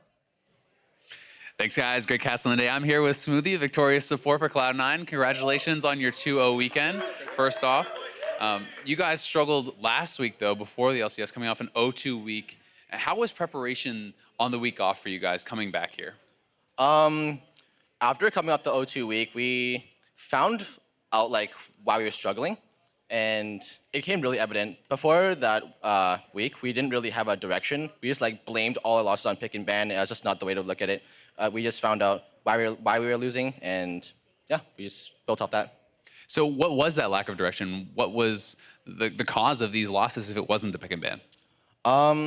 We weren't really playing to like the correct objectives. We were just going for, getting wards for Jensen, and then Jensen like kills people, or like again, Impact 2, getting wards on his side, and he just 1v1s anybody.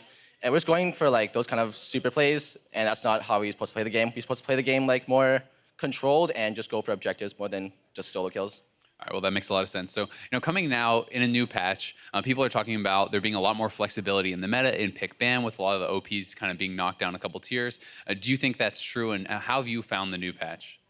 The new patch for me personally is, I don't know, there's a lot of diversity now. It's not like the super OPs anymore, like Camille LeBlanc, Rengar. They're not just like the omnipotent champs that you have to pick no matter what. There's always like variation in pick and ban now, and there's a lot of just picks I can pull out too.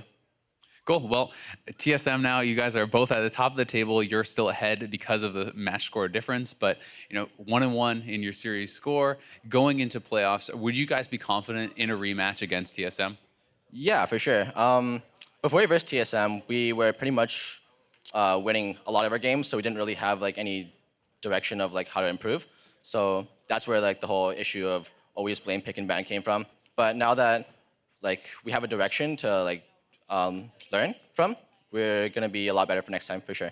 All right, well, thank you very much, and congratulations once again. We're gonna head it back to the analysts to close out the day. Thank you very much, Azael. Great interviews on the day, by the way. We got a win for Cloud9, honestly. They're now completely dominating over FlyQuest. They beat them both times. More convincing this time around. They didn't drop any games, and I got to say, it's got to feel good for C9, still holding on to first place. Right, and I mean, obviously FlyQuest is a good team. Even though it was a 2-0, I don't think it was like an easy 2-0 at all. It was definitely two relatively close games, especially this game 2, where FlyQuest seemed to be in control for a large portion of this game, but just weren't able to close it out. Yeah, so let's talk about the team comp and whatnot. Smoothie just got done saying we learned to stop blaming champ select. And honestly, these were two games where it felt like, the champions in the roster feel like they make a lot of sense. I personally really like the idea that both Rengar and Nautilus can face dive in, and then Lulu falls up for 1 second knockup, and that's usually enough to kill off whoever you need. Yeah, and you can actually play this comp a couple different ways. Obviously, Syndra can follow up on that dive and just flash R somebody, and we saw a couple of times that is how Jensen had to play the team fights, is instantly blow up all tech or high. And then you can also kind of kite back with the Lulu Ezreal Syndra as well, being actually like a decent DPS champion. We always talk about her burst with her ultimate, but just Q spam is pretty strong on its own. Yeah, and you've got like W's for like true damage as well. So you can actually cut through tanks as you get later on into the game. And yeah, it was a pretty good game. On the flip side though, you had FlyQuest who were really keying off of Shockwave. It's a team where their engage tools are limited. I think Ashe and Varus are the best two if you have no engage tools at all. Ashe and Jhin, I would personally put above Varus as far as engage bot laners go. But Malzahar can go for the flash ults. Orianna can land shockwaves. But like when you have to like flash Mal's ult, like that's still a little too forced for my liking. When like Swain is your top lane. Right. I mean, despite having their team comp's a little weird where they don't have a traditional frontliner. Sure, Swain can tank actually decently well, but he doesn't have the guaranteed lockdown CC, so it can be hard to hit those never moves if you need to hit them. They do have the Malzahar, but there were a number of times where he ended up having Rengar as a first threat into his team, and he wants to lock him down so they can melt the front line. But the Rengar kept getting away, and then your Malzahar basically be useless the rest of the team fight. So. Their team comp was a little harder to execute, I think, and they did have an early game lead, but their shot calling wasn't quite clean enough to close the game out when they did have those advantages. Yeah, they did have some of those portions. We're going to go into the replay portion of this sort of post-game segment. We're going to start with a team fight that actually FlyQuest did win, usually off the back of amazing shockwaves, and the Contracts just gets kind of chunked out at the very start, even though he does kind of turn immune to CC at the end of it. Right, so that's what we're talking about, where a number of times Contracts would go in early and kind of burn Malzahar's cooldowns. This time it doesn't actually matter that much. A good ultimate there by High. He had these all game actually. He was a huge reason in why these team fights were even close, was that he almost always hit at least one carry threat on the side of C9. This time it's able to finish off Jensen right away. It gives the rest of FlyQuest the ability to chase down, and after a very, very extended sequence, FlyQuest ends up with a 4-for-1, which leads into this Baron call, which is honestly a little too aggressive for my liking. Yeah, so Contracts flanks down, and the call is, okay, we need to actually peel off, but Moon is still tanking. Okay, wait, maybe we're not killing Contracts. No, wait, we are killing Contracts. Quick, everyone leave the pit. Okay, no, we really are killing Contracts. He ulted. I guess they get him in the end, and now we're in a situation where, like, Moon has to ult to get back in, and I like the call that was made right here. The last 3 seconds, it's the best you can make from the situation you already put yourself in. You can complain about the first 12 seconds of that fight, and I'll give you credit to say that was some messy stuff. But at the very end, it's like, it's a 1k HP Baron. Just ult into the pit and smite it. It's the best you can do at that point, so I'll give them credit for, like, at least that clutch decision. But, like, you won a team fight convincingly, and then you lost 3 people getting the back half. And the thing for me about FlyQuest is the fact that they have such good creative shot calling, not necessarily the cleanest, but they always seem to be able to make a play. And I think they're kind of like the opposite of Dignitas, where you see them struggle to make plays, and they start forcing 50-50 Barons, and you're fine because you're like, Dignitas, you need to do something, go for the 50-50 Barons.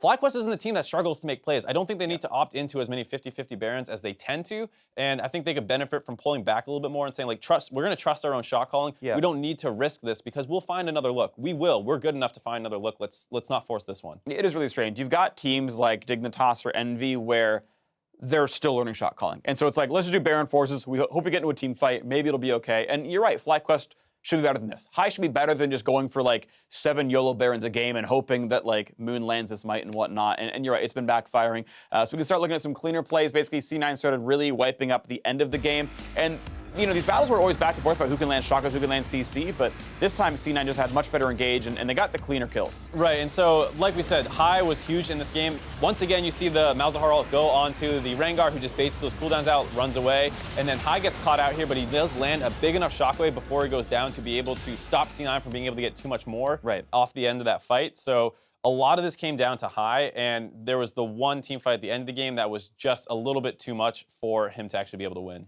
Yeah, and you kind of saw like what the strength was of the comp, of having a good dedicated engager, and that was impact on the Nautilus, right? Landing the hook, you got the double man knockup thanks to the wild growth as well, and it felt like a team win for Cloud9. I have to give a personal shout out to Contract, where he had one of the worst starts you could have had in the game. Impact gives away first blood to the enemy jungler.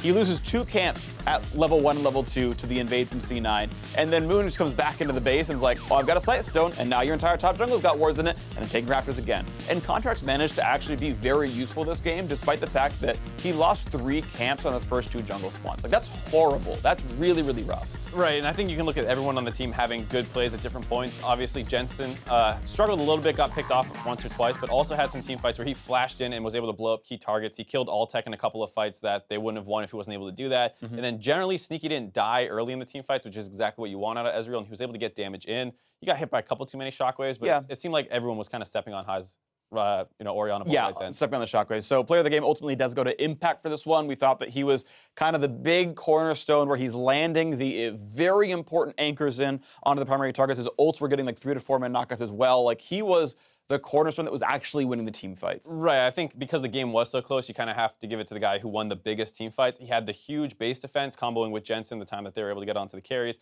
And then the final team fight where he TPs in and gets the home guard, he got a 4-man knockup ultimate by putting on the backline target and High. So overall, those last 2 team fights, he played really, really well. You got to give him a lot of props, and it's good because Impact, last time we saw him in week 5 was like, man, I played terribly. They benched him for Ray, didn't fix anything, they still lost. And so C9 bouncing off a 0-2 match week win. I believe they're both 2-0s actually game record wise. I know they 2-0 this one. I think they won the previous one that way as well. Right. For some reason I'm blanking, but I'm sure it happened because they're that good of a team. So C9 sitting in first place, and if everyone's firing on all cylinders and they feel like their internal issues got a lot better as well, as Smoothie said, yeah, we stopped playing pick ban. We understand that it's not just everyone camp for Jensen. Let's actually play as a team. Then the sky's the limit. I think their player skill is insanely high. These guys can all make the case for best individual per role. You may not say every single one, but they can all make the case for it. They're at least down in the that discussion, line. yeah. Right, they're in the discussion for being on the podium there, and that's a great thing. And Contracts, again, to talk about him one more time, I feel like he's been overshadowed for so much of this year. Where Acadian is like a hard-carrying Echo Fox, you've got Moon doing so many things on FlyQuest, and the question was, is Contracts on the best team, or is he actually a great jungler? And we're starting to see some of that. Right, and I think there were those kind of questions. I definitely had them as well. I think at least this week, he showed that he stepped up a lot. I think even game 1, he basically got the team snowballing, and they were able to use that to win. So I think it was a great bounce-back week for Cloud9 overall. FlyQuest did go 1-1 on the week. They still had their crazy picks. They did a little bit of that. This series at least a little bit more normal, and they showed that they can compete with the best when they do play standard comps. So I don't think there's any criticism there about that. It's just a little outclassed today. Yeah, so we're down to the last match of the day basically going on right now. There's only 3 weeks left after this one, and one of the teams that's still fighting for a playoff spot is playing right now. We're going to toss you over to NALCS 2, where Envy's taking on Immortals. See you there.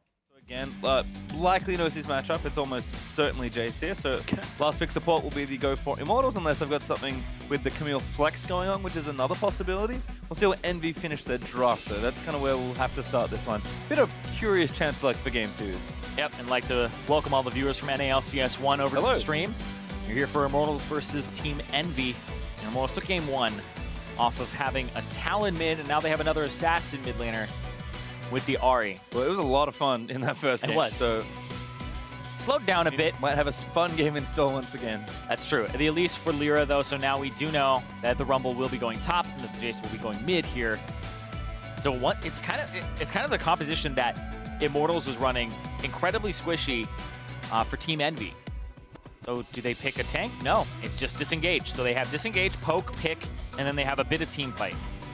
Certainly looking similar. Immortals already locked in their champions, though. So again, pretty brittle team compositions on both sides. So we'll see if Ole wants to go back to MF into that Zyra. Kind of an option here as well, but I don't think Immortals want to play defensive supports today. There's Ole for round 2 on Misfortune. Yeah, I feel like Ole will go for the Morgana or the Misfortune if they're available for him. The Misfortune's going to help him in the matchup, allow him to have some more pressure and turn what's usually a losing lane against Zyra into a winning lane.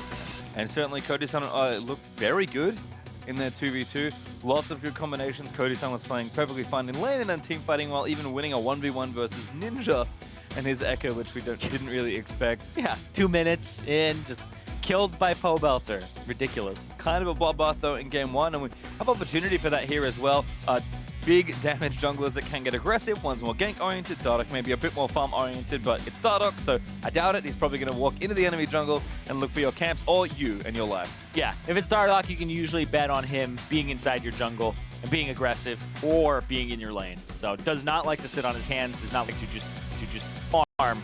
Because Lyra's actually had some pretty good games and had some pretty good instincts in terms of where Dardoch's going. Again, Lyra probably looked the best for Envy in game number 2, so we'll see if he can make the plays happen with Elise. Also, top lane, both these teams, I think, lean on their top lane in some ways. Flame loves to carry. When he's unlocked, the models look significantly improved, and Seraph has always been a big player for his team. If he can have a good Rumble game here and kind of bully Flame out and avoid potential disaster in the 2v2 or 2v1 that I'm assuming will happen at some point in the top lane, and things could look good here for Envy, but they tend to win early and then carry it through. We'll see what happens in this one, because Immortals won the early game, let the mid game kind of go, and then won the late game pretty handily.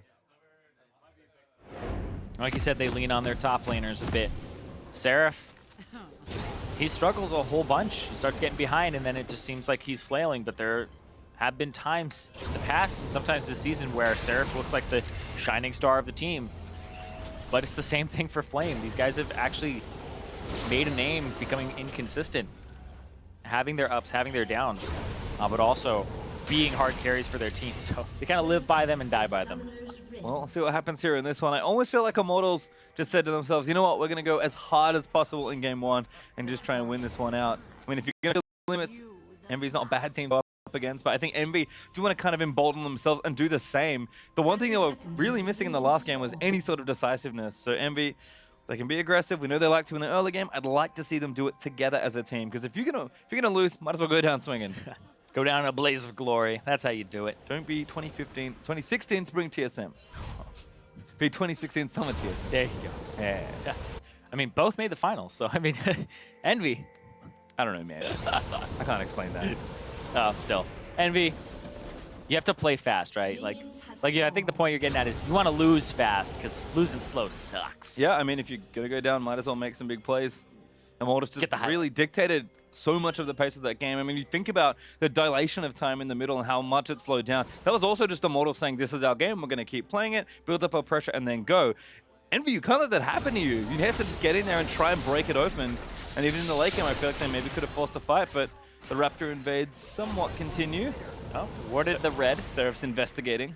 Does get that ward down. We saw that last game. Yep.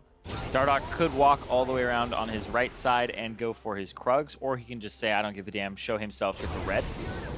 I think it's the right play to do because Elise otherwise invades you.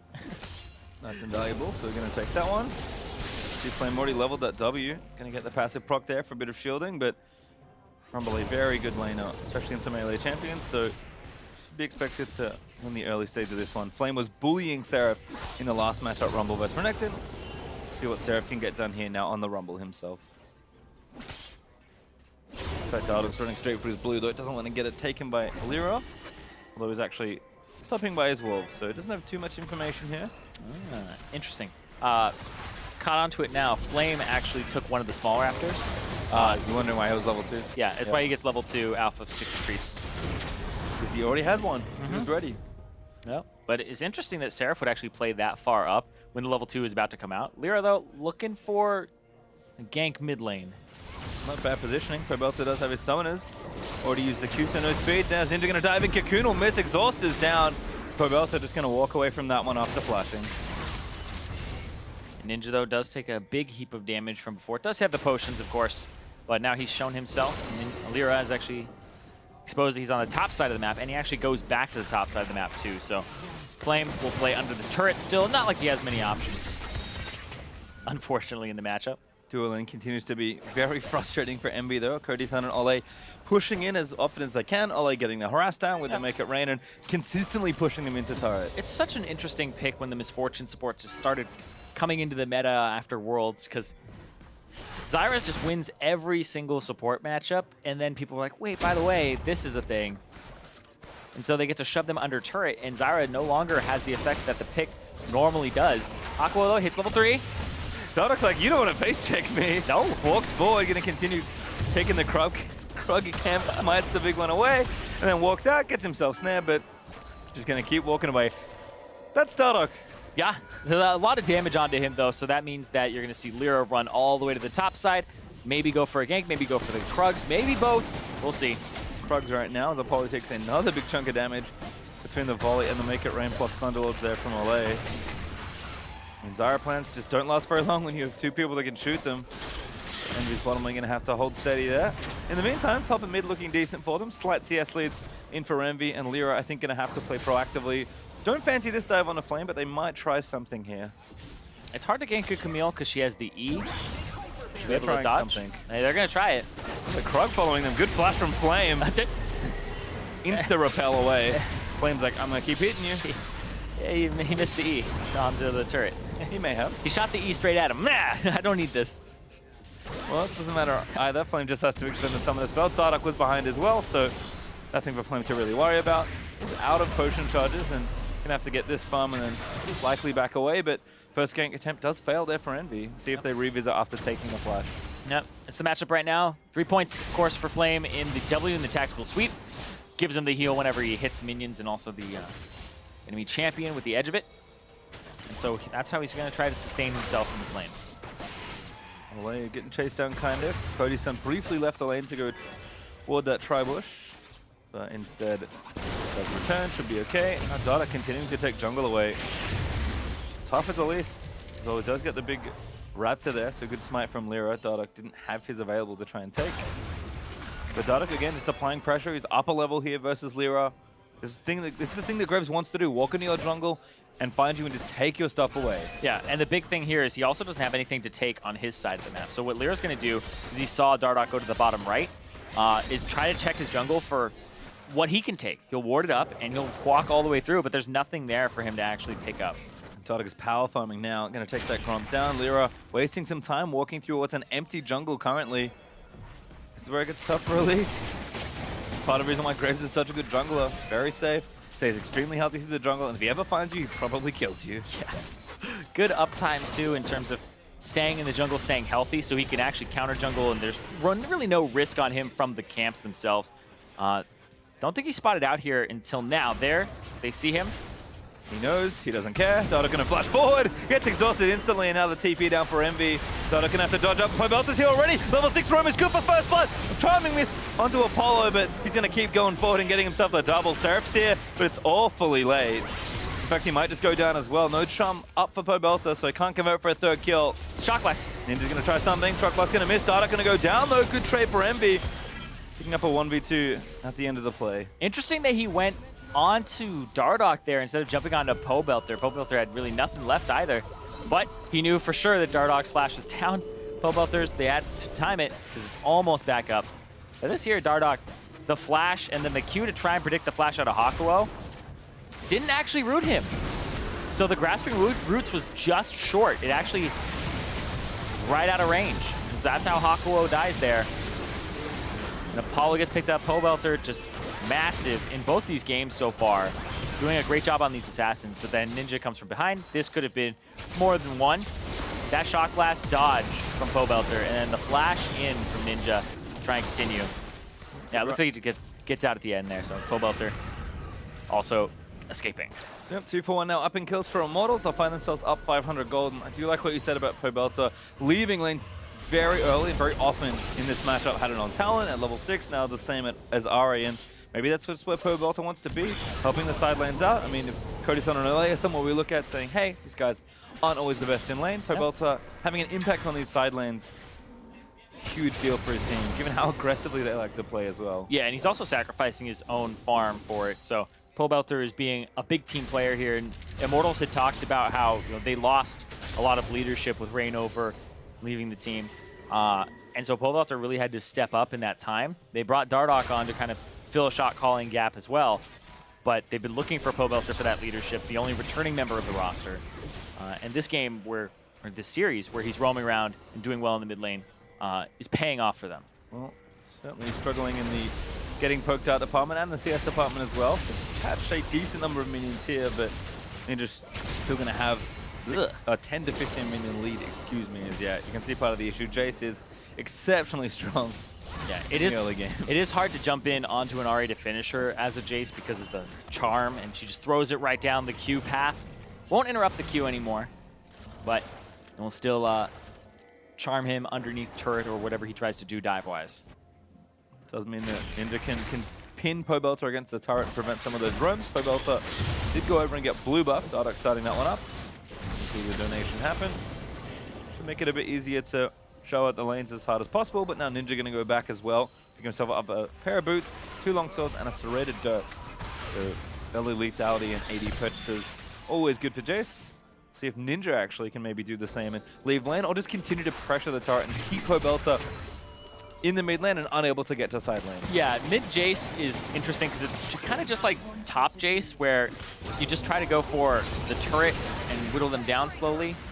Flame will try to make an outplay happen. Seraph already used his ultimate, so Flame just happy to use the sweep and get a bit of healing back. See, the CS is very even. In fact, Flame will be up if he gets all these minions at just a couple, so I'm not going to watch him miss one. That's unfortunate, but I mean, Seraph, we kind of expected to bully this lane, but Flame's actually playing perfectly fine. Doesn't seem too wide right now. And Seraph has used the TP back for lane, so it can't influence any objectives, let's be honest. Well, Seraph TP'd down bottom, and then he got an assist for it, but then nothing else really happened. So that's where he relieved his pressure, and Flame actually got kind of a free lane, got to shove it all the way to the turret. Got a few hits on the turret as well. It's like maybe 2/10 down or something like that, 5th. Got to just do some damage to it, but yeah. But the mid lane Jace, you're pretty much trying to kill your lane opponent or get their turret, right? Roams aren't as impactful as like an Ahri. He doesn't have CC. It's the reason that like top lane Jaces would always split push because they're so good at it, as opposed to, oh no, we're TPing in, versus like a Maokai TP, so much more impactful. Yeah. So Pobelter will roam and probably lose some CS, but Ninja will try to get the turret. And speaking of turrets, this continues to happen. Cody Sonanole looking for the first turret. Apollo actually get the W down. There's a try and get a kill. Arrow is good though. He's going to stop it as his top lane. Dardoch, Seraph, and Flame all in a scuffle, and there's Dardoch with a kill on the Seraph. Lyra, they're going to try and collect their trade on the other side of the map. Ninja's rotating down as well. Flash in from Lyra. Ole doesn't dodge the Cocoon, tries to sidestep it, but the patience pays off and Ninja gets the kill. And now are they going to go and try to rush for that first turret? No, it looks like they're all just backing off. Well, Immortal's going to try top lane. Yeah, Flame and Dardoch knowing they have to stay and at least get a trade here. I believe Envy will get the first turret here. Pobelter pushing it in. Ninja's going to rejoin, but 3 members a little better than 2. And it's going to be first turret over to Envy. There they go. Okay, cool. It was just the Jace backing off there, and they didn't need him, so it was the right call to have him go back to mid. but their topside jungle is forfeit. It's just going to be Dardoch picking up one thing. They're both also getting nice damage onto the mid lane turret. So. Yeah, which if he wasn't there, if Ninja wasn't there, then Pobelter may get this turret as well. So that was actually a really good call from Envy to just send Ninja there. And if it ended up being that Ninja was the difference, could have been big. Good time for Pobelter, but he's taking a try to little kill too him. much damage. Taco is here as well. Ninja flashes forward to try and finish it off. Shock Blast not going to reach on the TPs, and now Dardoch flashes forward onto Ninja. Its flame stuns him out of the TP, and Dardoch collects it. Yep. Stops them from actually going anywhere. Pobelter is here. That turret is super low. This might be another turret just going over to Immortals. Everyone here in time. Immortals already 1,000 gold up, looking to make it 2. Taking down this turret. Hardcore continuing to get poked out. He did the right thing, though. He got those minions. And if Apollo can get here and actually clear them out, they don't get it. Seraph's down as well, so going to be careful. Dardoch, though, getting aggressive. Does get the wrap scan, but he gets himself cocooned. Ole let the ultimate loose, but Dardoch is going to fall to Hakuho. And now Ole getting chased down. Pretty something. A bit of extra vision. Good blast going flash. As Apollo eats the arrow. Equalizer committed, but Ole escapes. Ole there with the flash. Flash auto, but not the one you expect.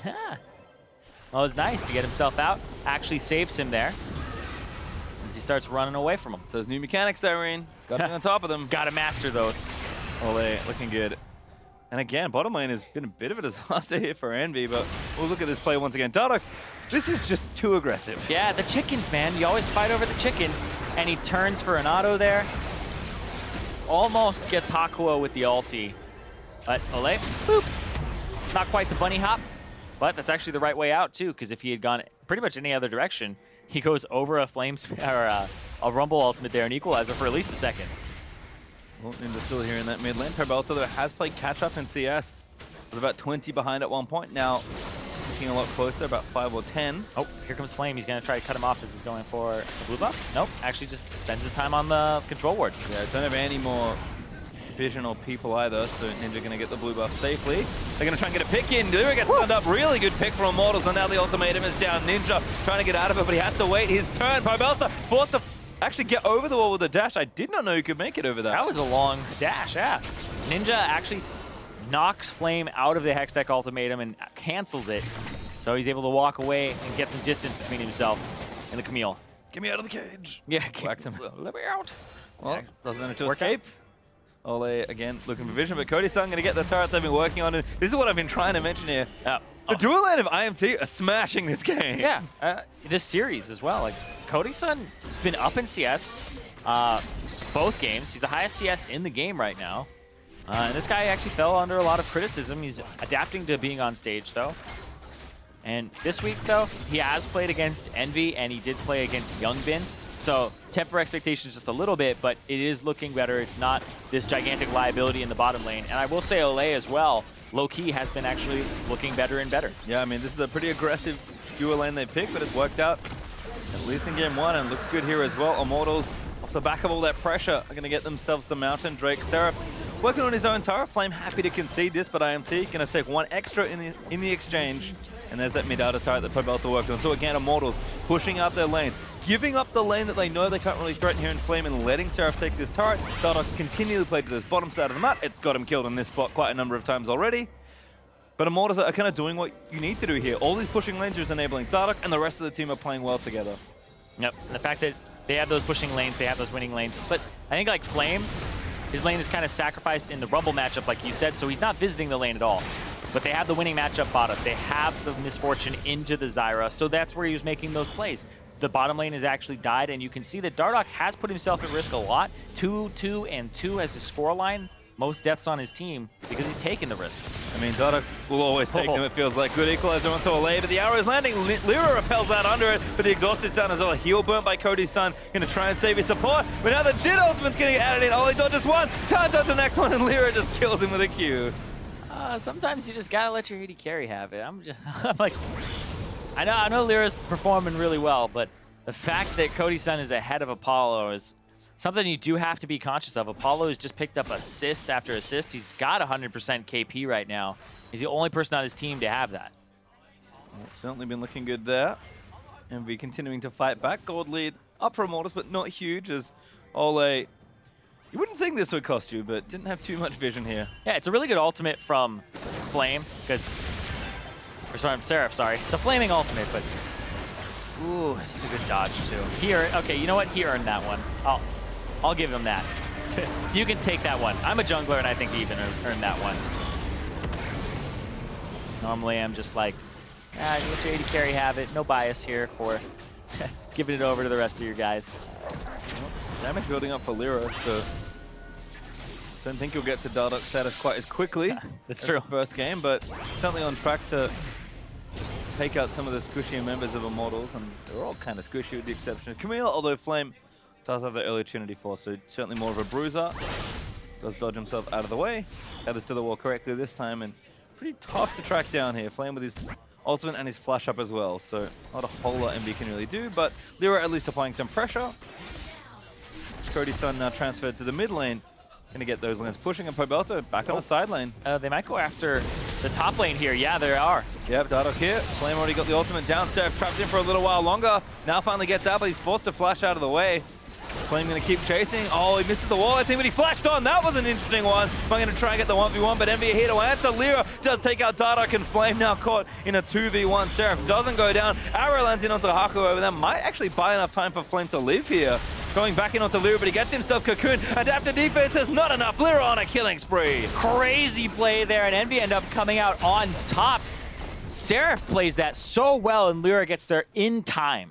Really nice, but Pobelta and Ole almost teamed up to take down Ninja. Didn't get the tier 2 turret either, but you can kind of see where these teams are applying their pressure. Immortals have had so much focus on this bottom side of the map. Their bottom lane's been winning. Dardoch's been invading this side. Pobelta's pushing down, and now he's down in that side lane. In the meantime, Seraph, he's winning his lane. They're going to try and win it as hard as possible. I remember we were talking about, never gank a losing lane, and the top lane is losing right now. Flame is definitely behind on Seraph, and Seraph, he's on the Rumble, who, he didn't really hit the traditional 2-item power spike of, I have boots, I have Haunting Guys for spell penetration. So Seraph, maybe he's a little less threatening than they thought, or more threatening than they thought. But Dardoch throws it out, not there in time to actually use a combo or anything like that, or get the ultimate off. Flame doesn't even make contact with the wall, it looked like. Seems off, but yes, he doesn't. And then Seraph gets out in time because Hakuo is there, and Lyra killed Dardoch on the side. Flame just wants to be a hero, but so good. Lyra, man. Lyra's really good. Whew. That was actually so good because he threw the cocoon at the wall because she's going to fly at you and get the stun off, and that was so good. That was amazing. Well, Dardoch Smoke Treads get him out of that sticky situation. Looks like a lot of the vision that was there has dropped off. Cody's in trouble, forced to flash. Now against the wall, not a good place. Just run away. Oh, they're going to protect him. Does manage to stay alive. Yeah, I don't know if he threw the arrow and tried to hit the Jhin. So I think it, yeah, it hit Seraph. Seraph body blocked it for Apollo. Yep. Used to see that with the Bard ultimate. Kind of a similar concept there for Ashe, although a lot harder to hit because it can of course be blocked by your opponents. Ninja getting blue buff, feels good for him as well. And he's kind of getting there on the item front, although Pobelta casually at 3-0-1 with a very good point of power for himself. Casually performing the best on his team so far, save for Cody's who's up in 30 CS, but hasn't really been a part of these picks, 20 CS at this point. Again, just Immortals taking their side lane farm. They seem to have these kind of, not lulls in the mid game, but they certainly slow it down. They want to play the map and kind of win. Well, clearly they are very good at doing this. I will give them credit for. As a caveat, kind of only went ahead or often went ahead. But when they fall behind, again, they tend to drop pretty far off that cliff. Yeah. But Immortals really good at this sort of clean rotational play. Pobelta's been in that side lane. He'll continue to be there until Immortals find an opportunity. Mountain Drake up in 5 seconds. Looks like one. They're looking for a pick here. Dardoch, they know that he's there. At least off on this side. Hits him with a cocoon. Who's picking who's? Irene Dardoch over the wall. Actually returns a large amount of damage there. Cody's does have the ultimate now, so if he can actually get a sneaky arrow onto somebody. Camille returning down to the mid lane, Flame booking it down as soon as possible. Pobelter just passing through. Might be enough here. Immortals are in position. MB, I think, have to find the fight. They can't really get onto the objective, although they do have vision supremacy now. See what Immortals want to do here. Dardoch healed up from all of the damage that he took earlier. Lyra has not. Eyal just took a small little chunk there. Let's see. Dardoch wants to go in. Arrow is going to hit it to Apollo. Really nice. Pobelter's just straight in, but he's going to go down. Zonya's going to get committed after the exhaust, and he keeps going for it. Wants to get the kill. Jace gets a shutdown though on Flame. Was looking for the flank, but he's just a little late. Apollo going to find the ultimate and snipe down Cody's son. Lyra and Dardoch fighting again, and Dardoch barely wins that duel. W not going to connect for Apollo. Immortals 2 for 1 down as Seraph going to try and chase it in. Oh, he's trying to get it. Ninja takes it down with a shock blast. Yeah, that's actually a bit of a win there for Envy. They take out 3 for 1, and I think they got that Drake. Yeah, they did. Immortals just couldn't get in position in time for a team fight. Envy had good vision, sweeped it all out, and then forced Immortals to come to them blind. And Pobelter fell for it. Pobelter did exactly what almost happened to him previously with Talent. You jump in, but this time it's the Ahri, and they have double exhaust. Haku has an exhaust, and Ninja. So this is really kind of bad. The Ahri jumps in, and this looked really good, but then the exhaust comes out. He has to blow the Zonyas, and then Apollo flashed away with the Ignite on him, and he's able to reset and restart this fight. And then I like how Lyra's fighting on the side, and then that kill comes out from Apollo. If Apollo dies there, that kill doesn't come through. They still have some pressure. Those shots don't come through. So it's just that difference in damage there, which changed it. Dardoch got 30 gold for his trouble. It does fall down to the shock blast. I guess he's doing what he loved best, stealing Envy's Raptors. He got the chickens. He did it. Not all of them though, he'll be back, don't you worry.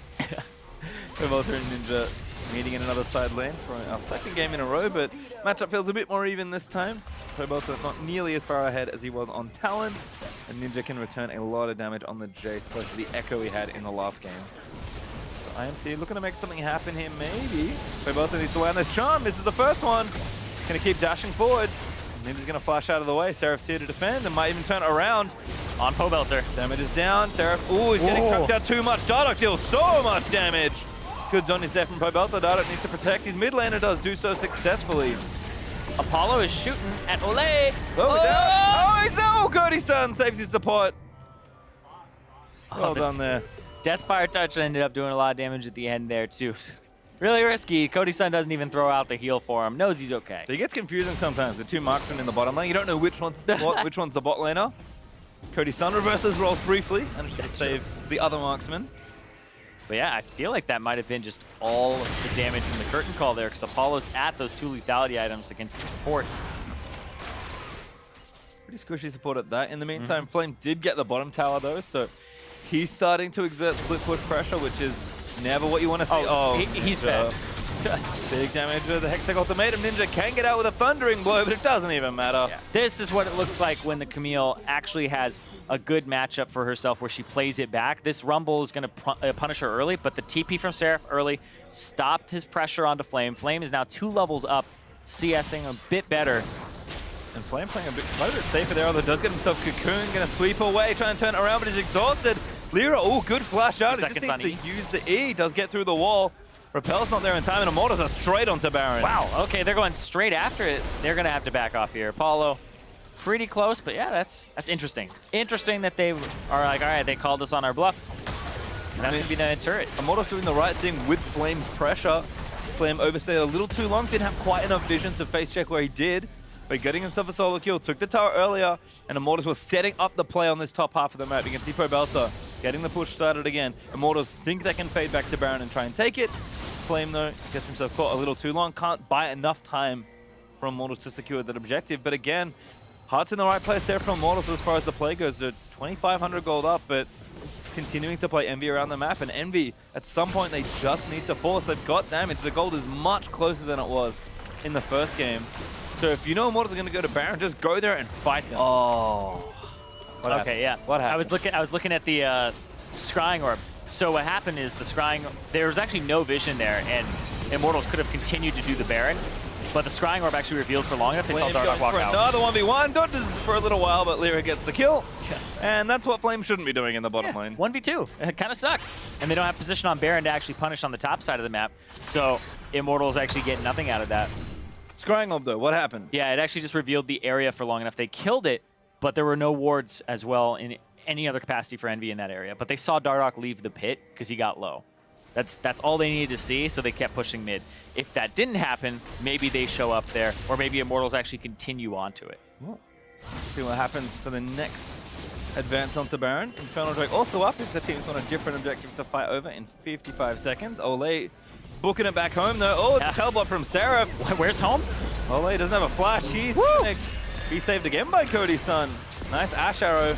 Commits the heal as well just in case. Didn't want to get taken out by the J Shock Blast. Be around Baron though, looking to threaten Pobelter. Good flank positioning on the left. Flame busy dealing with the minions on the bottom lane, but he does have his teleport if he wants to join. He's also at that 2-item spike where he has the Titanic Hydra and he also has the Trinity Force. So he does so much damage, he clears so quickly, and now you can continue to split push. One of the best parts about Camille. Good charm again. Hold on. Inda still dealing damage. Seraph's trying to here get out of a 1v2. Pobelter does have everything available. There's the first dash. First to get it around. There's another, but the exhaust is going to make it so tricky. Seraph gets himself his kill. Seraph, last time he tried to do that, he actually got charmed before his Zonias. This time he's like, I'm half HP, I'm going to do it now. And now Envy straight into Baron. Really good conversion just after one kill. Flame instantly tries to get there, but the damage is too much. Envy take Baron. Will they try to continue and fight them afterwards? Flame kind of tracking, but I don't think he'll go. That's the kind of play you love to see from Envy, though. Very proactive. Yeah. Reads the situation on the map, takes the kill, and then instantly decisively goes to the Baron. They take it, but even if a fight started, I think Envy would have stayed to play it out. Really good call from Envy there. And Immortals have to take that Infernal Drake as a prize.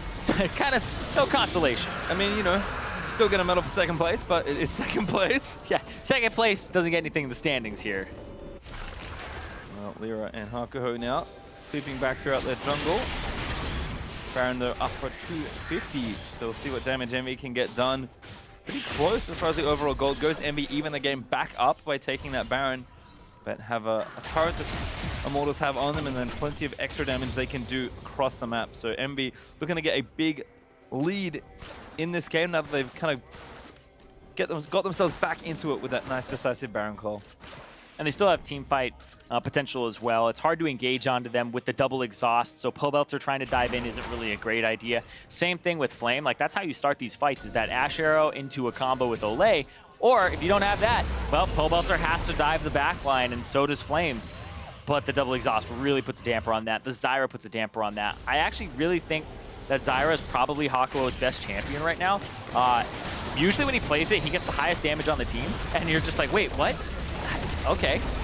It's so strange, but I definitely think it's his best champion right now. It's meta. It's something that allows him to be another threat on the team too, and to keep his carry safe like Seraph Ninja. Certainly drawn bans from him before, so is strong on the champion. Pobelter getting tagged by Apollo's W, but no snare there to follow up with. Immortals did take a turret though, now evening up that score after taking down the bottom lane tier 2, and not done at all. Envy still half the Baron buff to play with. Gonna want to try and take at least that top tier 2. Yeah, I don't know what they're doing right now. They're kind of clearing out vision. They've used over half their Baron buff. Dada got committed here, I think. Pobelter getting burnt down, but Seraph does dodge the arrow. Eats it into Hakuo instead. Ole letting rip, but Lyra missing that cocoon as Ole did flash out of the way. Ninja the chasing down, gets the kill with the tower down. Now Pobelter goes in, but he misses the charm. Yeah, it doesn't hit the charm, doesn't keep him underneath turret. They got to pick in the jungle there. So Envy, now they get to start pushing out that top side. They chunked out Pobelter as well. It's going to be a long time, though, before this turret gets to that top. It'll be about 15 seconds plus. Yeah, Sidewave's not really in the position Envy need. Again, not the strongest macro team in the NALCS, but able to brute force down a pick. Happy to convert into an objective before with the Baron. We'll see if they can still get stuff done. Like I said, Envy, they kind of just need to start some fights. Yeah, Envy, out of that Baron, they pretty much just get the Baron value of gold. Seraph goes up here. Unsafe route. Look at the position of the rest of the team on the map. Jace isn't there yet. Now everybody has to collapse. Great ultimate there from Seraph. Dardoch stays on it to try and kill him. Arrow comes through, hits Hakuo, and then this almost kills Hakuo, almost gets Seraph, but they both get away from it with flashes. And then Pobelter not quite follow up there. Doesn't land that charm. Seraph still guiding minions towards the bottom side with the Baron buff, but it's only 10 seconds left, so one turret and the Baron gold. Not a huge play here for Envy, but I'll try to get more here. They have the Jace, so he'll do a ton of damage to this turret. They're finally there. They've got this for not quite one wave. Does drop off now. IMC clean out the rest of the wave. Second cannon on the way, but cleared out instantly by Cody Sun and Ole. So we'll reset the map a bit. Envy up 1,000 gold. Yep. Isn't too bad, but that's it. They've got a lead, and that's a pretty small one. Yeah, and when you kill the Baron, you get 1,500. You get 300 for each person. So it's almost like you get the value of acing the enemy team. at 300 apiece. So that's pretty much what they got out of it, as the gold lead is 1,300 right now. Evened up the gold though, so that's good for Envy, and demonstrated that, hey, we can make a proactive play. You can see how far behind they were, because definitely that was helped a them. pretty big power play. Yeah, I actually thought it was more even than that, and I apologize, because as a 6,500 Baron power play, they ended up getting a decent amount of those turrets, got a few kills on it too. It was a little bit deceptive there, but it put them in the game, like you said. Dardoch, they're going to clear this out. There's a Mountain Drake on the way, which Immortals would love to take for themselves. Envy back in position to try and force a few more plays, though, scaling up well. Apollo does have that Infinity Edge, so we have started to see Jin kind of go back to some of these items. Not everyone's not really going full lethality anymore. Even Ninja mixing it up a bit. He's actually really strong on the Jace with a good amount of CS behind him, so poke is going to hurt probably the most it will all game long. Oh, okay. So I was looking at the Baron, and I was like, they weren't that far behind. They got that much gold during it, apparently, for some reason. Makes sense. Cody-san dodging out some ultis, though. More of my multi is Prox. Definitely aware of wanting to play defensively here, at least with some itemization. Dardoch, again, taking those Raptors with Lero. Gonna try and punish him for it. Nothing left to take now, though, but MV are moving in towards this top quadrant. Flame is actually busy on the bottom side, though. As you can see that gold difference back and forth. Been relatively close, but MV find themselves in the lead. Seraph goes down to answer Flame in the bottom lane, so should be able to get some work done there. And that next Drake is up in 55 seconds, so Envy love themselves the second Mountain. Immortals will have 2 good Drakes of their own. Might be able to get the Drake lead, and then of course Elder Dragon will spawn after that, so only 1 Drake left up for grabs here in this game, which is starting to go relatively long at this point. Yeah, these games, I mean, it's definitely a symptom of the teams not being able to play macro at the highest level. They're definitely playing well around each other, but it's finding out those small advantages they have over their lane opponent, or who has an advantage over another. Like Flame, I think one of the reasons that when Flame is ahead and he does so well is because it's kind of his default to go split push and go do something. That's how he got that bottom tier 2 turret. It was just his default. But hold on. Good catch on the Hawkwood pipe with the flashes straight in. Exhaust won't save you this time. And that's exactly what they need. I was talking about their engage, just Cody-san with an arrow, Olay following up maybe, and then Pobelter as well, but the exhaust is really risky. Dardoch has caught Seraph, though. Heal committed by Apollo to save his top laner. That's Mountain. Dardoch can take down the Raptor camp. Every time. Got to take the chickens. Hey, man. Gives you the most CS. That's true. Doesn't it? Does Krugs give more? Krugs gives 10. Oh my god. So it does give more. It's all through as many minutes as it takes to get the camp. So. CS to time ratio, chickens are much better. Immortals there with a second Mountain Drake for their trouble. Nice pick, nice objective.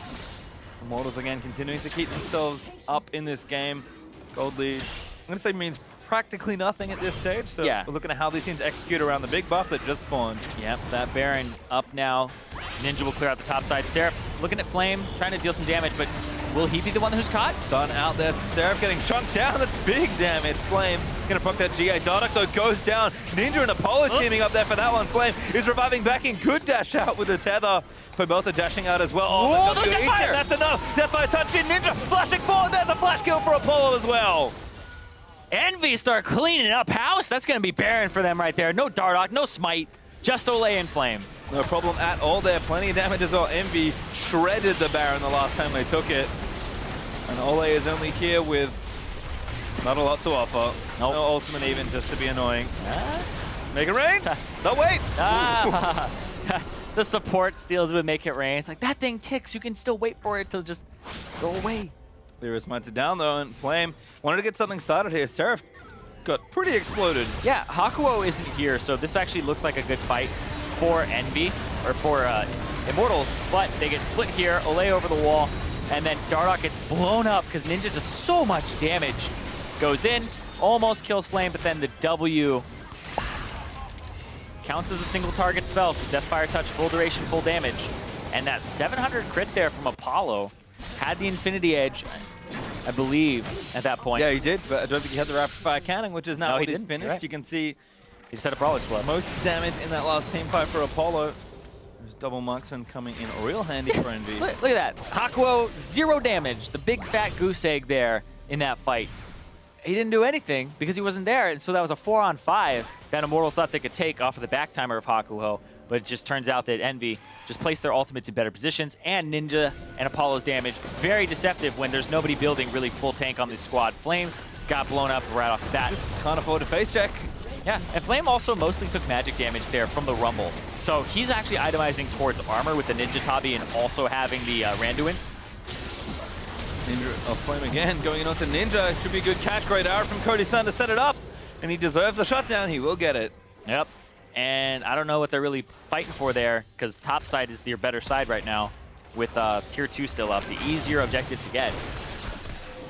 Little messy in the execution of that push. Envy gonna have to buy themselves a bit more time. Still Baron buff with a minute 45 left. But Immortals just need to delay and let the duration of that buff tick down. So gonna chill for a little while longer, but Envy again still up in gold. 3,000 gold is actually a decent, a better looking lead, I'll say. Yeah. I will say, though, like, there's a misconception of when you're playing defense, you play back on your side of the map. But what Immortals are doing when you're playing defense while the Baron buff is up is looking for the pick. They get the pick, and now they shove bottom lane all the way out. Because in order to, the time that it takes for a minion wave, even just to walk all the way down the lane and get to the other side, is going to be about a minute there, where he just treks it all the way down bottom lane. So you push it this far, and then you don't have to worry about your bottom lane for the rest of the duration of Baron buff. Yep, generally all you want to do when you're trying to defend against Baron is waste your opponent's time. Whether that's walking around the map trying to find you, clearing out minion waves that you pushed all the way down there, and Models managing side waves really well. And that's been, I think, a trademark of their play in general this season, but certainly in this series. They're really good at understanding the map, how to push them out, how to start a lot of good slow pushes, and that's why a lot of their wins have had kind of dilated mid-games that have looked very clean, and while some of their losses have looked like very messy, scattered, we don't know what to do losses. Because when they don't get everything prepped up correctly, it just looks a lot worse. It makes sense. Yeah, prep is a huge part of this. Like, the prep is sometimes hard to appreciate for the macro play, where whether it's pushing out your side waves or getting control of the objectives and placing down vision, because it's always about minutes before the play happens. And then you're like, oh man, it just so happens they have this pushing top wave. Like, oh wait, how did that happen? And you have to go back and watch it, because you can't appreciate it in the moment. You're kind of like, oh, they have this gigantic wave that they can push now. But it's like, who did that? And we do get one turret out of the deal though, so 6 turrets to 4 as Baron buff just wears off. Immortals though, like you said, lose pretty much the minimum on that play, in part due to their pick, and in general just keeping Envy occupied on the other side of the map. Envy do the smart thing, push on their strong side and get themselves a turret, but Elder Dragon's going to be up in a minute 5. There'll be a Baron in a number of minutes after that as well. And teams are still pretty close in gold. You can see inventories stockpiled with all sorts of goodies.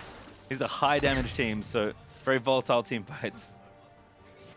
Elder Dragon in a minute will be incredibly important for both teams. One for denial for Envy, keep it away from Immortals. Immortals, that's really how they get back in this game. Hold on though, get back in the game. Seraph! Play again being made. That should be a kill. Flash. Ooh, good flash, but Probot's going to chase. Does get the kill, but has to run away further. Jhin Ultimate's going to need to be blocked by LA. He's taking it, but he's forced to flash out from under to the skies. Apollo catching Dardoch though, he's getting caught a little too far forward. Dardoch tries to make the play to kill him, but it doesn't work out. Teleport in though, Flame going to lock up Lyra. Doesn't put the ultimatum down, he got stunned out of the cocoon as well. Flame is pretty powerful, but he doesn't want a 1v3. Yeah, he's late as well. And it feels like a play that he should have been present for a long time ago. He's busy with top wave, prepping that up.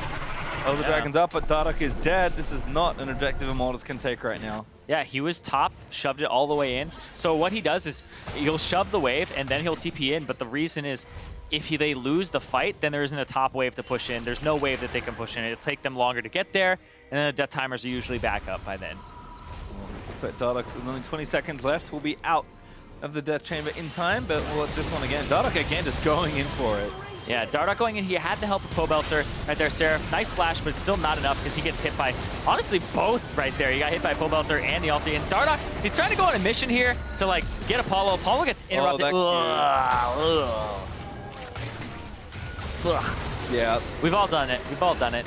Sometimes those walls look a little bit smoother than they are. The hitbox pops out, jumps right out in front of you. Betrayed by a few pixels.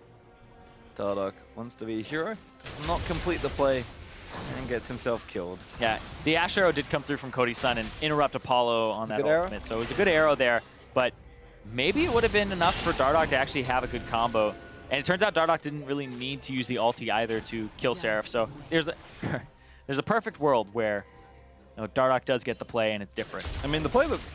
I mean, the theory behind the play is fine, but do you do that? Is I think the biggest question. And if you're Dardoch, the answer is always a resounding yes. And then I think he just says it's execution that was the issue. I think that's what he'll tell you. I mean, 4 and 7 as a scoreline. 4, 7, and 3. Execution was the issue. I mean, I'll say that every time. Dardoch, as always, he is doing things. What do you think about the things is up to you. But Dardoch, he makes things happen, good or bad. Yeah, that's true. And now he's getting chased, so see what he makes happen here. Looks like an easy escape over the wall, but Envy onto the Elder Dragon, not yet, but in the area at least. Again, clear division out, threatening Immortals, kind of making them come in, and every time someone walks through a choke point, Ninja's ready with a lot of poke. Yeah, but keep looking at how Immortals play this, because now they can't actually go to that top wave without risking anything going over, but if Envy come to the Baron, they can clear it out if they want. So Envy is straight onto the Baron, though, or at least in the area. Flame, yeah, he's going to see them start it up. Pork shot as well is going to reveal them, and Envy is going to chunk it down. Dardoch is so far away. Baron is dead. Another decisive call from Envy nets them a Baron buff. Oh, this is the point in the game where if this decision goes through, because it's double Mountain Drake, I don't know if they have enough damage here. Cody-san's going to get slowed down. He's caught. Ultimate block by Seraph. They're going to keep going in. Ole eats almost 800 damage off that one bullet. Dardoch gets even more poke. Have to run out from under the Elder. Speaking of 800 damage, now they have a gigantic winning wave top for Envy. They have mid control, and they just saw Dardoch. They saw him back. You're a crazy person. They saw him back. Why are you backing in that spot of all places? Very risky, but Envy is going to collect the Elder Dragon instead. Immortals don't have enough to fight back here. And Envy, 2 huge buffs to try and close out the game with.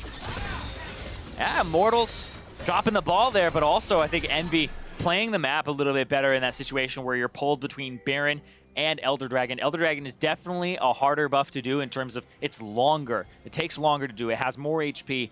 With a single Mountain Drake as well, able to burn down with the Jace, take that Baron, then they're able to run through, and I think they played it correctly with Apollo setting up the ultimate and slowing down Cody-san. No way that they could get their 80 carry to that and kill it fast enough. I mean, they're doing the straightforward stuff as far as macro goes, but I mean, Envy, I said all they have to do is be decisive here, and they've managed to do it 2 times in a row now. They've been around the Baron area, they've made the quick call, and they've just gone straight for the Baron. Immortals caught unawares, combined with just a good call from Envy, netted them yet another Baron buff, and they got the Elder Dragon out of this side as well, so they should be able to bust this game open and maybe even end it, given the strength they have. We'll see what Immortals can do on the defense, but this looks tough. Yeah. Equalizer down, almost killed Cody's son. Ultimate still moving out. Flame almost going to go down here. Might lose the GA, but the turret's busted open. He did lose the GA there. The Deathfire touch and a little bit of that residual from Seraph's ultimate equalizer. Look at that. We blinked for a second. They're both gone. Just do so much damage. True damage burn from this Elder Dragon. Deathfire touch. Oh, yeah. Equalizer damage. I mean, there's 3 Leandries on this one team. And 6 items on 2 different marksmen. Envy are not short on DPS. Not at all. Not in the slightest. So their composition thrives with. No tank, though, but it doesn't seem to matter here. Immortals don't have much of a tank either, and they can't find the angle on these engators. Dardoch again trying something with a flank, but Purpose is already dead. Dardoch is just chilling out in the brush. Finally goes back towards his team through the base gate, but that's 2 inhibitors down. Envy going to keep pushing in. Baron buff up for still 50 seconds. And Ninja is showing why Jace is just so disgusting. I'm surprised he actually made it through pick bans a few times today, because if you can play him mid and you can actually round out your composition with multiple sources of damage, he takes turrets quickly with his W, and then also those are like 800 plus damage Qs through acceleration gates. It is disgusting. Yeah. I'm having flashbacks to back when Nidalee was an AP mid laner. That would chunk people. I mean, I feel like the thing we look at here is like, Rumble Jace is that combo that people want, but Flame is going to make a desperation play. Instantly gets out of the way. Olay does incredible damage with the ultimate, but a big equalizer is going to separate them all. Envy just going to take it all here. Nexus exposed, a double kill for Apollo, and Envy going to push it to a final game. Game 3 coming up for Envy and Immortals. Back and forth so far. It has been a struggle game for both of these teams. We saw Immortals break the game open by having a sneaky Baron in Game 1, and in Game 2, it was Envy getting a pick, leading to the Baron for themselves. And I think that was definitely a much different game in terms of standout performers there. Ninja not having Pobelter get the better of him, even though Pobelter had a really good start to the game, Ninja scaled incredibly well, landed the shock blast that he needed to onto a tankless composition that has the Camille, but Flame is always split pushing. Flame is showing up via TPs.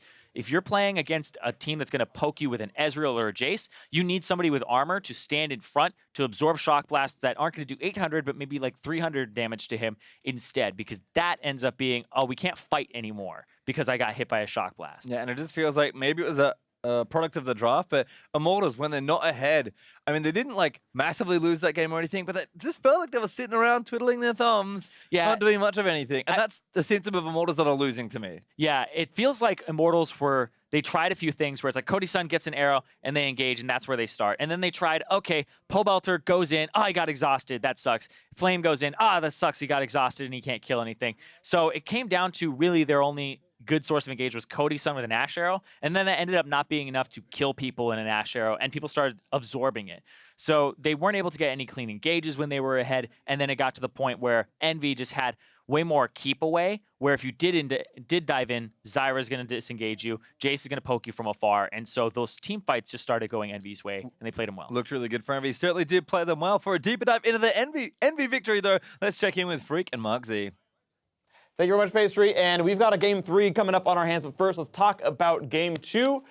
Immortals were winning, and then they stopped winning. Envy, of course, great comeback by them. What do you think? I mean, it was what looked like a great game for Immortals. We know that they're a little snowbally, and they had some good plays with Dardoch and Pobelter getting involved early. I think Pobelter was up 3 kills at some point, and they had a good dive bot lane. It didn't go perfectly, where they ended up going 2 for 1, but they were at least like pushing minion waves in the turret. Cody Sun was doing decent in lane as well. They had the Misfortune counter pick against the Zyra. Right. And for the most part, things looked like it was going well for Immortals before it kind of came off the rails. Right, so you can pull up the team comp graphic and talk about all the champions here, and I feel like the tools were all here for Immortals to win. You've got a Camille who got through laning phase okay, and generally speaking, you expect Camille to keep Rumble busy and just battle the 1v1. And if Jace wants to split push, then it's even better for Camille. She built all armor this game. You got, as you mentioned, a Graves and Ahri who were ahead, and these are not only 2 great champions, but the 2 best roles for turning their early leads into the rest of the game. And yeah, Ash MF, we're winning the lane early on. I got to give some props to Cody Sun, who's been getting progressively better throughout the year. It's his rookie split. You give him a bit of slack the first couple of weeks, but now he's been consistently, I would say,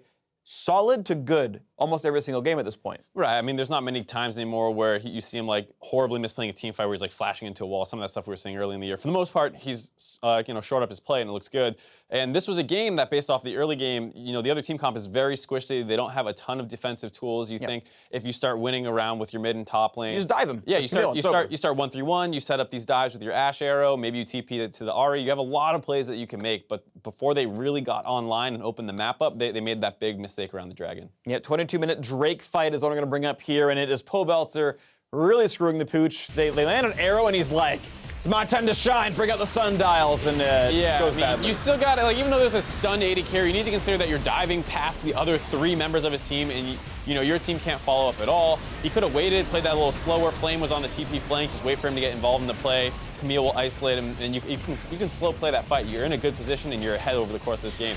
Pobelter throws his life away as the most fed member of the team, and then after that, it's pretty easy turn off onto the rest of Immortals, and Dardoch can't really get out here anymore, and it ends up being that 3 for 1. And after that throw, I thought Envy did a good job of kind of playing from an even state where it can be scary playing the Jace in like the kind of split push against the Ahri. There's a lot of members of the enemy team who can join in and start picking you off, but it was actually Envy who was getting a lot of pickoffs onto Immortals. Yeah, they're landing good cocoons, they're landing like really good shock blast chunks out here, and they've got, I mean, every single champion on that roster has some kind of like 1,000 range plus follow-up tool. Cocoon, grasping roots, and I mean, everyone has some kind of ability, and Envy kept finding these opportunities. Our second replay we're going to bring up is a 35-minute team fight that Envy wins once again, this time more off their own volition. Right, and this is after they kind of turned it around. We see Apollo actually had a decent game on Jhin as well, a lot of good ultimates. This one, able to get a number of members really low, and at this point, it was just they over-focused the Rumble a little too hard after they blow him up, and then Ninja actually had a really, really good Jace game. We talked about him kind of dealing with the 1-3-1 a little bit, but he also played team fights really well. He had a number of shock blasts. You see not the highest damage in the game, but there's a lot of high damage and members on your team. So you can't kill everybody, right? Eventually their health bars run out. You know you do well in the support. Zyra is actually last on the team. I think that never happens. I would be surprised if this. I wouldn't be surprised if this was the first time that Zyra actually got last place in damage in the squad, because she's normally doing a whole bunch. And yeah, at this point, Envy just kind of kept walking over the game. They closed it out. Wanted to give player of the game honors to Ninja specifically. It was somewhat of a toss-up. I think there were, some debates to be had. Lyra had a pretty decent game as well, but Ninja seemed to be making the most of the games. Like, he was the one saying, all right, we're going to follow through on this. I'm going to flash forward. He landed a lot of those 800 damage shock blasts that kind of cracked the game open, and he just seemed kind of he seemed most consistent in that regard. Some missteps because, hey, it's a sloppy game that's going to happen, but deserving of it. Yeah, I mean, for the most part, a lot of the plays that Envy were able to make happen were centered around Ninja. Sure, the Jace doesn't have the CC, but they would join him up, so you'd have the Jhin starting something off, or maybe the Elise, but it was mostly around Ninja who was able to convert into the kills. And aside from one time he got picked off split pushing in the bot lane, it was a pretty clean game out of Ninja. When that's kind of one of the biggest complaints that most people have about him, is that he tends to get caught out of position in places that... It's like way too aggressive. Yeah, most people don't get caught out in. And so this was a game where he was on the pokey, damage-dealing Jace, and he wasn't like frontlining or something crazy, which you sometimes saw last season with him on Victor. Yeah, so then let's move forward and talk about, as we've seen some Envy successes, I want to talk about Immortals a bit more. It feels like this is a team that tilts a lot, where you've got like games where Dardoch like hard carries, and games where Dardoch's like, I'm 2-7. I flashed into a wall. Ooh, guess I didn't kill you, Apollo. A little bit unlucky there. And like, yeah, and after this game starting so well before that kind of throw at 22 minutes, you are concerned heading into game 3, because we saw in the Team Liquid series where once things started going bad, it did not seem like he had the mental fortitude to bounce back. Yeah. It's been plaguing him on and off his whole career. We saw movies about it. It's a big concern, and he seems to have done better at certain parts over the course of this season, but it doesn't seem like he's totally over that kind of emotional response to games not going well, and especially when it's more off the back of his teammates, where I thought for the most part he was playing okay this game.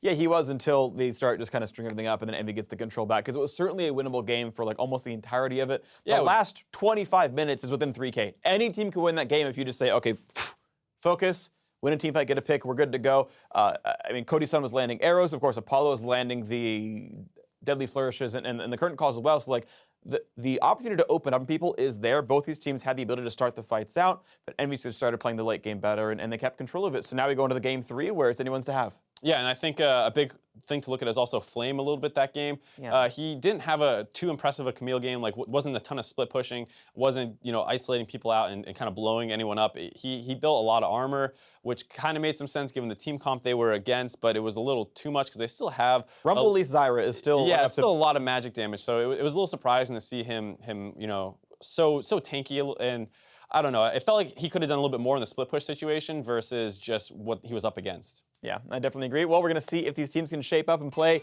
even better here into Game 3 to see who can close out the match, and we're going to see who can tie it up and who can win it. Just a few minutes, we'll be back with the North American LCS as Immortals continue to take on Team Envy. See you there. He's going to make a desperation play. Instantly gets out of the way. Olay does incredible damage with the ultimate. A big equalizer is going to separate them all. Envy just going to take it all here. Nexus exposed, a double kill for Apollo, and Envy going to push it to a final game.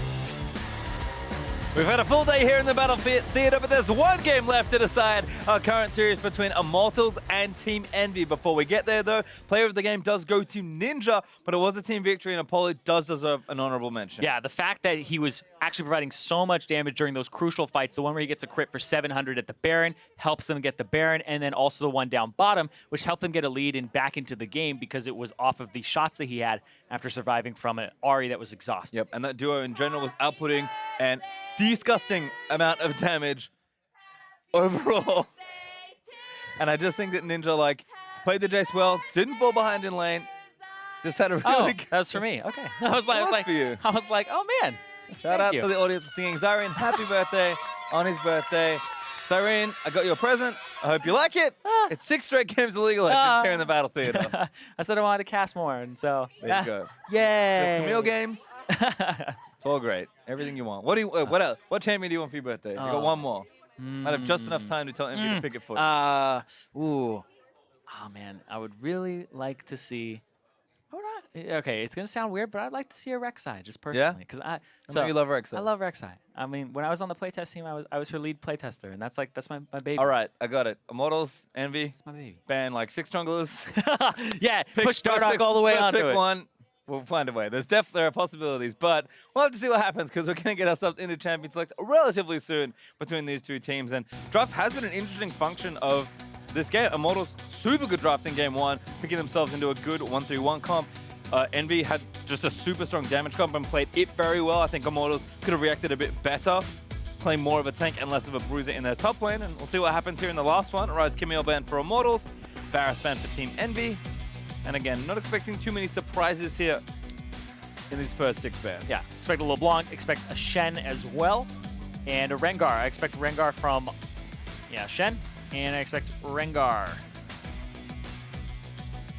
Well, there's Shen, and is there Rengar? Yep, there it is, taken away from Dardoch.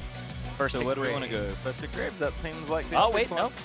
They love the Rumble. That's right, it's exactly what they did in game 1. Same band, same first pick here.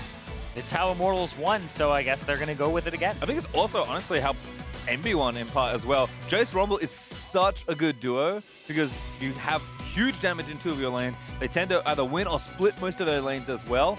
They can be super proactive if your jungle is aggressive, which both of these junglers are.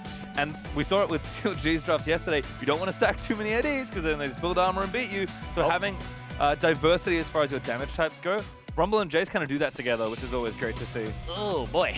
Okay. And so I think let's go. Yeah, they're actually, like you said, they're trying to actually diversify their damage palette so that they have magic damage top lane on Immortals. Now they can play the Talon or whatever they wanted mid. And Envy now have the opportunity to take that for themselves. They do take Talon. Talon Elise is the pick for Team Envy. I mean, this might be a little premature as well because Talon was played by Ninja previously, but now Pobelter gets to play whatever he wants into it. And I think Zed was an okay answer. Well, we got Malzahar as well to maybe lock it down. It's going to be support for Ole. Is Jin also for Cody's son? But going away from the Ashe, wanting to deny that Jin from Apollo, which, given the game 2 performance, can't really blame them for. And then a Renekton here for Seraph. Going to play this matchup again, maybe. I definitely think Renekton's incredibly strong. And yeah, they did lock it in there. This does mean that you should probably ban Ziggs if you are Immortals because they are probably looking for that in the bottom lane. Well, there's Graves ban for Team Envy, so junglers falling pretty far through the draft here. Team Envy picked one in their first phase, but Immortals did not. Maybe. That's true. Push them far enough down, maybe it happens. Well, Immortals, do they start things off as we expect with that Ziggs ban? Do they go in a different lane that they want to target? There's the obvious one. Good call there, Zyrene. Ziggs bot banned away by Immortals. Kha'Zix, I assume, would be the next ban here if Team Envy are pinching the jungle. Slowly but surely. Push him towards the purple monster. See what Envy want to do here. Do they have a different target ban in mind? We have seen teams start to split up their phase 2 bans some of the time, but not this time. Envy target down 1 role, and a second jungler in Kha'Zix is banned away. Man, you know what? If he does pick Rek'Sai, it's the greatest birthday gift of all, because it makes me right. That's true. I mean, doesn't happen on any other day but my birthday. It's also good with Rumble, so, I mean, conditions look good. Yeah, I mean, it's fair weather right now. And there's that ban for Immortal, so wanting to take that AD carry off the table as well. Kind of expected. Jungle target for one side, bottom lane target on the other side for Immortals. Yep, and they took away the Malzahar so that The Sivir or the Caitlyn are really what's up here, but you won't have the Caitlyn plus Malzahar combo available to you because Envy are last picking their support here. Zyra again for Hakuho. We'll have to see. Sivir is the first one here, so probably going to have a good team fighting any carry, but pretty short range here. And again, lots of AD being stacked. I do like the Elise to kind of mix it up a bit for Envy, but not nearly as impactful as, say, a Rumble unless Lyra gets incredibly far ahead, which is possible. But Immortals have to finish this team comp. We'll see what they want. Jace is open, so they'll take it. Cobalt are happy with that one. Should be just fine matchup-wise as well. And Ole... You get to take Exhaust, too. Yep. Super good against Assassins. One of the beautiful things of running the Jace mid, used to be like one of the beautiful things of running Corki mid, is you get to have 2 exhausts. So you really make the Assassins feel pretty worthless, and that they almost never have a time to jump in. And nope, that's the next one on his tier list, most likely. The Lee Sin is clean, so at least I get that. Certainly good. And there is Lee Sin, Jace, the last few picks for Immortals. We'll see what support Envy have in mind. Do they just go back to something like the more comfort pick for Hakuho in the Zyra? Had a good impact on it last game, but instead they went a defensive support. Lulu kind of the other good support into Malzahar. Of course, MF is the one for Ole, but I like this a little bit more here for Envy, adding a bit more team fight into their composition here. Yeah, a little more durability as well that you can just throw onto somebody, because Immortals, again, kind of a tankless composition. The jungler will eventually go into tank with Lee Sin. I mean, he's a fighter/bruiser, really, so yeah. Dardoch isn't going to offer that much resistance. Envy on the other side are using this Lulu pick to transform Renekton into just a fighter, into more of a full-on tank, at least temporarily, with the ultimate and with the shield. So Envy certainly looking to, win early, which they love to do. They've got a good top half of the map to do that with. But then if they have to get to team fights, play 5v5, it's kind of what happened last game for them when they won. Yeah, it's interesting because Envy have a snowballing composition with a Talon, a Renekton, and Elise. You can get early leads. You can just run over the top side of the map like you were saying, Pastry. And the bottom lane is kind of their insurance. They brought a wave clear AD carry when they already had Varus off the table, and Caitlyn would have been kind of the next thing down, but it's still not as much wave clear as the Sivir. So he's kind of the insurance there for if the Talon gets behind, you still have a way to clear the waves and to stop siege. And it's smart from Envy. I think it fits exactly how we want their team to play. Aggressive top half of the map that can snowball, more consistent team fight side on the bottom half. Immortals on the other side, they're pretty much doing what they did in game 1, just picking all damage. Yeah, absolutely, but this is what we've seen this whole series, bashing each other's heads against each other, and so we're seeing a ton of carries and a ton of damage. Well, it's been a lot of fun so far, so we'll have to see how it all works out. We are going to get ourselves into our final game of Week 6, Irene. You and I will get the honors of rounding out this one. We're getting closer and closer to playoffs. But IMT and Envy have one game to play left before Week 6 is done and dusted. We had an awfully fun Game 1 and a pretty fun Game 2. I'm expecting a bloodbath. Immortals seem to just want to hit the go button as many times as possible. So we may see a bloodbath. I think we're probably going to see a lot of exhausted people. There's 4 exhausts in this game. Man, it becomes really difficult to make plays, and so people might get a bit paralyzed by the fact that the exhaust could come out. Get that gold, Hakuho. You get that. He has stolen so much gold from Cody-san. Ole trying to answer back. Ninja's here, though. Rakes out. Ninja not going to get snared up either by the W. Cody-san, not the best level 1 skill for him to have, but isn't going to hurt him too much. And good bit of gold early for Hakuho. As MB do try and play aggressive. IMT forced to back, but we'll make it to lane with plenty of time.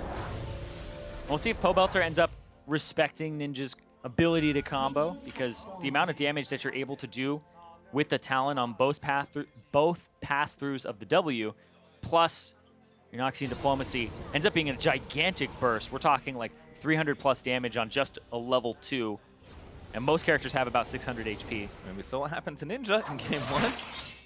See if Ninja can do that to Pobelter. A little trickier without the Ignite, but I do like the defensive choice here for Ninja. Gets a ward down early, and now Dardoch going to get a bit of help from Flame and starting blue buff. So the first non-Raptor invade game in a while. Both junglers actually starting on their blues. So what he ends up doing from there, Lee Sin invading the blue, or actually, sorry, taking his own blue is really strange. Usually means you're going to go do either that full side of the jungle, or you're going to go for something interesting. So much damage. What is... Oh, yeah. Gets chunked out there. And that's the combination as well that you have to watch out for. The reason that this started popping up is people are like, oh, Malzahar is really good. Oh, Jin's really good. And then together, they ended up making a really good combination because of the fact that he's the only AD carry that has pre-level 6 CC root, besides a Caitlyn trap, but this one is much easier to land. That allows the Voidlings to just nom away at somebody. Early trading there for Ninja as well, but he's got 3 biscuits for that longsword start, so should be plenty healthy in these trades. Pybelta just with the Doran's Blade already used his 1 consumable. We'll see if Ninja continues to hammer there. Also went Storm Raiders for Ninja, so playing definitely more for the skirmish in the team fights rather than just the direct lane impact. Yeah, the Storm Raider Surge is the get in, chase them down, they can't get away, and then get out. Because there's so many lethality items now. Like, one of the changes that happened around the time that Talon got reworked was there's so much out-of-combat movement speed on things like Ghost Blade and all the lethality items. But so he doesn't have to buy those mobility boots. But talking about level 3 dive here. Flame gonna get snared up. There's the stun from Seraph as well. Absolutely massive play. Huge first blood for Lyra. Man, the reason that we're seeing this Elise so much is that people are getting pushed down the tier list a bit. But I will say, Graves was still on the table, Kha'Zix was still on the table, and Lyra's just like, no, this is a comfort champion for diving and getting these snowball lanes ahead. Both the Talon and the Renekton are easy pickings then that you can go to those lanes and kill their lane opponent. Perfect looking dive there from MV. Flame held on to his flash because he didn't have an opportunity to use it. There's no flash in sight either for both of Envy's people involved in that dive. It's just super easy for them to pull off. Really nice stuff. It's been a while since you've seen a good old-fashioned top lane tower dive at level 3. Yeah, and it's really strange too. Dardoch's route was do blue buff, back, didn't smite or anything like that to get HP back, then went to the bottom side of the jungle, full cleared bottom side jungle. Lyra kills top, and now he's going back to his top side jungle, but it's completely warded out, and he'll get spotted when he starts doing his Gromp here, which will now actually key Lyra to do whatever he wants. He's probably clear the remainder of his jungle and get the Raptors and move. Yep, double cloth armor now for Flame, so aware of the damage potential of Renekton early. There's double Dorans on the other side for Seraph, so trying to make that all count. Bottom lane though, much more even as far as early CS goes, so a little bit of trouble for Envy. Taking too much damage from Jin Malzahar, but should be a pretty straightforward lane for Apollo and Harko. Only really just need to get things pushing. Cody-san and Ole, not the same super strong duo lane they had with the Ashe MF, really able to bully out early. A little more finesse required to get some damage done. You don't just kind of spam your AoE at. Hello! Dardoch spotted! Does get himself over the wall. Lyra's going to chase. He's got the red buff. Huge going to miss from Pybelta. Just so much damage. Ninja over the wall though first. He's going to get himself Thundering Void back over. Pybelta going to go down though. Great combo by Envy. You can't keep him out. He's just going to hop over. He's going to flash over. He's going to keep getting in there. Oh, the exhaust. I was talking about him. They keep coming through. They just throw off your damage in your head. You're just like, I can do this much. No, you know you can't.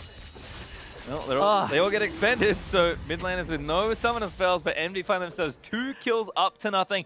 1,500 gold ahead at 5.5 minutes is real good. Dardoch going to look towards the bottom side of the map here. Something needs to work. Exhausted down onto Apollo. That snare did not connect. And now another dive for Flame here. He's going to go down. Lyra tanking for as long as he can. Needs to repel. Doesn't have it. It's a trade there for IMT. I wonder where the repel was there. Possibly on cooldown, maybe close the gap or something along those lines, because that just looked like, oh, kill that didn't have to go over, but they blew a flash on Lyra, blew a flash on Flame. Lyra's was from before when he went over the wall at the Raptor camp. But then immediately, like, he almost died, and he's like, nah, I'm going top. Boom. Still actually just being present on the map, caring more about his laners than his own jungler, CS, or any of those. Yep, he's got mobility boots. He's keeping up decently in CS, but he's on a mission. Looks like Envy are just going to maybe even try Snowball Seraph as fast and as soon as possible. He is the 20 CS ahead already, as we'll watch this one again from Lyra. Yep. Flash the Cocoon. And yeah, plenty of time. He must have not had it then. Unsure. But down bottom lane, Apollo, the root didn't land because he actually hit his spell shield in that time. So, not able to get caught out there. Smart stuff from Apollo, and actually dodge the gank. Kind of chunk out Cody's son. Immortals don't get nothing there. And it's Envy that's dictated every single play in this game so far. 3-1, still up in kills and up in goal, but that one was just a trade from maybe a misplay from Envy. Yeah, Lyra's actually a surprisingly good jungler. Dardoch talked about it before game 1 in that little play that we had, a little sound on tape. And he was talking about how Lyra, you shouldn't underestimate this guy. He's actually a good jungler. He's actually quite good. So right now, looking for another dive. The Elise, he's just trying to take over the game. There is no hesitancy here. They are going. Oh, Ninja straight in. Good silence there from the Malzahar. Cody-san gets one, but it's going to cost him his life. Ninja is going to go down as well. That shield! Shoot! Silence is enough. Olay snipes him. Oh, that ends up being 2 for 1. There is no hesitance there at all. Lyra, again, no repel. Gets targeted by the turret, doesn't drop the aggro. If he dropped the aggro, it still would have gone to Ninja, but that was just way too aggressive. Yeah, and Envy might be playing a little too far forward. I did check. Lyra just didn't hit repel in that gank. Had it. In the top one? In the top lane, yeah. Oh, God. Just didn't use it. What? That's like that. Okay. I don't know what to tell you. Man, he's a mixed bag. I'm like, man, he's playing so well right here. He's got to have it, right? Oh, his silence for just... Yeah, they played that so well. Just barely. Just barely. That silence duration had just almost come off. We got more action. No time to analyze. Hakuho. Exhaust maybe going to stop it all. Blue block there from Apollo. Silence again. Yeah. Things can't chase though. I don't know if they were expecting that because he's actually maxing silence first. He's got 3 points in Q. Sometimes you put it into the W for the extra damage, but it's that silence duration that actually goes up every rank. And so it was just enough to get him a kill on Lyra. Really nice stuff there. Olay, a little unconventional, but making it work here. Defending well. 7 kills already in 8.5 minutes. We're on track for the bloodthirsty game I was kind of expecting, but a blue buff still here from Lyra. It's going to be nice stuff there for Envy. Yeah, it's interesting as well because when we're talking about Olay, it's like you can probably leave Malzahar up against him because he's not going to pick it, right? We talked about this series. He'll pick something like the Misfortune if it's up. He'll pick the Morgana, right? But turns out that Olay, not a bad Malzahar right there.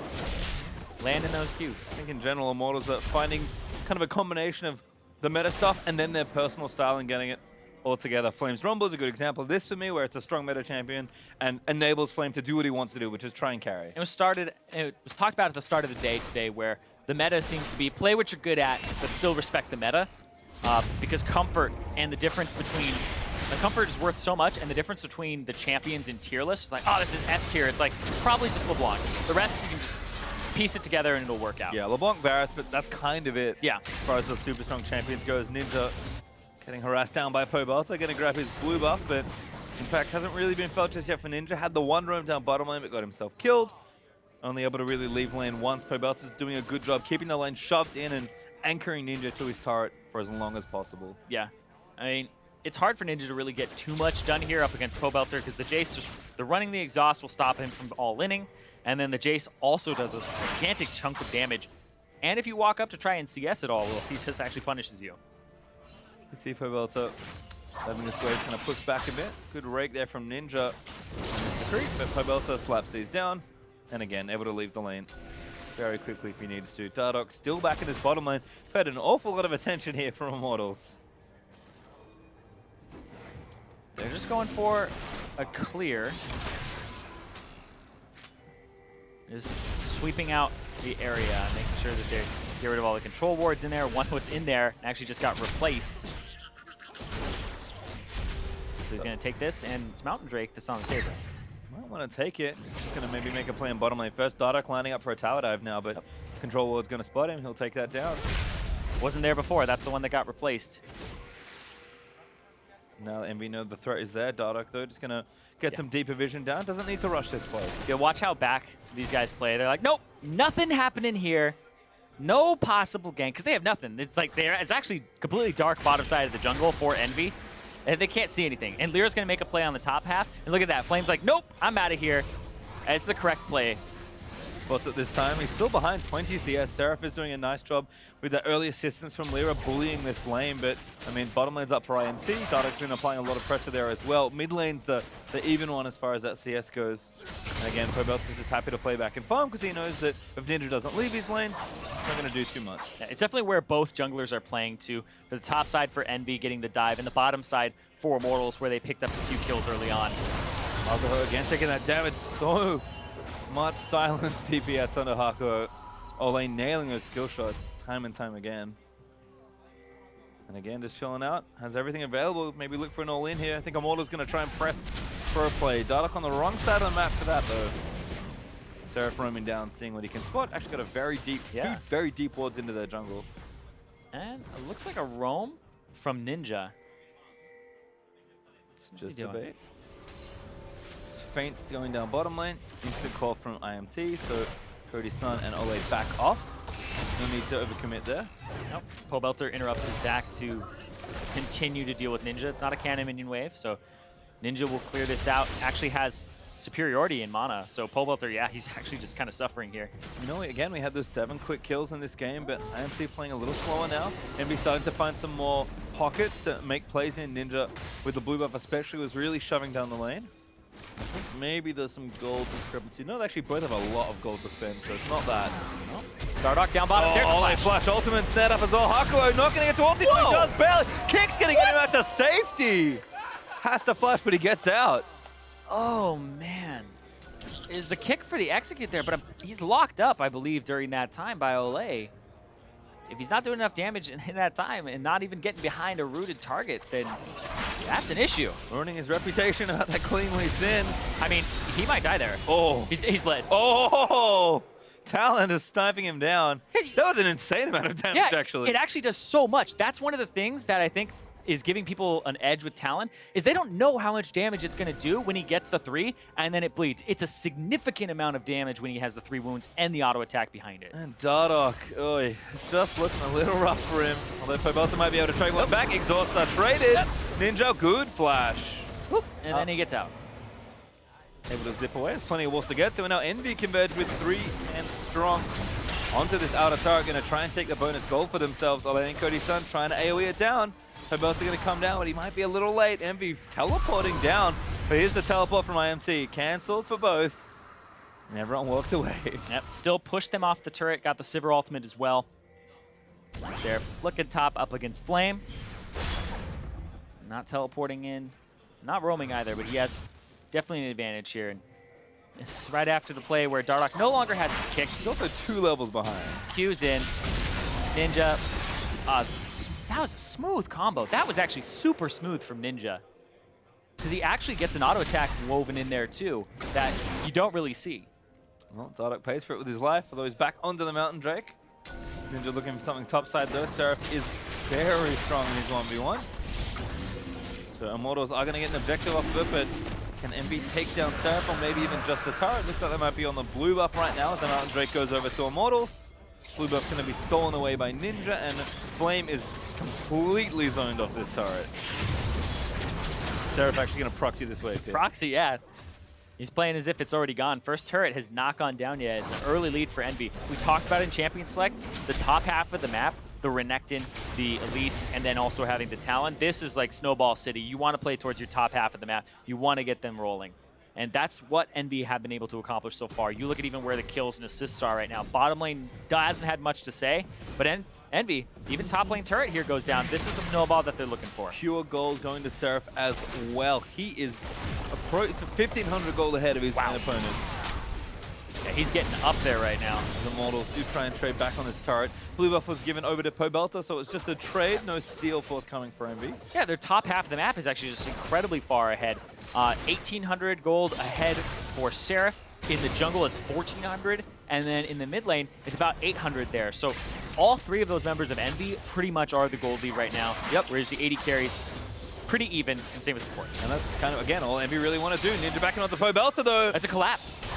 Does leap down. Damage is in there, but Seraph actually diving in. Lyra here as well. Cocoon's going to land in, and Ninja gets himself the kill. This is getting really scary for Immortals. And Envy, if they win this, that'll put them at 3 and 9.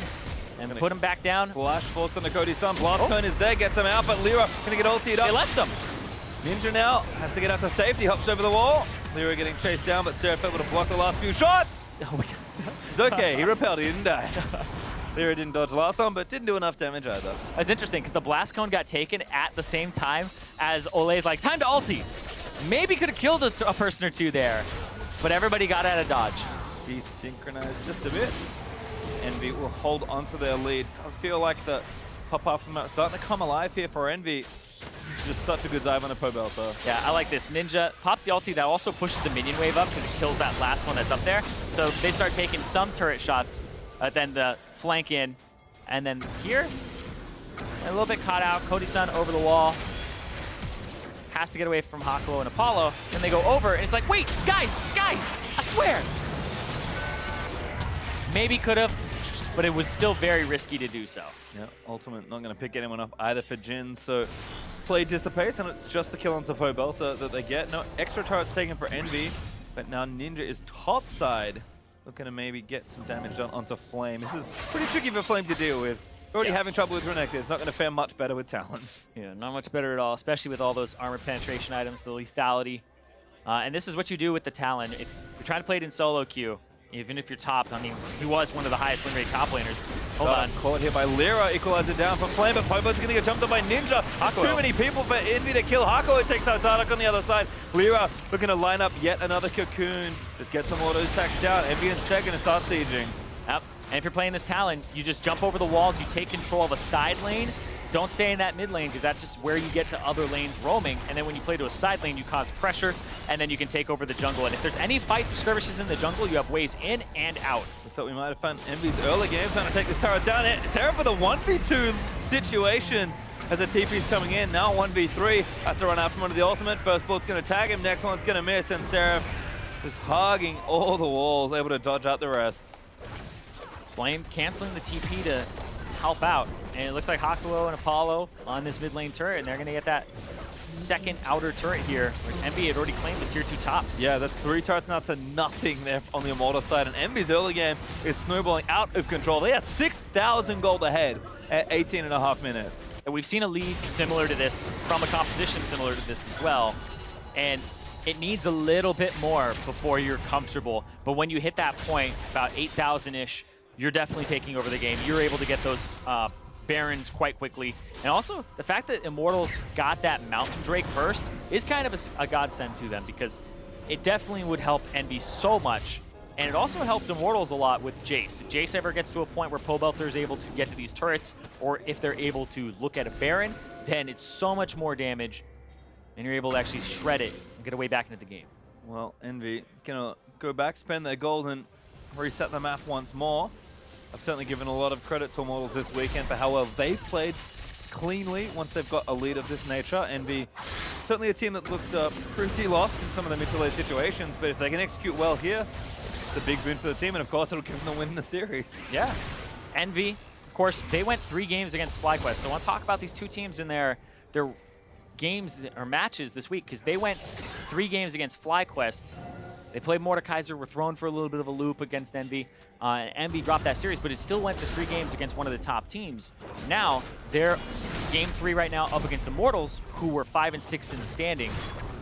And if Immortals lose to Envy, Immortals will have lost to Liquid and Envy, who were the 2 and 8 record teams, the tied for last place teams in the NALCS, and that does not bode well for Immortals at all. That actually is a big red flag. No, if you're Immortals here, sitting at the spot you are, kind of in playoff contention, just barely, you're looking at this week saying, these are the easiest points we're going to get for the rest of the season. So O2 is a disaster in so many ways, and for Envy, it might be the momentum they need to push themselves up. They might not make playoffs, but there's still a chance, and you know, the only way to do that is just keep winning. Yeah, but if you're Immortals, you're actually, like you said, in playoff contention, but there are teams catching up to you. Echo Fox now have a 5 and 7 record themselves, whereas Immortals are at 5 and 6. They lose this, they're tied with Echo Fox, and then Phoenix won another game, and then we're seeing all these teams kind of jockey for position up a little higher, so Immortals risk dropping down. Flash ult there from Olay. Ninja going to get snared up by the Jin W. Dada kicks him right this time, and Cody-san collects a freebie. Well, they're going to trade it for this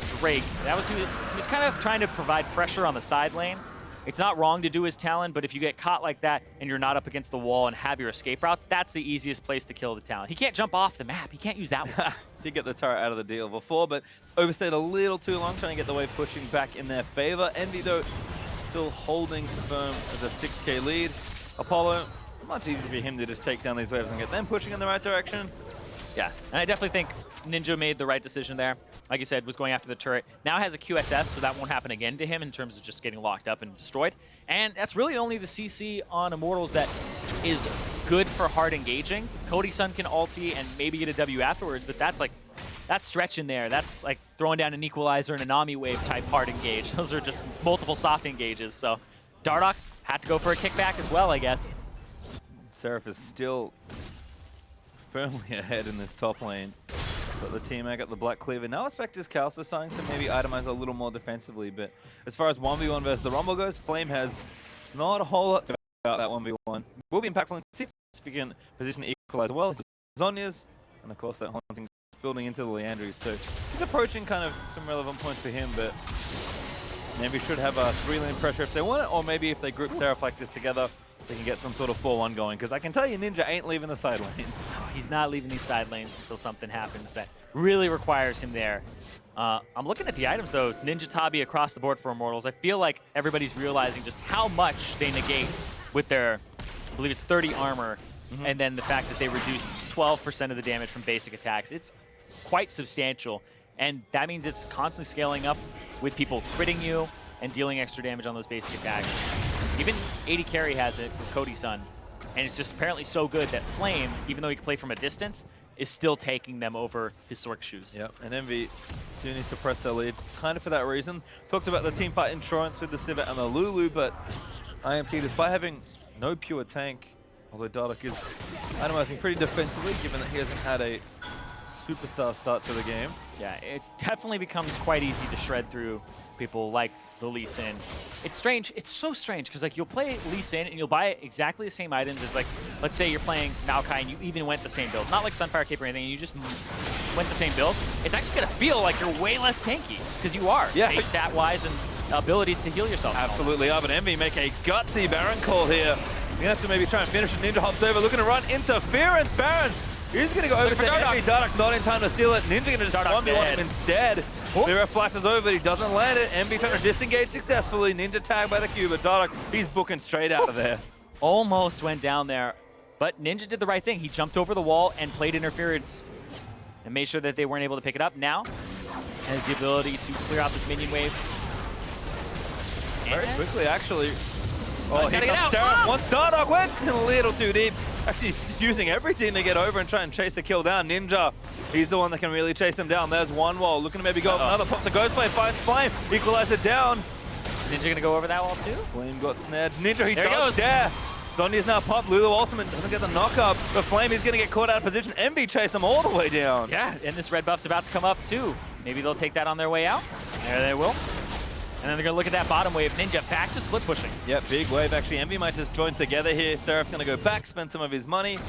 But Baron up here should leave Envy a lot of options to push down. And top wave as well also has to be dealt with by Cody's son. Envy starting to build a huge lead. Like one more turret and they're 10,000 gold ahead. Yeah, I like the call. Exactly what they need to get this composition even further ahead, snowballing. And now you look at Immortals, it's not really a wave clear comp at all. Sucks to deal with these melee minions that are buffed up by the Baron buff.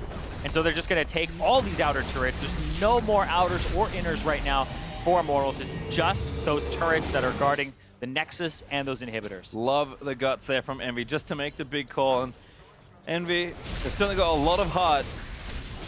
If we can take nothing else away from this series, pretty much like all their success in this series has looked like just very strong Baron calls, committing to it as a team, doing it together, and looking really clean while doing so. It's not like, it's not random situations they're finding them in, but they're taking the riskier path, and it's been paying off for them here, because in game one, they were just floundering. Yeah, and I think the interesting thing here for Envy is when they play snowballing lanes, and there's a good early game for Lyra when he's playing something like the Elise that can dive and it's super easy, even if it's not exactly like quote-unquote meta like Graves, Rengar, Tyr, etc.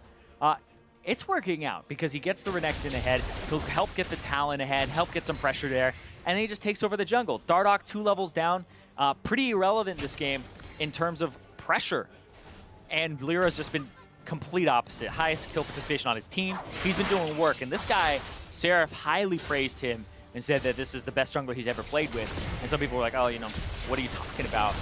Lyra's actually been a silent performer. The record of Envy does not actually accurately reflect Lyra's performance. No, and they've just been on the rise in some ways. Early games have looked good, starting to convert that a little better. We'll see how they close out this game, because the Immortals are backs hard against the wall right now. Yeah, if Lyra gets those repels down and doesn't give up early kills, then he's good to go. Had to bring it up. Nah, I do. I mean, we never criticize people, so. That's true. I'm just kidding. That's not true at all. I mean, Immortals, I hate to keep repeating it, but when they are behind, it looks rough for this team. It's not even just like they don't know what to do, because I'm sure they know what to do. There's something in there mentally for this team. It just feels like they Well, it feels like Flame just keeps split pushing. Dardoch keeps going for the same play over and over again. It's kind of like the definition of insanity. Yeah. Where if I keep split pushing and I keep trying to make this play, eventually it'll work out. It actually just makes him fall further behind. Yeah, and the thing is, you know, when you're ahead, there's a great thing for this team to do. Yeah. Flame's really good in the 1v1. Dardoch is a big playmaker for this team. Yeah. But when your tendencies don't change based on the situation, you're going to look a little like this, as Lero does ridiculous damage to Flame just there. Exactly. I was talking about it before, where Flame's default is to go to a side lane, push, get farm, regardless of if he's ahead or behind. When he's ahead, it looks way better. Oh, good. Ole's going to try to ult him as soon as he comes down. Oh, yep, there is the ulti. Ninja, they're going to try and assassinate him instead. Spell shield's off, but Ninja has to keep running away. Flame forced to burn the zombies. Just good shots from Cody's son. Does deal damage to Ninja. Not enough to take him down, though.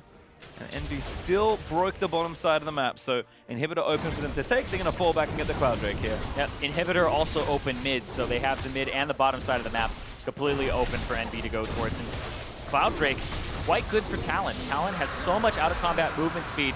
From, in fact, he'll get 20 from the Yomus, 20 from the Edge of Night, and then he'll also have the 2 Drakes, which give him 50 more. So we're looking at about 90 out-of-combat extra movement speed for the Talon. Moby Boots, who needs them? Not this Talon, that's for sure. Not at all. Lyra, good equalizer. I like the diagonal equalizers that go big to small, because then they have to walk either over it completely. And most people's tendency is actually to let the equalizer herd them into a point, into a wall. And it's great. It actually covers a lot of distance and covers options. Well, Envy looking like they want to take everything here. As Ninja's actually moving to the top lane. He's the best 1v1er right now, so it makes sense to move him into a side lane where you expect the most resistance. But Envy, again, just going to guide these minions down. They don't have Baron buff anymore, but it's back up in a minute 40 if they want to try and take it. They are so far ahead that they should be able to walk in and just brute force a fight. That given the advantage they have in gold, they should be able to win it cleanly. Immortals have to find a few miracles in a row and play some real good defense if they're going to keep this game afloat for themselves. The defense has never been Immortal's strength. No, it hasn't. Lero, though, face check is going to maybe give them something back here. Ooh, Voidling making it a little tricky as Ninja diving in. Goodbye, Ole. And now the Wild Growth from Lulu's going to let him just keep going. Dardoch's the next target. Roberto a little late to this one. Ninja just keeps hopping over. He wants to kill everybody, but he gets exhausted, flashes himself out of the way to safety. Equalizer committed. Hakuho gets slow, but he does not fall. Yeah, it's just Ole that goes down there. Baron up in a minute, and now it's time to reset the map, start getting little things that you can. But they have complete vision control here, too, for Envy side. Lyra staying out in the map by the looks of things, takes the Honey Fruit. They will need to get some recalls in. Hakuho going to go back, get his health, replenish those ward charges, maybe pick up a control ult or 3, and set up for this next objective. Immortals should know where they were going, but what can they do about it? It is so tough when you're this far behind to do anything other than make a miraculous looking play. Dardoch, if you've got a Baron Steel in you, now is the time to use it.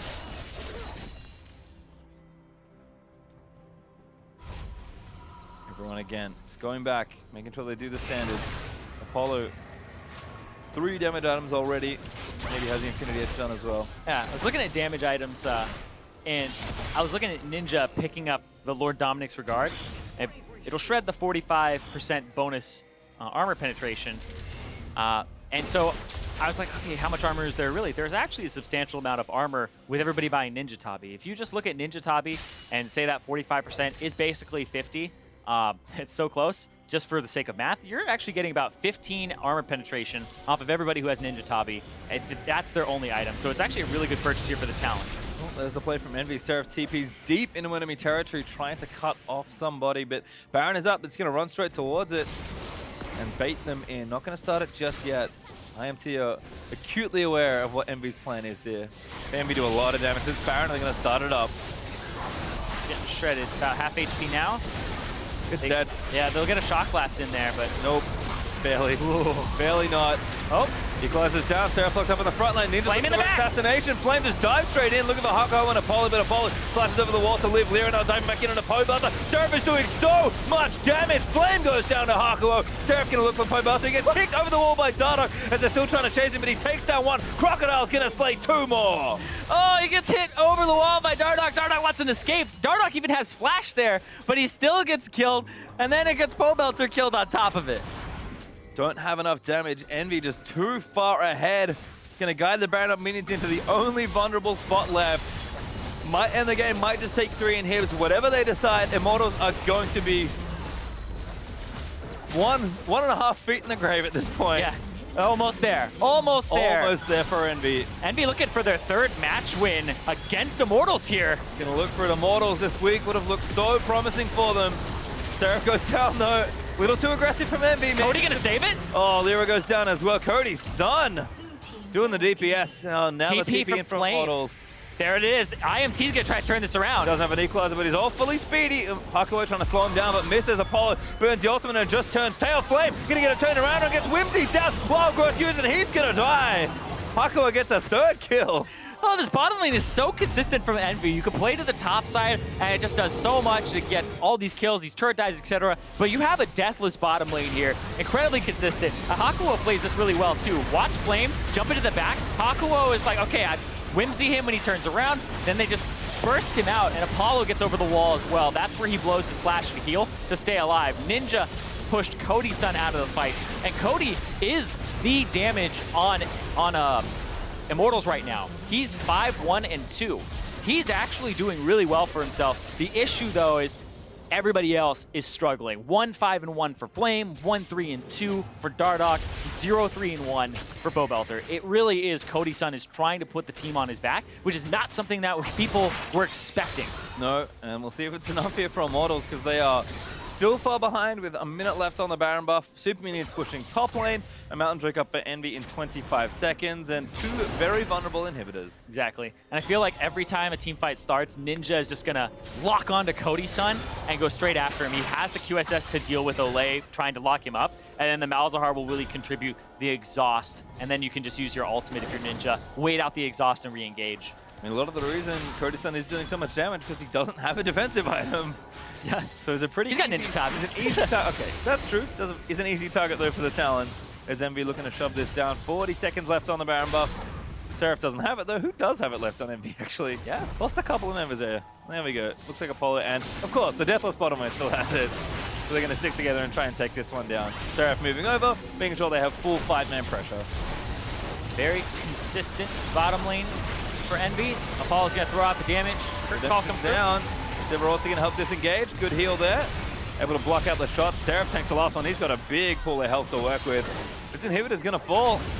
Baron buff not up for too much longer, but Envy might just have enough time to take all the inhibs. Mountain Drake is up as well. And this inhib looks like it's probably going to go down right here. That's 3 inhibs down. Just enough Baron buff left. Bowbelter may be caught. Seraph going to wait the ultimate from Olay, but Lyra leaping forward to try and take somebody down. 3 inhibs down now. Lyra falls back down, but he's safe. You gotta watch out for these Sivir crits. Boom, boom, boom, boom. Look at those big 300s popping up across the team. They're just gonna start slowly pushing all of these minions in, and they're gonna try to end the game right here. The cascade of pressure. Dada caught up by a Cocoon. That's Hakuo on a rampage for the support role. Ninja dives in, looks for the assassination, and doesn't get it, but the Nexus open and exposed, and Envy are gonna take it down and take down Immortals. And Envy moved to 3-9. They finally find their 3rd match win. They found something that works out a little bit for them. Lyra, aggressive. It's been a struggle to convert his aggressive plays into mid-game safety for himself, but also the rest of the team. Camp early for these gigantic solo laners who can snowball in 1-3-1, and that seemed to be the winning formula. 1-3-1 for them with a Ninja that can't be contested. And again, just needed a little bit more aggression in some of their calls, a little bit more decisiveness. And 2 games in a row, they pull off some massive Baron attempts and a snowball from there. We said it you mentioned it, we said it at the top of the day. Play what you're good at.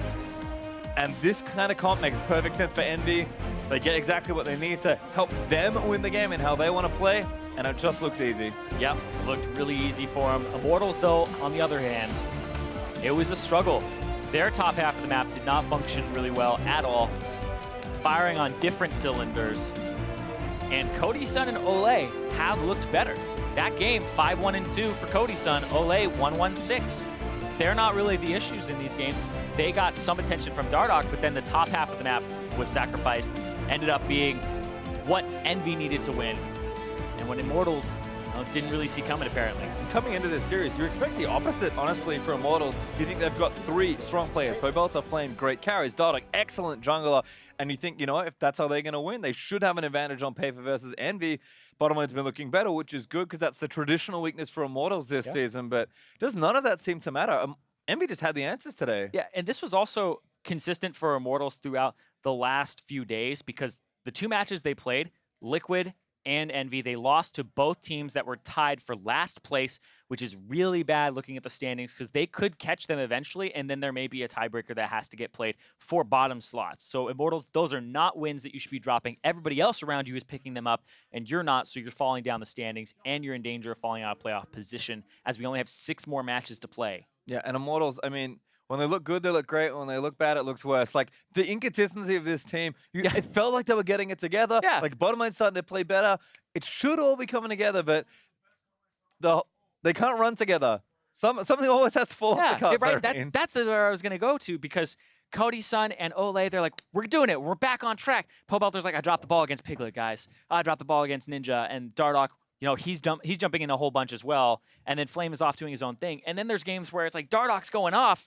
And then, bottom lane, what's going on, man? They can't seem to take care of the whole map simultaneously, whereas I will say that you do have to take small places when you're making plays on other parts of the map, but not to this degree, not to where you're actually just losing lanes super hard, losing multiple lanes, because the top teams, you watch them, and they will actually minimize their losses and maximize what they get off of their plays. Yeah, well, Envy looking good and much more cohesive than we're used to seeing, but that's it from us here at the desk. So let's check in with our analysts to break down that series and close out the weekend.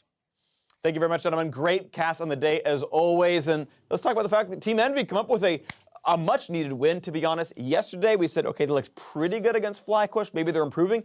Actually seal the deal here. That's heartening. Right, and I think it wasn't just that they won, it was kind of the way they did. Obviously, Immortals didn't look like they were playing at their best, but they had a number of situations in the mid and late game that Envy played out well enough that you can say that a lot of other teams around their area aren't playing those situations as well. So I think there's a number of things that are looking better for Envy, and the things that they often relied on are still looking good. Like, Lyra's still playing really good. Seraph can take over games as long as he's set up correctly. And the bot lane mostly does their job, which is all you really need them to do, assuming Lyra's doing what he should do. And yet Hakuho, kill leader in the game. He got 4 on the support Lulu. Oh, baby, he's blasting kids. So let's talk about, things that happened in this game. Envy, of course, we can celebrate their win. I want to talk about people who are underperforming, though. Immortals had the easiest possible week in the North American LCS, and they lost both those matches. And Dardoch is someone I think is largely to blame. In game 1s, he looks good. And then in game 2 and 3, he looks pretty abysmal. So we've got a B-roll to run out about the things he's been doing. And you can see, hey, sometimes there's good stuff. That's a really slick dive. He's making things happen. He's up against Envy, of course, right? Finds Lyra in the jungle, is able to jump on him. And like, hey, Dardoch can make really good early plays sometimes. But the score is 0-0. You go into game 2, and now you've got a lot of boneheaded moves. Oh, gets caught up by the chain CC. And he's over-aggressive in a lot of these plays as well. He's going into fight, exactly like this. He's 2 levels down, doesn't have any armor, and just like, there's no assist. He just didn't realize he's going to get killed there. Right, I mean, part of that can be due to champion unfamiliarity. You can say, like, how many people have played a ton against Talon? Well, don't make that mistake. He plays solo queue. I was going to say, probably a bunch of people in solo queue, of course. But in a competitive environment, like, either way, he shouldn't go take that queue. Like, what are you hoping to get off that? Are you really going to instigate him? I think his ult was down. I think he just used it to play bot lane. So he's a player that we often talk about maybe having tilt issues or something, but I think a lot of this, it didn't look like he was super tilted this game. It just looks like he might have an issue keeping up his energy over the course of like a series where if things aren't snowballing really hard and he can get really amped up about the win, if it is a little bit of a slugfest like the series was, and even the Team Liquid one, it feels like that might drag him down a little bit. Yeah, definitely. So we'll see if more of this can start shaping up for Immortals. Like, they came into this week with a pretty solid record, and of the 2-week break, we're wondering, what can they do for themselves? Turns out they didn't gain a whole lot. Looks like they regressed a little bit, and maybe Liquid, maybe Envy start moving themselves up. So we can start going back to singing Envy's praises. I wanted to get that Dardoch dig because I feel like he deserved it.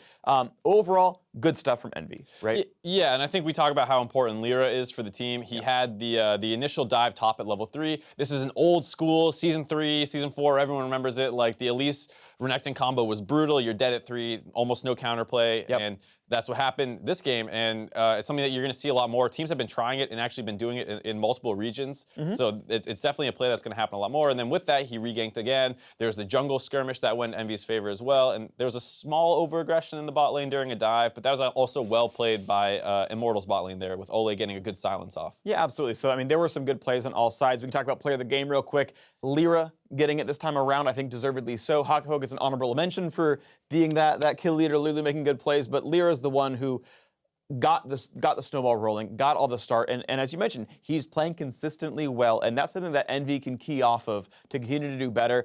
We look at the teams around them, and the standings will be up in a little bit here, but they are only one match win behind Team Dignitas. Right, not only do they already own 9th because they own the head-to-head over Liquid already, they're one match behind 8th, which is Dignitas, and they're only 2 matches behind the next 2, which is Immortals and Echo Fox. And again, that's 2 match wins. With 6 to play against teams that are kind of floundering, that's now a playoff spot. So, like, Envy, who were in dead last, now in 9th, and are literally a week away from reaching playoffs. Yeah, I think you can look at a lot of the bottom tier teams in that kind of situation. And Envy, like we said, they seem to be doing some things better. It seems like you can basically count on Lyra making some good plays in the early game. There was always the problem with their solo laners being really inconsistent and dying. I think this week was a little bit better, especially this series, as opposed to their one yesterday.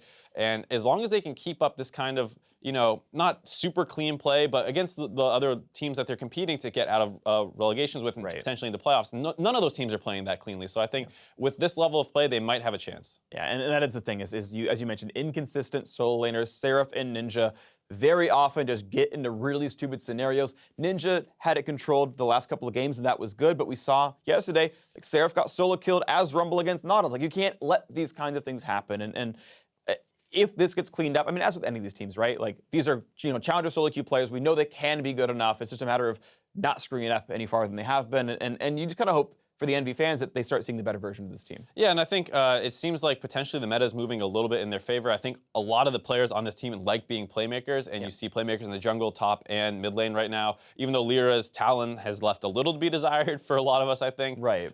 He still shows that he tends to get leads on it, though sometimes he plays a little loose with them afterwards. Just, oh, there's a wall, I can jump there. Let me see who's on the other side. I think he could tone down that part a little bit. Maybe not so much. Yeah.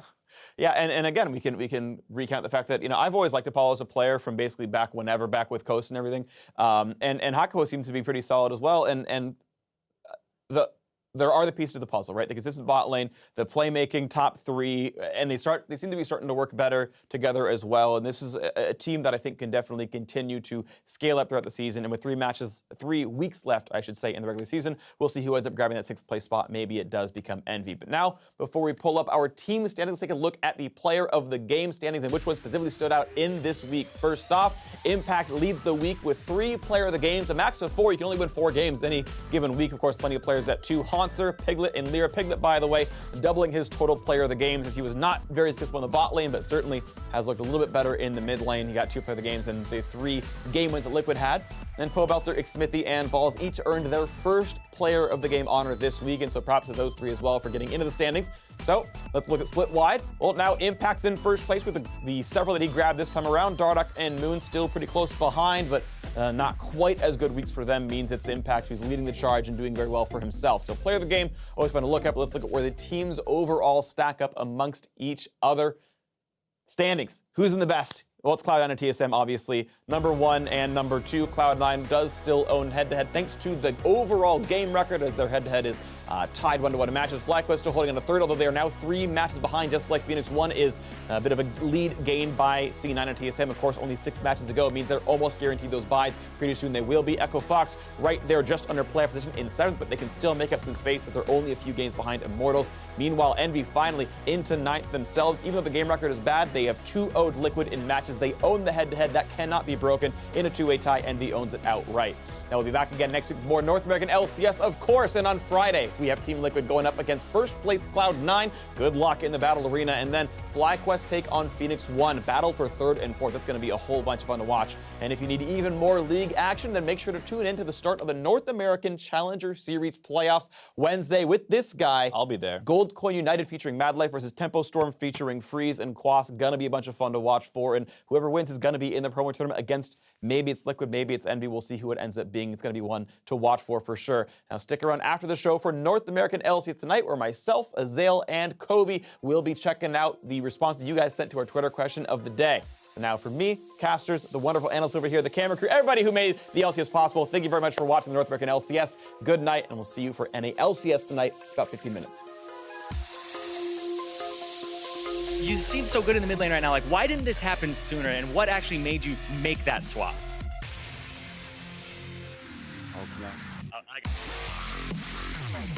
Oh, who's the better mid laner, Faker or you? Looking for Matt Donner, flashes straight in and blows Matt apart. Ring. Nice.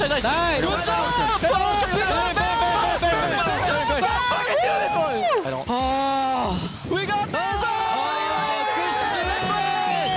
12, 1, and 8 on the Casio for Piglet. Nice. What are you doing, P? Why didn't they go through the batting order? That delivery! Shut down! Stixay! Hey, he locked it in! Wow, they're playing Mordekaiser! This is awesome! Seraphy just walks in. Look at that hook, though! Shockwave is in! Lemonation sets it up 5-0. 2-1, FlyQuest take the win over Envy. Mordekaiser undefeated. Looking for it again, Jensen. Oh, that's so much damage. Top lance of Froggen! Adi. No ulti, no ulti. Yeah, I'm coming. Adi flash. No flash. Oh, something, but it's not gonna be done. He kicks one into the other, and they are toast. Oh, good game, guys. I am joined on stage by Hotshot GG and Reginald. Gentlemen, thank you for taking some time. Kill Ringer. We got a turn. Grab us that. Jen. I'm on Poppy. Okay, kill Poppy, go mid. Big play there from TSM. Afro is going to go down as well. TSM gets it all. She's stunned. Kill her. I can silence. I flash it. Nice. I guess they're both winning that one. It's like, I like trade of places, anime style. Fabelta dashing out as well. Oh, the Deathfire! That's enough. Deathfire touching Ninja, flashing forward. There's a flash kill for Apollo as well. Envy are going to take it down and take down Immortals. casting alongside Birthday Boy, Aiden, Zyrene, Moon. Oh, you have two? I got two of them. Did you blow on both? Yeah. Camille. Good job. Back away. Nice. Matt's going to be dropping. Youngbin's going to be dropping. And Echo Fox is popping off. Contract's just on the edge. Baron goes to Jensen and Cloud9. Cloud9 taking the 2-0 in the end over FlyQuest. Vince Garen's in. Can he save it? Got it. Garen, solo mission into the pit. No flash. And the game boss. Kill this. And the game boss. 2-0. TSM takedown Dignitas.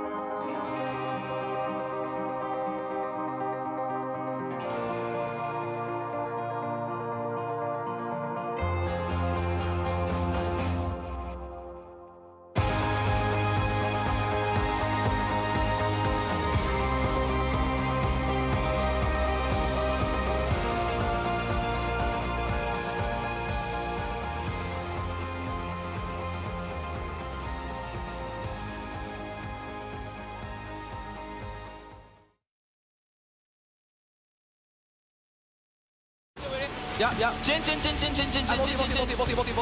great. And we can, just go mid. Yeah, do that. Very back and forth. We are going to see one hell of a series here coming in for the rematch, but it will be Cloud9 taking the 2-0 in the end over FlyQuest.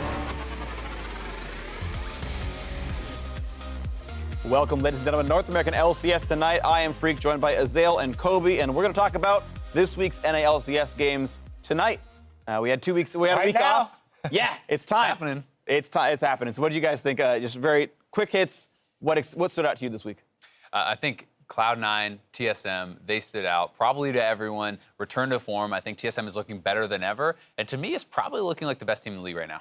What stood out? Mordekaiser stood out. Mordekaiser stood out. That's what stood out. Yeah, Mordekaiser, Blitzcrank bottom lane. FlyQuest brought that one out and had success on it. So I'd like to see more of these surprise picks actually find success. Because when you do a surprise pick like the Shaco, nobody's happy after that. Zach worked. We had Ari look good. Let's we rank actually one. had a lot of flavor picks looking pretty good this week. I'm enjoying the meta. It was pretty spicy. I like that Hanser stood out as an amazing top laner this week, more so than before. Really, really big. Let's check out the standings, though. For those who don't remember where the teams are stacked up, you guys, some of you said that TSM might be the best team in the league right now. C9 does own the tiebreaker thanks to game record, but C9 TSM at the very top. You can see that FlyQuest and Phoenix 1 not too far behind, but look at this kind of gap.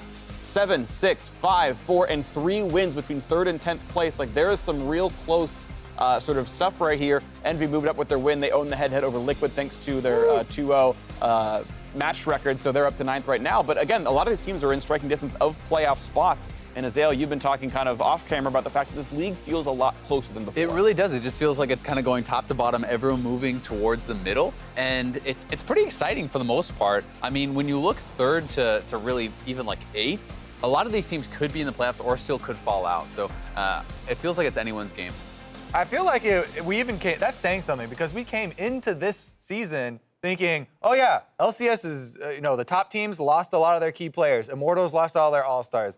Double If took TSM, a break, right? Yeah. A lot of the top end got squished down, and then a lot of the bottom end also made some good improvements, pickups, namely like Phoenix 1 is a great example with their imports. And so already coming into this season, I was already thinking it's like this. And now Azael's like, yeah, it's just a sandwich. I gotta say, though, where some of the teams are, even though it is pretty close, is surprising. I mean, TL, 10th place. Yeah. Dignitas, not nearly as hot as FlyQuest. In 3rd? A lot of these teams are in different places, but it still feels like it could go any way.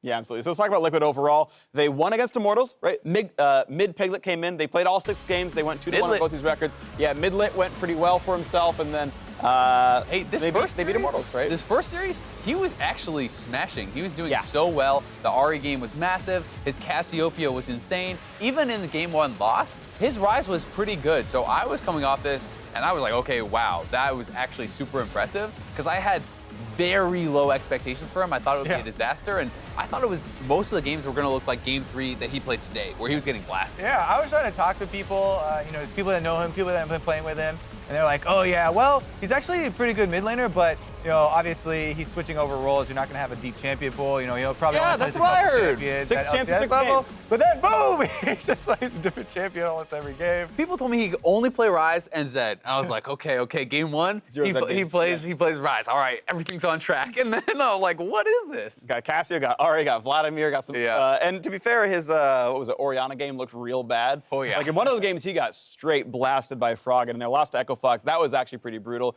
He stopped being useful, and I mean, Liquid overall, Youngbin still looks really bad, and like that's a problem.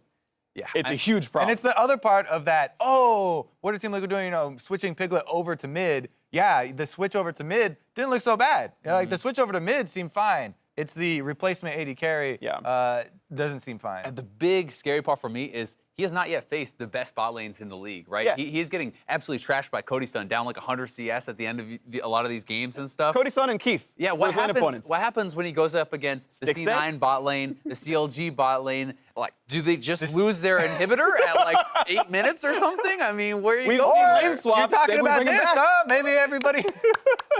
We're just going to applaud. Yeah, all right, let's move on to teams who did do very well. The TSM, honestly, looking pretty good. 2-0 over CLG, really 2-0 over Team Dignitas. Hanser might be the best top player in the league. TSM might be the best team in the league. They look great. I mean, Hanser has so much confidence this year, it feels like. Just even listening to his interviews, he feels like a different player than last year. He's talking about not only does he want to be the best, he thinks he is the best. A lot of these other guys, he's talking about somebody, oh, he's not that good, he's overhyped. Like, and he's actually backing it up, right? His Rumble game today was insane. We all know he has the tanks. But he's giving some good carry performances. The tank stuff is hilarious, by the way. CLG all week tweeting him, oh, can't wait to play TSM and see what exciting tank picks they come out with. In his Rumble, like, hard carries against Team Dignitas. Hanser has like 9 kills at this point. He's 2-1, he's already got 9 kills. Honestly, though, even on top of his play, which has been good, the stuff that he's talking about, the internal fixes for the team, have been the most impressive thing to me. Because when the season first started and TSM was stumbling, everyone was like, okay, it's clear, they're missing double lift. They're missing that extra voice. Bjergsen was even pretty vocal about, you're trying to work through how shot calling is going to work now, information flow, trying to decide what to do. And Hanser said that he really wants to step up in that area. He's been talking a lot more, and he's another leader for this team now. So that's definitely a good thing. Whether or not in the future, people are already speculating whether Double F comes back or not, it will already be an improvement to have Hanser on this level and have this practice as far as shot calling and leadership goes. I mean, Bjergsen, I remember interviewing him earlier in the year, and when they were kind of stumbling, and he was talking about, hey, people need to give us time. We actually have a lot of room to grow, and they had a lot of confidence in that team. And players are usually going to say that, whether it's true or not. But I didn't think we would see this version of TSM look as good as they are right now. I thought that their bot lane wouldn't be as strong, and I didn't see Hanser playing as well as he is in a league with all these Korean imports coming in this third year. Yeah, we're talking about who's the best top player in the league. It's like, well, someday. It's like, well, maybe it's Hanser, right? Like, and it maybe probably is. As of right now, someday. Yeah, as of it's right definitely now, not someday. I have to agree. Impact, Hanser, they're up there, but Hanser recently, better. Right, and speaking of those guys, speaking of mid-season improvements, Cloud9 looking great as well. A close 2-0, but a 2-0 for Cloud9 over FlyQuest. Impact looked back on form. Jensen still looks very good, and it was a close game again. Yeah, I mean, it was definitely a close one. It feels like Cloud9 was in control for most of these games, though. And their other series against Echo Fox was not very close. That one felt almost inevitable watching it. Even when Echo Fox was able to get kills and make their ganks work, it always just felt like C9 was getting more on the rest of the map, and that's kind of what you expect from a very top-tier team, that even when you're losing kills, you're winning in macro. Yeah, and we're talking about, everything we're saying is relative, right? We're talking about, didn't expect TSM to look as good as they are right now, and talking about how good Cloud9 are looking. All teams have made a decent amount of mistakes, but it seems to be pretty clear that these are the two front runners. And the standings reflect that. There's 3 matches ahead with 6 to play. Like, there's almost no chance these aren't 1 and 2. Like, this is almost spoken for, and it's the battle for 4 through 6 and the battle to not. Go to the scoreboard, they're 1 and 2. Boom. Yeah. TSM actually, I didn't even know this myself, but one of their players tweeted, I think it was Hanser, that they had actually clinched playoffs with their win today. So as long as that is correct, 10 wins, I guess, gets them in. Yeah, they're close to that. I would have to look to be completely certain, but you're right. They're basically, I mean, this is like the preview of the finals, right? Those two teams, it seems like it's going to be the case. Maybe FlyQuest P1 upset, but we'll see how it goes. We're going to move on to the OP5. Players who played the best this week. We'll start with the obvious front runners. We're running down the list. Yep. C9 and TSM, I mean, they both went 2-0. Hanser looked incredible. Contract starting to really prove that, look, he's good individually. He's not just on a good team. C9 bot lane, of course, looked great as well. And, usually you'll have this gut reaction of, oh, how can they just be from the 2 top teams? Well, we talk about all the mistakes that we're seeing, and obviously the teams that are getting their victories are having less mistakes. Even these guys that are up there, there are a lot of other names that we could bring up. It's just that these were the cleanest at their positions this week. Yeah, I think there are a number of guys who had some incredible performances this week in the NALCS, but then it was like, oh, yeah, I mean, Stixxay. They did well for like 2 games. Series 1, right? Yeah. Oh, he's smashing. His Ezreal performance incredible. Where was he against TSM, right? Can you say he was the best performing AD carry this week? Not really. And then you look at a guy like Dardoch, who had some really high highs on Elise, and then he had some of his lowest lows that I've ever seen. Yeah. And it's tough to give Player of the Week kind of awards to these guys. Yeah, or even like Lyra, right? We had that one Envy game, he's level 2, he goes to gank bot, and pretty much snowballs the entire game out of that. But, it's more than just showing up in those few instances, right? Yeah, and FlyQuest had some moments as well, right? You had like the sweet Altec Lemon bot lane, and then you had their series against C9 where like more could have been done. Yeah, certainly. I mean, Game 1 was tough, I think, for the bot lane in particular, because the top side of the map was going so bad that it felt like even though they, Lemon and Altec were doing fine, the game was already somewhat decided, and Soraka's not really that guy, kind of brings you back in those types of games. But I think it's also exciting to see them still bringing out new picks and still surprising us 6 weeks into the LCS. Yeah, I don't know how much longer or how many more things they can. Well, I mean, there's a list of champions that haven't been picked yet. There's like 30 champs that haven't been picked pro played so far this year. We're running out of options. Going down the list. Yeah, Galio's up soon. Support, baby. Galio rework's going to come in, I assume, in time for playoffs. I've been waiting for the Galio, freak. That's a good one. Yeah. Well, speaking of new champs to bring up, it's great. It's our next card. It's talking about Twitter answers and the new things coming in. So we asked you guys on Twitter, what's the new champs going to be played? What are the out-of-meta picks you want to see played? Valiant Serpent says Quinn, top or mid. She's one of the best with buff lethality. Actually, at this point, lethality is worse than it was at the beginning of the season, but that's okay. And, has done well overall in solo queue. Surprised no teams have tried it. I like Quinn. I played Quinn a lot right before she got popular in the jungle, a long time ago. That's what I was going to say, before jungle. Those nerfs came in. Yep. And I'd definitely be excited to see her really come back. But since now, she didn't make an appearance before lethality got nerfed. And now that lethality is getting a little bit touches here and there, I don't think she's going to make an emergence into pro play. I like that pick, though, and I think that you can use it in solo queue. The big thing with Quinn 2 for me is it's so feast or famine. You can absolutely blast lanes on Quinn top. Like, it is so annoying to play against. But you get ganked a couple times, all of a sudden you're pretty worthless. When it comes to team fighting, then you have to really you need hard. a front line, Yeah. got to find a way in. It takes teamwork, so. Yeah, I think we've seen a lot of teams get baited with having no tanks, which, speaking of, we got some tanks in the hopeful next one. Jordan Davis says, bring back the Urgot, baby. Keen, where you at? Come on. Tank? What? Do you not play Frozen Heart on him? I mean, I don't think anymore. I don't think you qualify him as a tank, but. I will.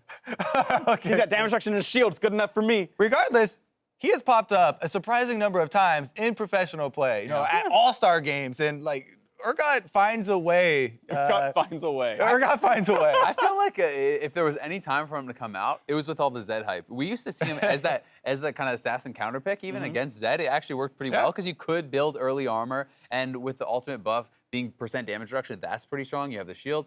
Hey man, we could have seen it. It hasn't popped out yet. As a marksman, I don't see it. As a top lane, it kind of works in solo queue. Same reason you see some of the marksmen, but not in pro. Yeah, all right, fair enough. We're going to move on to one more. Last one, let's go. It's going to be the best one, I promise. JW94, I can't read numbers, says Darius because dunks on dunks on dunks also.